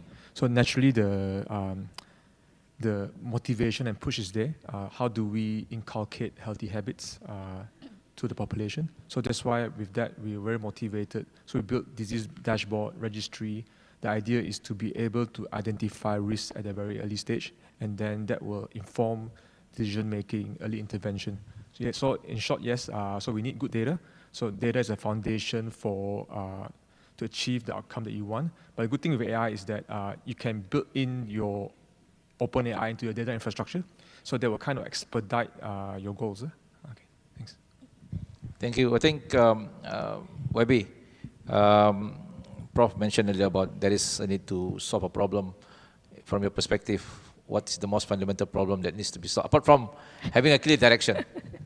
I would say still having a clear direction, because adding on to what Professor Prajat mentioned earlier on, in his slide, when his slide is still there, he mentioned about Alice in Wonderland, and that stuck in me. And in fact, I will use now whenever I go. Again, right, you mentioned earlier on, without the goal, without the direction, right, there are so many roads that Alice can go to, there's no clear direction on where we are heading. You can have all the tools that we want. Where is this heading?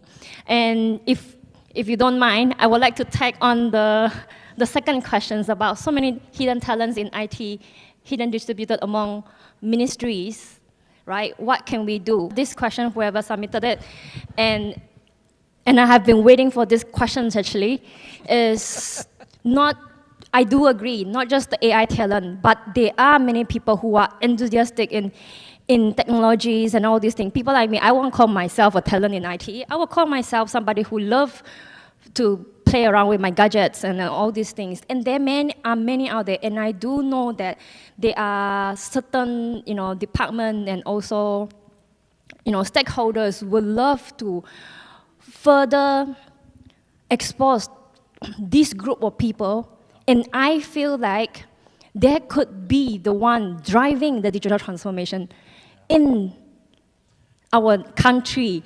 And interestingly, yesterday I found out that I I found out that actually the government servants are allowed 3 months of attachment in private sector. I think somebody can verify that since we have many of the JPA there.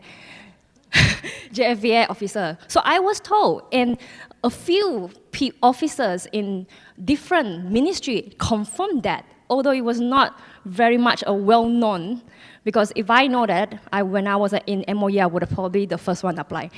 And I was like, can we use these 3 months to pull this group of talents and set them up put them into the program and, run hackathons? Because in Singapore, right, well, I'm a big fan of the OGP, and they are a group of people, government servants, but they are a group of people who develops, develop technology like, Singapore forms. You probably have seen it when you apply for visa. Any kind of form from Singapore that you need to fill in is developed by them. So maybe we can pull this group of people and do this. And if I may suggest further, I have drafted the whole roadmap for you, for Dato' Shamhari to consider. In the future, there will be formed another group of people, maybe the AI team, that work hand in hand with EGNC. And I will park it under Smart Nations. Thank you. Thank you, YB. I think you make me feel like I'm one of the panelists who's got to answer the questions rather than I'm the moderator here. I was about to come to that question, but basically what we agreed, AI is a tool and we must have clear direction. Actually, my next series of questions is about the direction part. We are coming to the end of our digital economy master plan, which will end at the end of this year. So we are formulating the successor plan, which we call the digital transformation plan. I think I just want to, seek your point of views, the high level, what should be in it? Probably, what should be in the digital transformation plan, which looks at AI and data strategy as the core, and then looks at the industry, look at the society, and look at the government in terms of various strategy. So what should be at the very least in it, in the high level, looking at the world environment at the moment? Probably, Prof. I think after we've gone through the full cycle, then we'll look at the slides. Yeah. As I mentioned to you yesterday, in Singapore, we put everything under a rubric called Smart Nation Singapore. That's the master plan, right? What is a Smart Nation Singapore? It has 3 pillars: a digital government, a digital economy, a digital society. Once you're clear that these are your 3 pillars, your next question is, who's going to be responsible? So we reorganized government to create agencies. So GovTech, as I told you during my presentation, came out from a merger of 2 agencies to become the contractor to build the solutions, as mentioned by Queenie, for government. So within GovTech, there's this group called OGP, Open Government Products. They basically develop products for the Singapore government, right? Then who's responsible for the digital economy? Through that merger, from what we call Infocom Development Authority, IDA, with Media Development Authority, MDA, we merged it. We created 2 organizations. One is called IMDA, Infocom Media Development Authority, not very creative. The other one is called GovTech. IMDA is responsible for the digital economy together with EDB and Enterprise Singapore. We put 3 organizations together under one front called DSG, Digital Singapore. The idea is that this office is the one-stop for the economy. As I mentioned to you this morning, the last thing you want to do is for your citizens, your businessmen to go from pillar to post. They need just a one window. So you can go to this thing, which is an office, you go in, at the back end, all the 3 agencies are working together, and you say, I want to digitalize. We actually appoint a chief technology officer for you for free, to work with you and your company to develop a digital master plan. And then when you implement it, we subsidize the digital solutions up to 70% for 2 years. You need incentives, right? So you need to have the right strategy, right program, right incentive to help the companies move forward. The government, the digital government is frankly quite straightforward, right? We have been in the same government since 1959. There's a lot of authority from the top. And today, our digital government actually is quite good. In fact, the United Nations report last year for e-government readiness we are number 1 in Asia. We beat South Korea, for the first time, basically. Quite unusual, but I think something for us to be proud of. But to keep at that level, it requires a lot of hard work. But it is an affirmation of our effort, right? I was mentioning to some of my colleagues here, our digital economy is a bit slow because of the nature of the economy in Singapore. We always think about DBS, SIA, Keppel, but I have many, many small and medium enterprises. In fact, the SMEs in Singapore hire 2/3 of the workforce and contribute 50% to our GDP. So they are such an important part of the economy, I cannot ignore them. So in fact, the minister has just announced a couple of months ago, new programs to help our companies digitalize and transform. Not easy, but you need proper incentives, support programs, and assistance. And then the third pillar is digital society, which is also responsible under IMDA, where really we have to make sure our society is ready for this digital revolution. So we produce a digital readiness blueprint. It was launched during my time, right? In that blueprint, we have 3 outcomes. First is digital access. Your people must have access to the internet through a device and internet access. Then you must have digital literacy. You must know how to use it, right? If you use it wrongly, you have scams, you have all the phishing emails that you'll be inundated with it. The last one is digital participation. In other words, you participate in the digital way of life, basically. So these are 3 outcomes we spell out, and we measure whether we have reached there or not, basically. Again, the data is no surprise. Young people is way up there, old people somewhere in the center. But we will not give up. So we need to have a blueprint, so I have many, many small programs. I have SME Go Digital, Seniors Go Digital, Hawkers Go Digital. I have many, many different programs because we have different segments of Singapore society. So I think you need that master plan, you need that focus, and then you just have to execute it. Of course, you have to report back to Cabinet, you have to update, you have to tell MOF why you need the more money, and this has to be an ongoing process. Now, we are doing this not because we want to look fancy, not because we want to be number 1 in Asia, but there are many, many forces in Singapore. We have a declining manpower, labor force. I do not have enough workers in Singapore. I cannot import foreign workers in Singapore. I do not want to be a Dubai.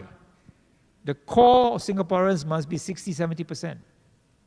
But today, I'm relying on a lot of transient labor, which is not good for us, right?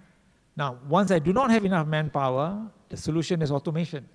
The solution is to use robots, AI, and so on and so forth, right? So I need technology. I have no other choice. Singapore is a small country. The other thing, the other thing is that as a country, Singapore, as mentioned earlier, we have no resources. And we have actually reached to the limits of our physical boundaries. I have a joke, if we were to reclaim more land to the north of Singapore, we'll join Malaysia because we have reached our limits already, right? So the only way for us to grow out of our physical constraint is to go into the virtual space. You have to use technology. So ours actually is existential, it's our survival. And that's what we have to transform, basically.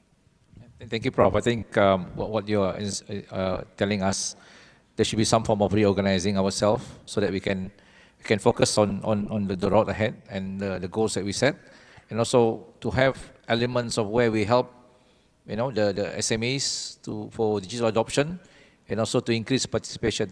Probably, Ms. Sigrid, you can share some views that what should be in our journey, in our digital transformation journey in the next 5 or 10 years, please.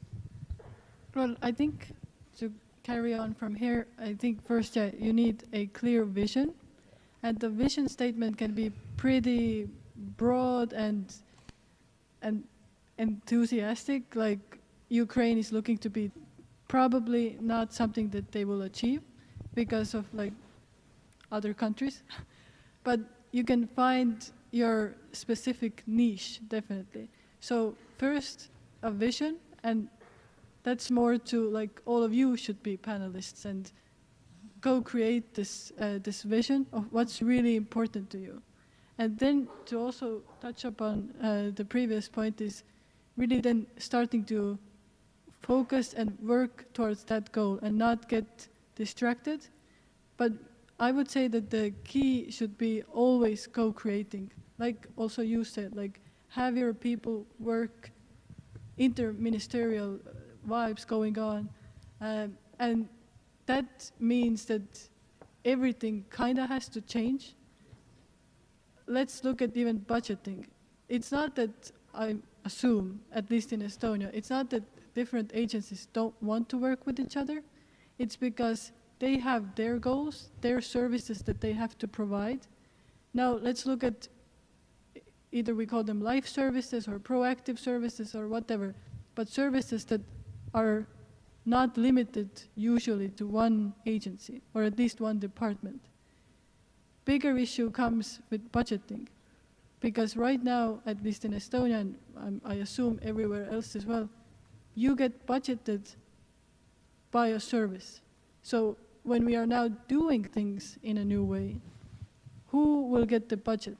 Who will get the money to provide the service? Who is the owner? So that kind of piggybacks off of like, you really need, it's not just like in Singapore, I don't think you just made up new agencies just because it's fun to make up new agencies. It really has to be like a specific goal in mind, and you have to look at what goes together organically. And then you can make life easier for the citizen, which is something like is probably going to be your goal. However you want to phrase it, it's probably making life easier for the citizen, and then to come in with the economy thing, you probably want your businesses to be successful. However you define it, I think that the government here and your plan will most likely be enabling this. And again, I really don't like the word enabling, because that's such a vague word. Yeah, it's a broad term. But what it really means is really, what matters is money, so budgets. So how do you now budget differently? And skills, which I think all of us mentioned, really, again, enabling the civil servants by giving them the know-how of how to do things in the right way. So I would say these two things is like totally transform your government and you'll be fine. Thank you, Prof. You want to add something? Can I just interject? I know the word enablement is not popular. The real word is empowerment. Empower your civil servants. Give them the right tools, give them the right mandate, go. Right? If they feel restricted, they're always looking over their shoulder, whether the bosses are looking at them, they will never innovate. So you need to do that, basically, right? So when I do my lecture in Singapore, I have two sides of the equation. On one side, I call it enable and empower. The other one is protect and regulate. We can talk about protect and regulate later on, but you need to empower your civil servants, your ministries, so that they can then run. Because it's not possible for you to do this for every little ministry. It's just not possible. Each ministry must feel empowered that they have the support of the government to run towards the vision of a smart nation. And that's what we have done. Thank you. Thank you, Prof. Thank you, Mr. Gray. Thank you. But before we go on, you talk about budget. Budget is an interesting topic. We are currently at in Brunei. We are currently at the beginning of our budget cycle. So I'm not sure whether how many from Ministry of Finance here. Can I have a show of hand if anyone from Ministry of Finance? Nobody? Nobody from Ministry of Finance. So we can safely talk about budget here. I think is there anyone? So I think, Prof. Trivedi, I think you were talking earlier about performance management. I think when you talk about budget, you can't run away about monitoring and performance management. So what should this be embedded in the plan itself, that there should be some form of monitoring and budget management in terms of in the plan itself, please? Yes. Oh, thank you. Well, and thank you, Dato. That's a good thought.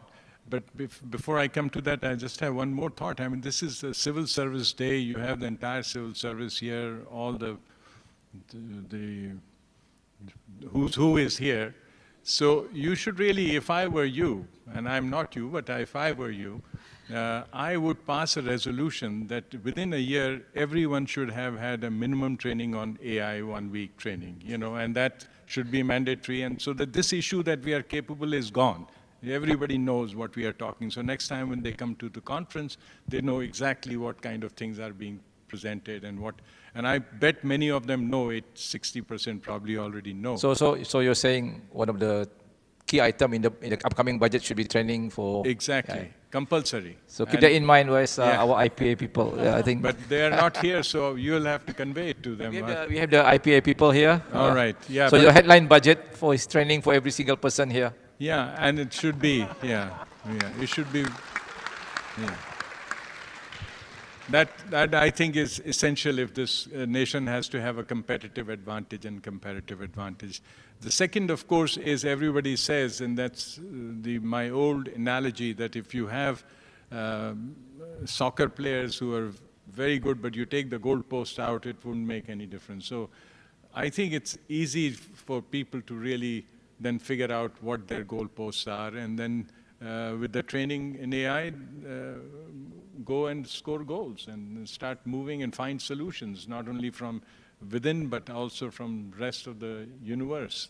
Basically, you can find solutions. So I think those two things are compulsory. You can't make very capable athletes, these are athletes in public service, and yet not provide them what race they are running. Is it a 100-meter, or is it a high jump or a long jump? So you need to also define their goalposts so that, and I have no doubt that they will overcome those goalposts if they are given this clarity. Clarity is what is required.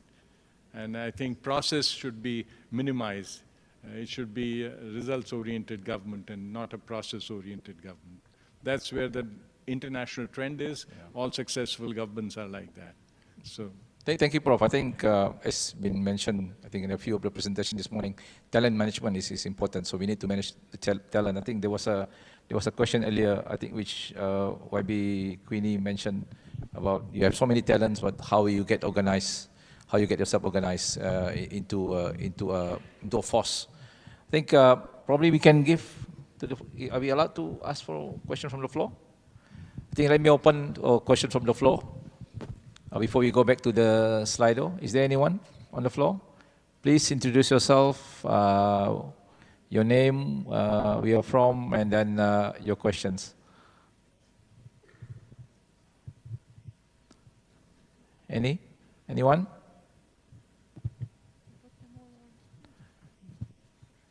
If there's no one at this juncture, I think there was a question earlier about whether there is a need for a regulation or not in terms of using AI.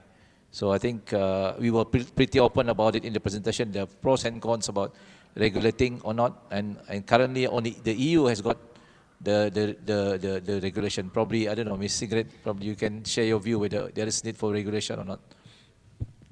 I will say this. The EU AI Act, and as you also mentioned, the GDPR, I think as you are not part of the EU, look at these documents. There are some good ideas there. It's also a step towards, like, when you want to sell to the EU market, then you're a step closer. But also because I'm currently working in Ukraine as well, they are very conscious in looking at these documents, looking at the good parts, and leaving the very strict regulation and the transposing part until they really have to do it. So I think you need it, but the best regulation is written by those that understand, and those that, in Estonian, we also say that those that are the smartest are the ones that learn from other people's mistakes. Now, I want to go on record and say, I don't think that the EU AI Act is a mistake.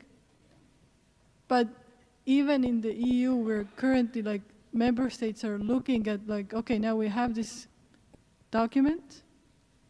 How do we really bring it to life?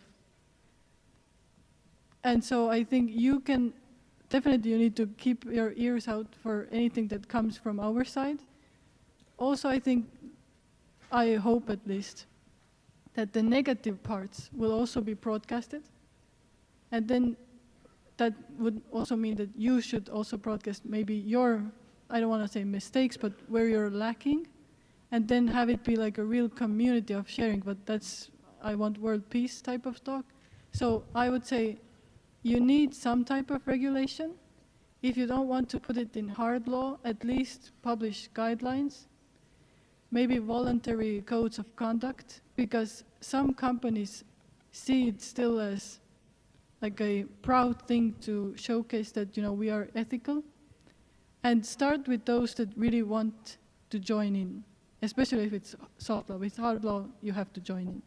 But then don't let them go. If they sign the voluntary code of conduct, bring them aboard, again with this co-creation, because you're only getting smarter if you listen to more voices. So regulation, why do you even want to have it? It's to have some guardrails. Because if you totally go business side and want to get profit, that's not the government's role.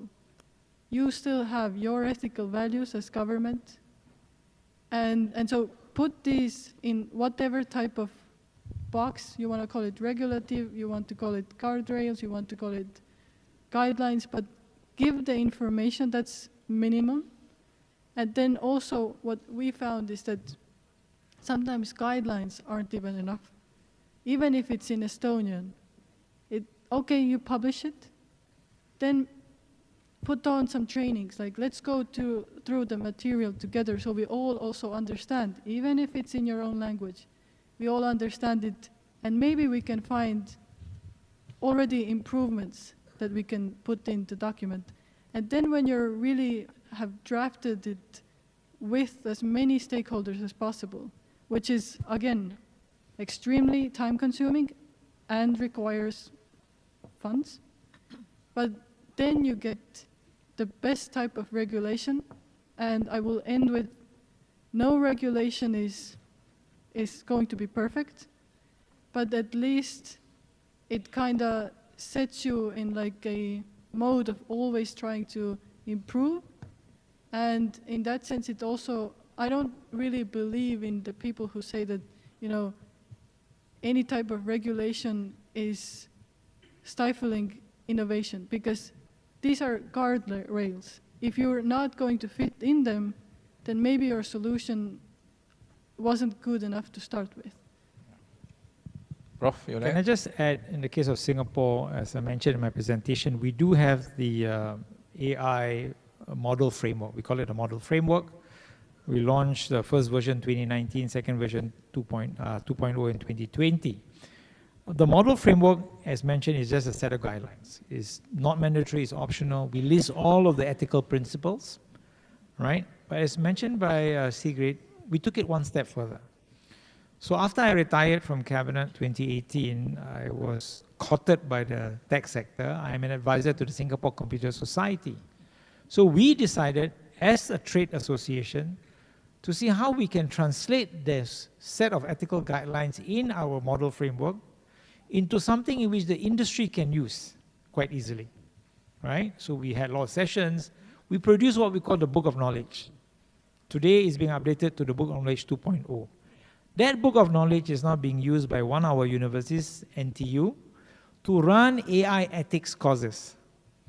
And there are different levels of AI ethics. You can send your officers to have basic AI, medium, until advanced. Now, why do we want to do that? Because then industry can go out and tell the public, I've done my AI model based on a model framework, and I have people who understand the AI ethics that is embedded in our model. So it's a way to market, but at the same time to reassure the public. There was a discussion about public trust this morning, right? The last thing you want is for you to use a tool and people don't trust it because you're not so sure of the outcome. But if there are people who can assure you that the model is based on key ethical principles, and I have people who have gone through that training program, then the assurance will be there. So we are in the early stages. Now, somebody asked me in another class, will we have an AI Act one day in Singapore? So I'm a Muslim, I told them, inshallah. I think we will have one day.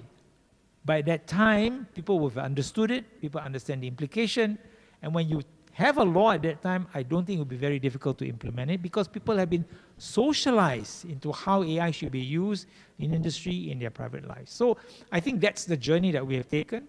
As mentioned by Sigrid, you have to decide what your journey will be. How would you take this one step further, right? I think it's good to have some kind of a messaging coming up from the government in Brunei that we want to do AI and this is how we will do it, right? And these are the principles which we adopt. I think then that will give a common language to the industry and to the civil service and to the public where as a nation Brunei is heading in terms of the use of AI. Then that's very useful. Then you can bring people together. Thank you, Professor. I think to summarize on the issue of regulation, I think for a start for Brunei, probably we should start with having guideline standards, some sort of code of conduct, ethics, to provide as to be the guardrails. But what's important is when you're formulating this, we should be involving as large stakeholders as possible. So that's probably the answer to one of the questions about regulation and on the regulation. But that brings us nicely to our questions about, like Singapore, does Brunei have an act that allows different government agencies, especially for defense and security agencies, to share data rather than working in silos? So specifically for security and military, so what should we be doing? I don't know. Maybe any of the panelists would like to share for security and defense agencies. Let me start by saying we don't share security data with other agencies. There's a clear wall. I'm being honest about it, right? Because national security concerns cannot be.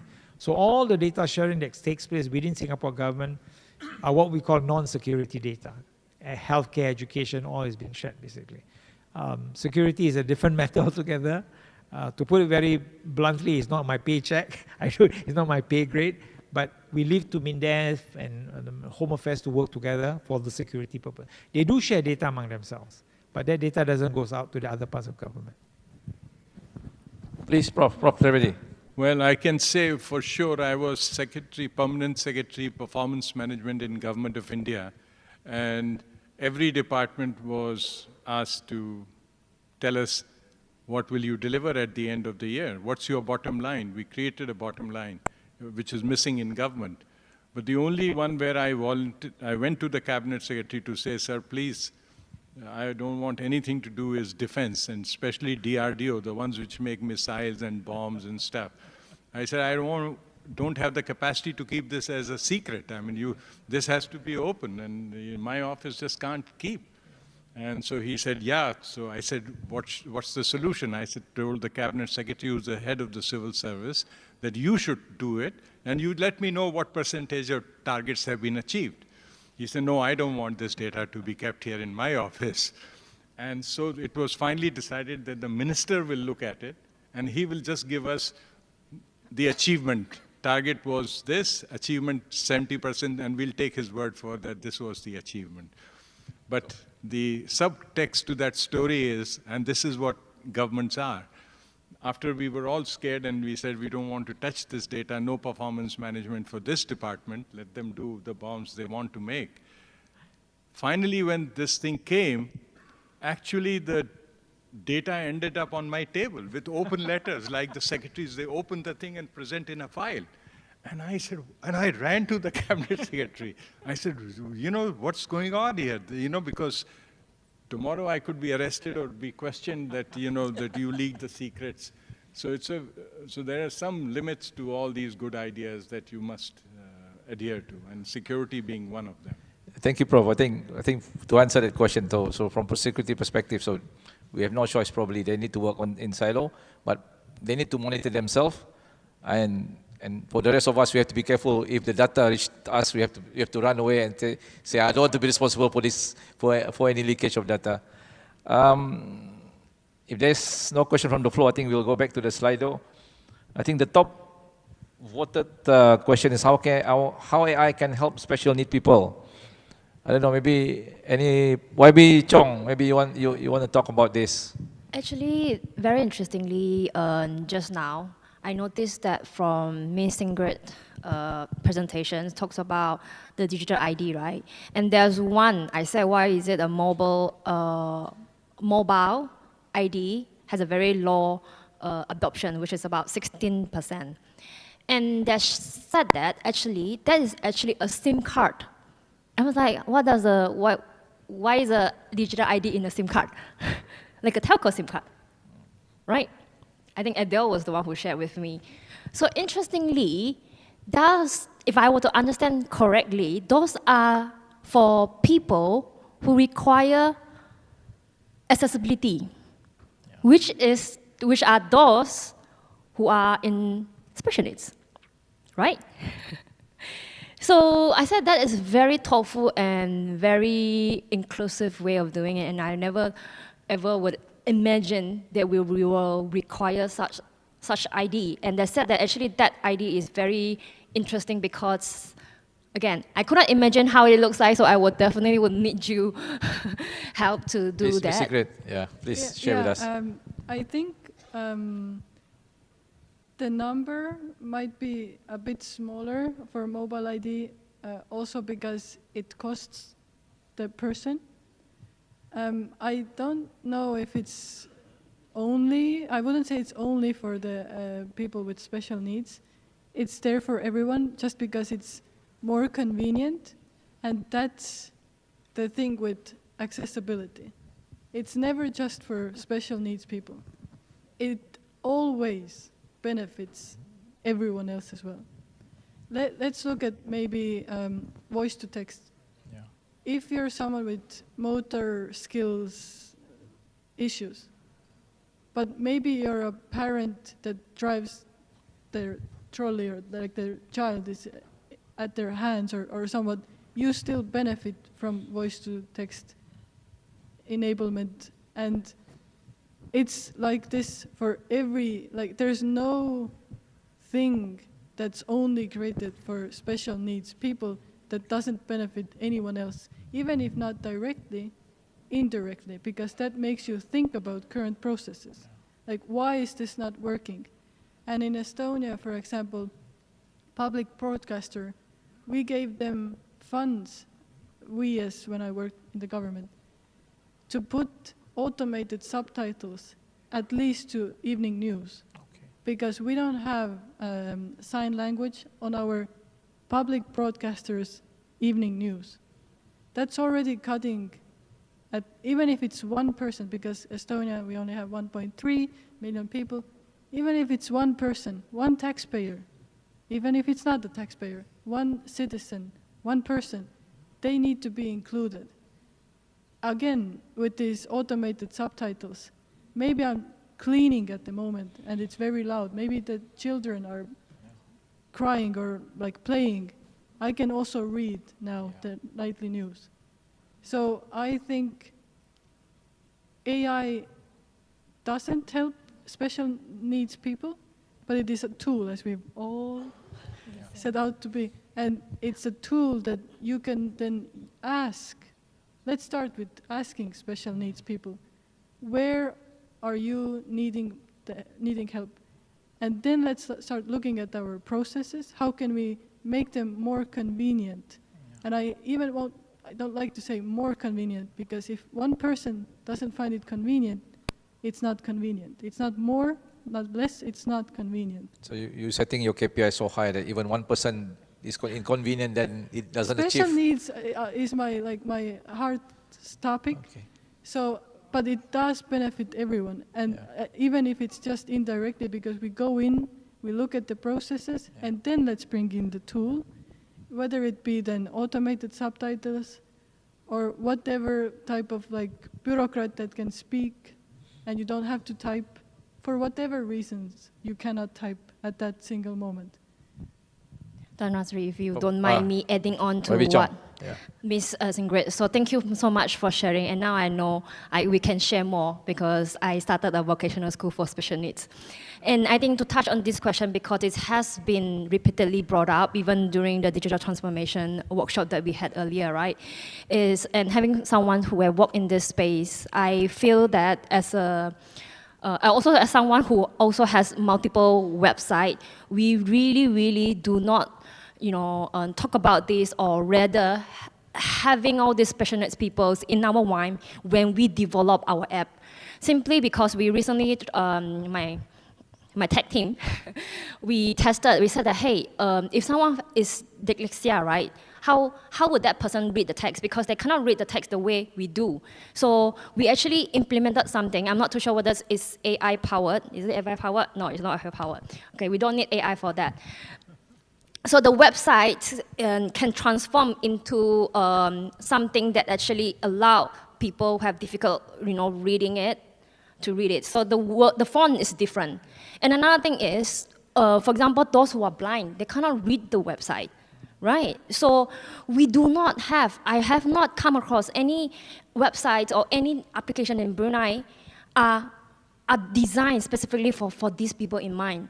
So I think this topic has yet to be explored.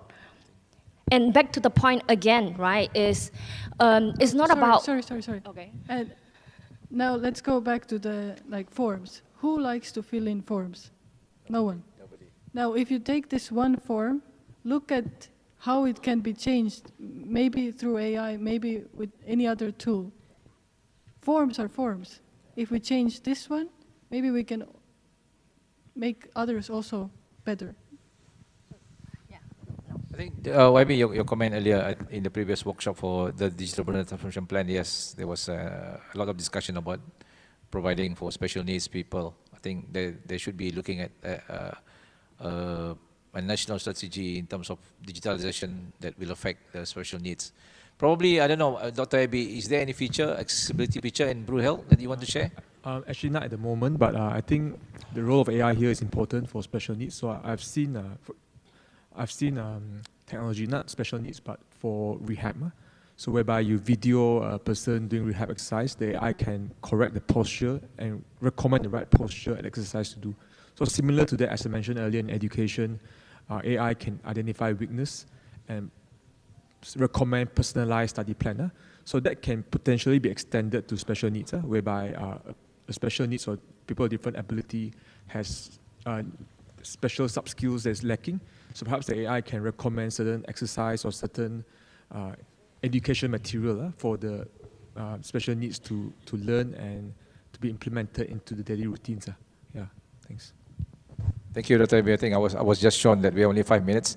I think before we conclude, probably I will ask each panelist, to share what should be the key takeaways for today's discussion for the audience to take back, and hopefully, as mentioned by I think Prof. Trivedi earlier, one year later everybody will be at the higher stage. Please, Professor Eko. Thank you very much. First, let me begin by thanking IPA for inviting me to this conference. It's been a great opportunity for me to interact, not just with my old friends from Brunei, the retired ministers, but also new ministers I'm meeting for the first time. I think the journey must be made exciting. Your narrative must be something about discovering a new world. If you're talking about fear, you're talking about danger, nobody wants to do it. But if you talk about a narrative that is positive, that will bring change to Brunei, to make Brunei a better place, not just for Bruneians, but people who come, I think that is a powerful narrative to sell. The how-to, my honest opinion, is the simplest part, because the technology is available. But the will to change, the political will to direct, I think is very important. So we succeeded in Singapore, at least in embarking this journey, because, as I mentioned in my presentation, we started from the Prime Minister's office. The direction came from the top. Today, we are settled after 10 years, we move it out to the ministry. Most ministries now have their own plans, right? So what we do is we create solutions which are horizontal, where every ministry can use. So in my presentation, I show you PAIR, a new large language model that's being used in the public service. It wasn't designed for MOE or MOH, it was designed for every civil servant. So I saw some questions here, what sort of tools? The tools that will help the civil servants to do a better job, whatever that job may be, right? And accompanying that, as mentioned by the panelists, you need training. You are moving into a new world, and you need to train. Let me share one last story which is very interesting, right? If you read the World Economic Forum and all the people who looked at the future, they build this horror story and says 50% of the jobs today will disappear in 10 years' time. I think that's a wrong narrative. That's the kind of negative narrative you have to throw out. But they do that because the consultants want job from all of you. See? That's why they create fear. What you should be saying is, how should we exist in an AI-enabled world, right? And as mentioned by Ms. Queenie, can you imagine what is that AI-enabled world would be like? If you can imagine it, then you can at least ask yourself, how will I exist in that as whatever, as an officer, as a surveyor, and so on and so forth. So the last story I want to add is in the power sector, because I'm on the board of one of the companies in Singapore, and they did a survey of the AI in the power sector. It's an interesting report. It's done by EY, Ernst & Young. And one company struck me most. It is Shell. Shell has decided that they will not sack anybody from their rank and file. Instead, they are investing in retraining every worker in Shell to be AI-enabled. That is a very progressive view, right? As mentioned by Secret, companies' bottom line, I don't need you, there's a machine, I kick you out. We can't do that. So the message, I think, must be everyone in the civil service will be trained to be part of the AI-enabled world. The industry should also adopt the same set of values. Do not displace workers, but we will help the industry, we'll help the workers to make that transition. I think once you have a positive narrative, the journey will be very pleasant. Thank you. Thank you, Prof. Ms. Secret, please. I think you misheard. We all have 5 minutes, not you. But just to again, piggyback off of this, one takeaway from this event or this week, I think is that you're already on your way. You're already sitting here. You're already talking about these topics. You're already thinking about this. And that's just it. Be proud that you're already doing it. And by next year, they all will be AI specialists and they will speak amongst themselves. And really, this already has started. So that's the takeaway. Thank you, Mr. Good. Prof. Trivedi, if you have any last views. Well, thank you. There are two messages. One, I think we agree that everyone should in this day and age. But I think the message should not be that you have to do it for the government. Because they'll say, look, for government, I don't need to do. I have enough capacity. I mean, the kinds of things. It is for personal development. You as a person, I find that every email now, I have to run it by AI to make sure it is effective and you can tell the AI, write it more effectively with little warmth or little cold, and it'll do it.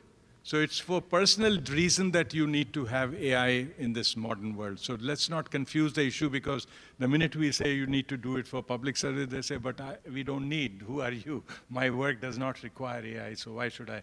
But so forget about government when it gets its act together and it has clear goals and motivation and all that. But right now, you need to do it for yourself, just to be better citizens of the world, and for your own effectiveness when you're writing emails or small notes even, it transforms your life. Now I can't write anything without passing it by AI and getting a certificate that this is grammatically correct and effective, and it has got that touch of warmth and courtesy. All that you can just specify, it will do it beautifully for you. So I think do it for yourself, and of course, when you do it, you're a better civil servant, government will benefit. Your skills will. But the incentive should not be that I'm going to fight some big public battle, then I don't think you'll be able to make the connection. Just do it as a self-development work. I think that's number one. And the second, of course, the government has to match and make sure that when you have such highly AI-enabled and capable civil servants, that the government itself gets its act together and has clear goals and rewards those who deliver and those who do not deliver. There has to be a distinction. Otherwise, civil services around the world have suffered when there is no distinction made, and then they lose heart and they get disheartened and say, then why bother if we are all going to be treated equally? And so the government needs to think about that as well, along with AI. Thank you, Prof. Wabi Chong, any final words? Yes, I think I would like to first thank the organizer and thank everyone for having me here. because they are all the experts in AI. I'm really not an expert, but just as someone, I would call myself more like a AI enthusiast. So I'm very, very happy to be learning from the esteemed speakers. And Estonia, I mentioned it in my lecture session so many times and finally met somebody. So I'm really, really excited to be here. And touching on what the panel colleagues have mentioned earlier on, one thing I have really, really learned is, also, again, from the digital transformation workshop, we've been trying to envision what digital transformation is like. What is that superpower that we want to equip with, and what kind of superhero we want to become, actually. So that has been my questions. But I think at the end of today, I realized that actually AI, again, are tools. They are necessary for me to become a superpower, right? A superhero, sorry. And coming back again, right, been thinking like all the audience, they are all from different ministry. So why do they want to equip themselves with AI? For what? Again, back to the Alice in Wonderland questions. And is this something that I've been be speaking to various ministry, and I realized that actually we should always tie back to the 5 priority sector. And in fact, I feel digital ICT should be the enabler for the priority sector, not the sector itself. So why are we using all this? So again, back in the energy sector, what are we, the downstream oil and gas, right?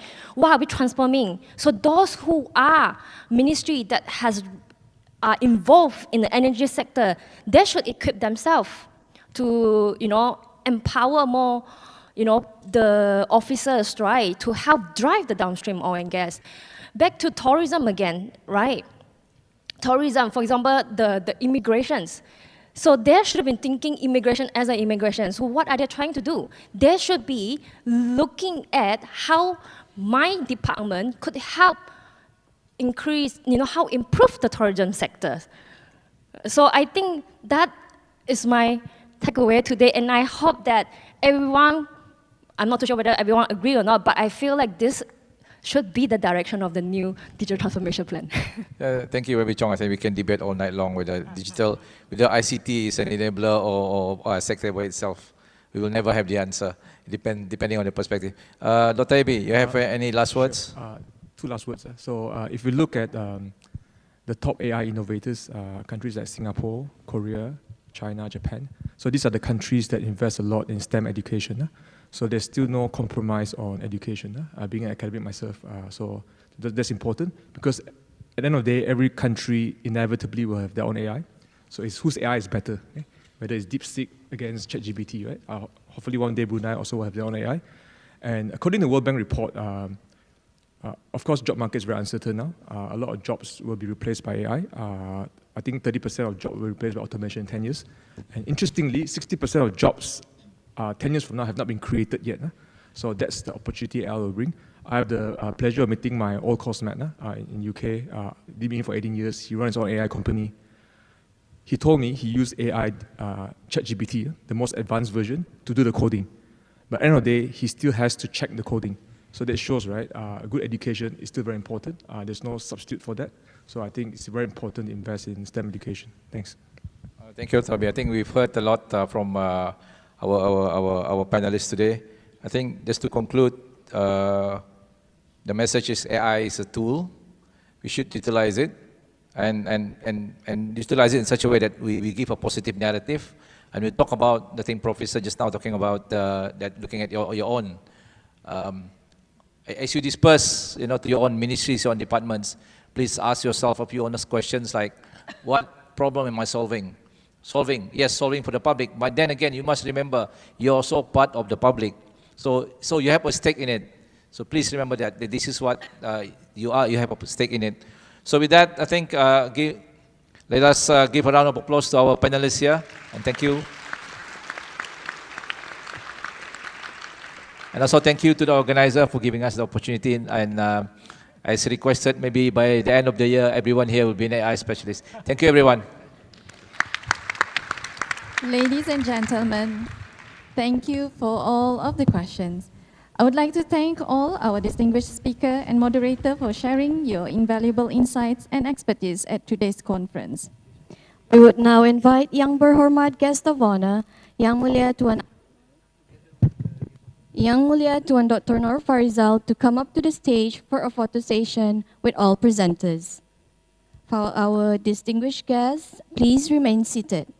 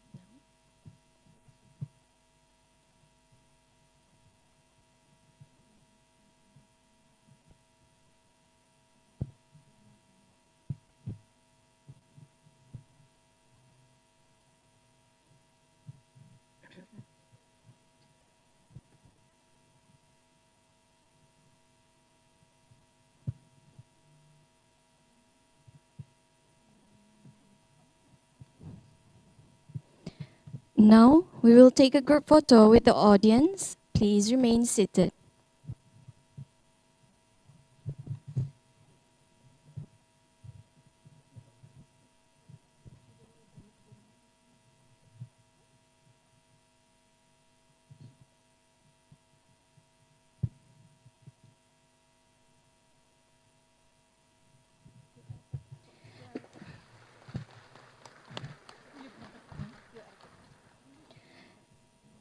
Ladies and gentlemen, both here in the hall and online, we would like to seek your kind cooperation to take a moment to complete the program evaluation. You may do so by scanning the QR code displayed on the screen. Your feedback is very invaluable to us in improving future programs. Before we officially close, a gentle reminder that all presentation slides from today's sessions can be accessed by scanning the QR code displayed on the screen.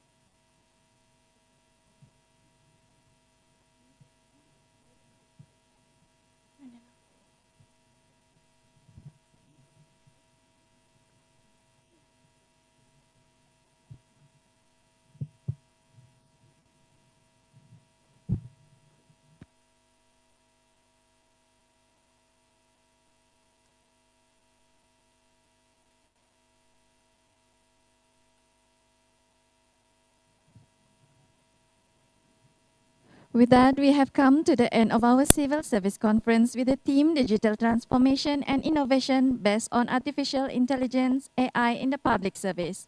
On behalf of the organizer, we would like to express our deep gratitude to our esteemed speakers and moderators and all attendees, as well as from ASEAN Public Service Training Institute Network, PSTI, for such interesting and invaluable session.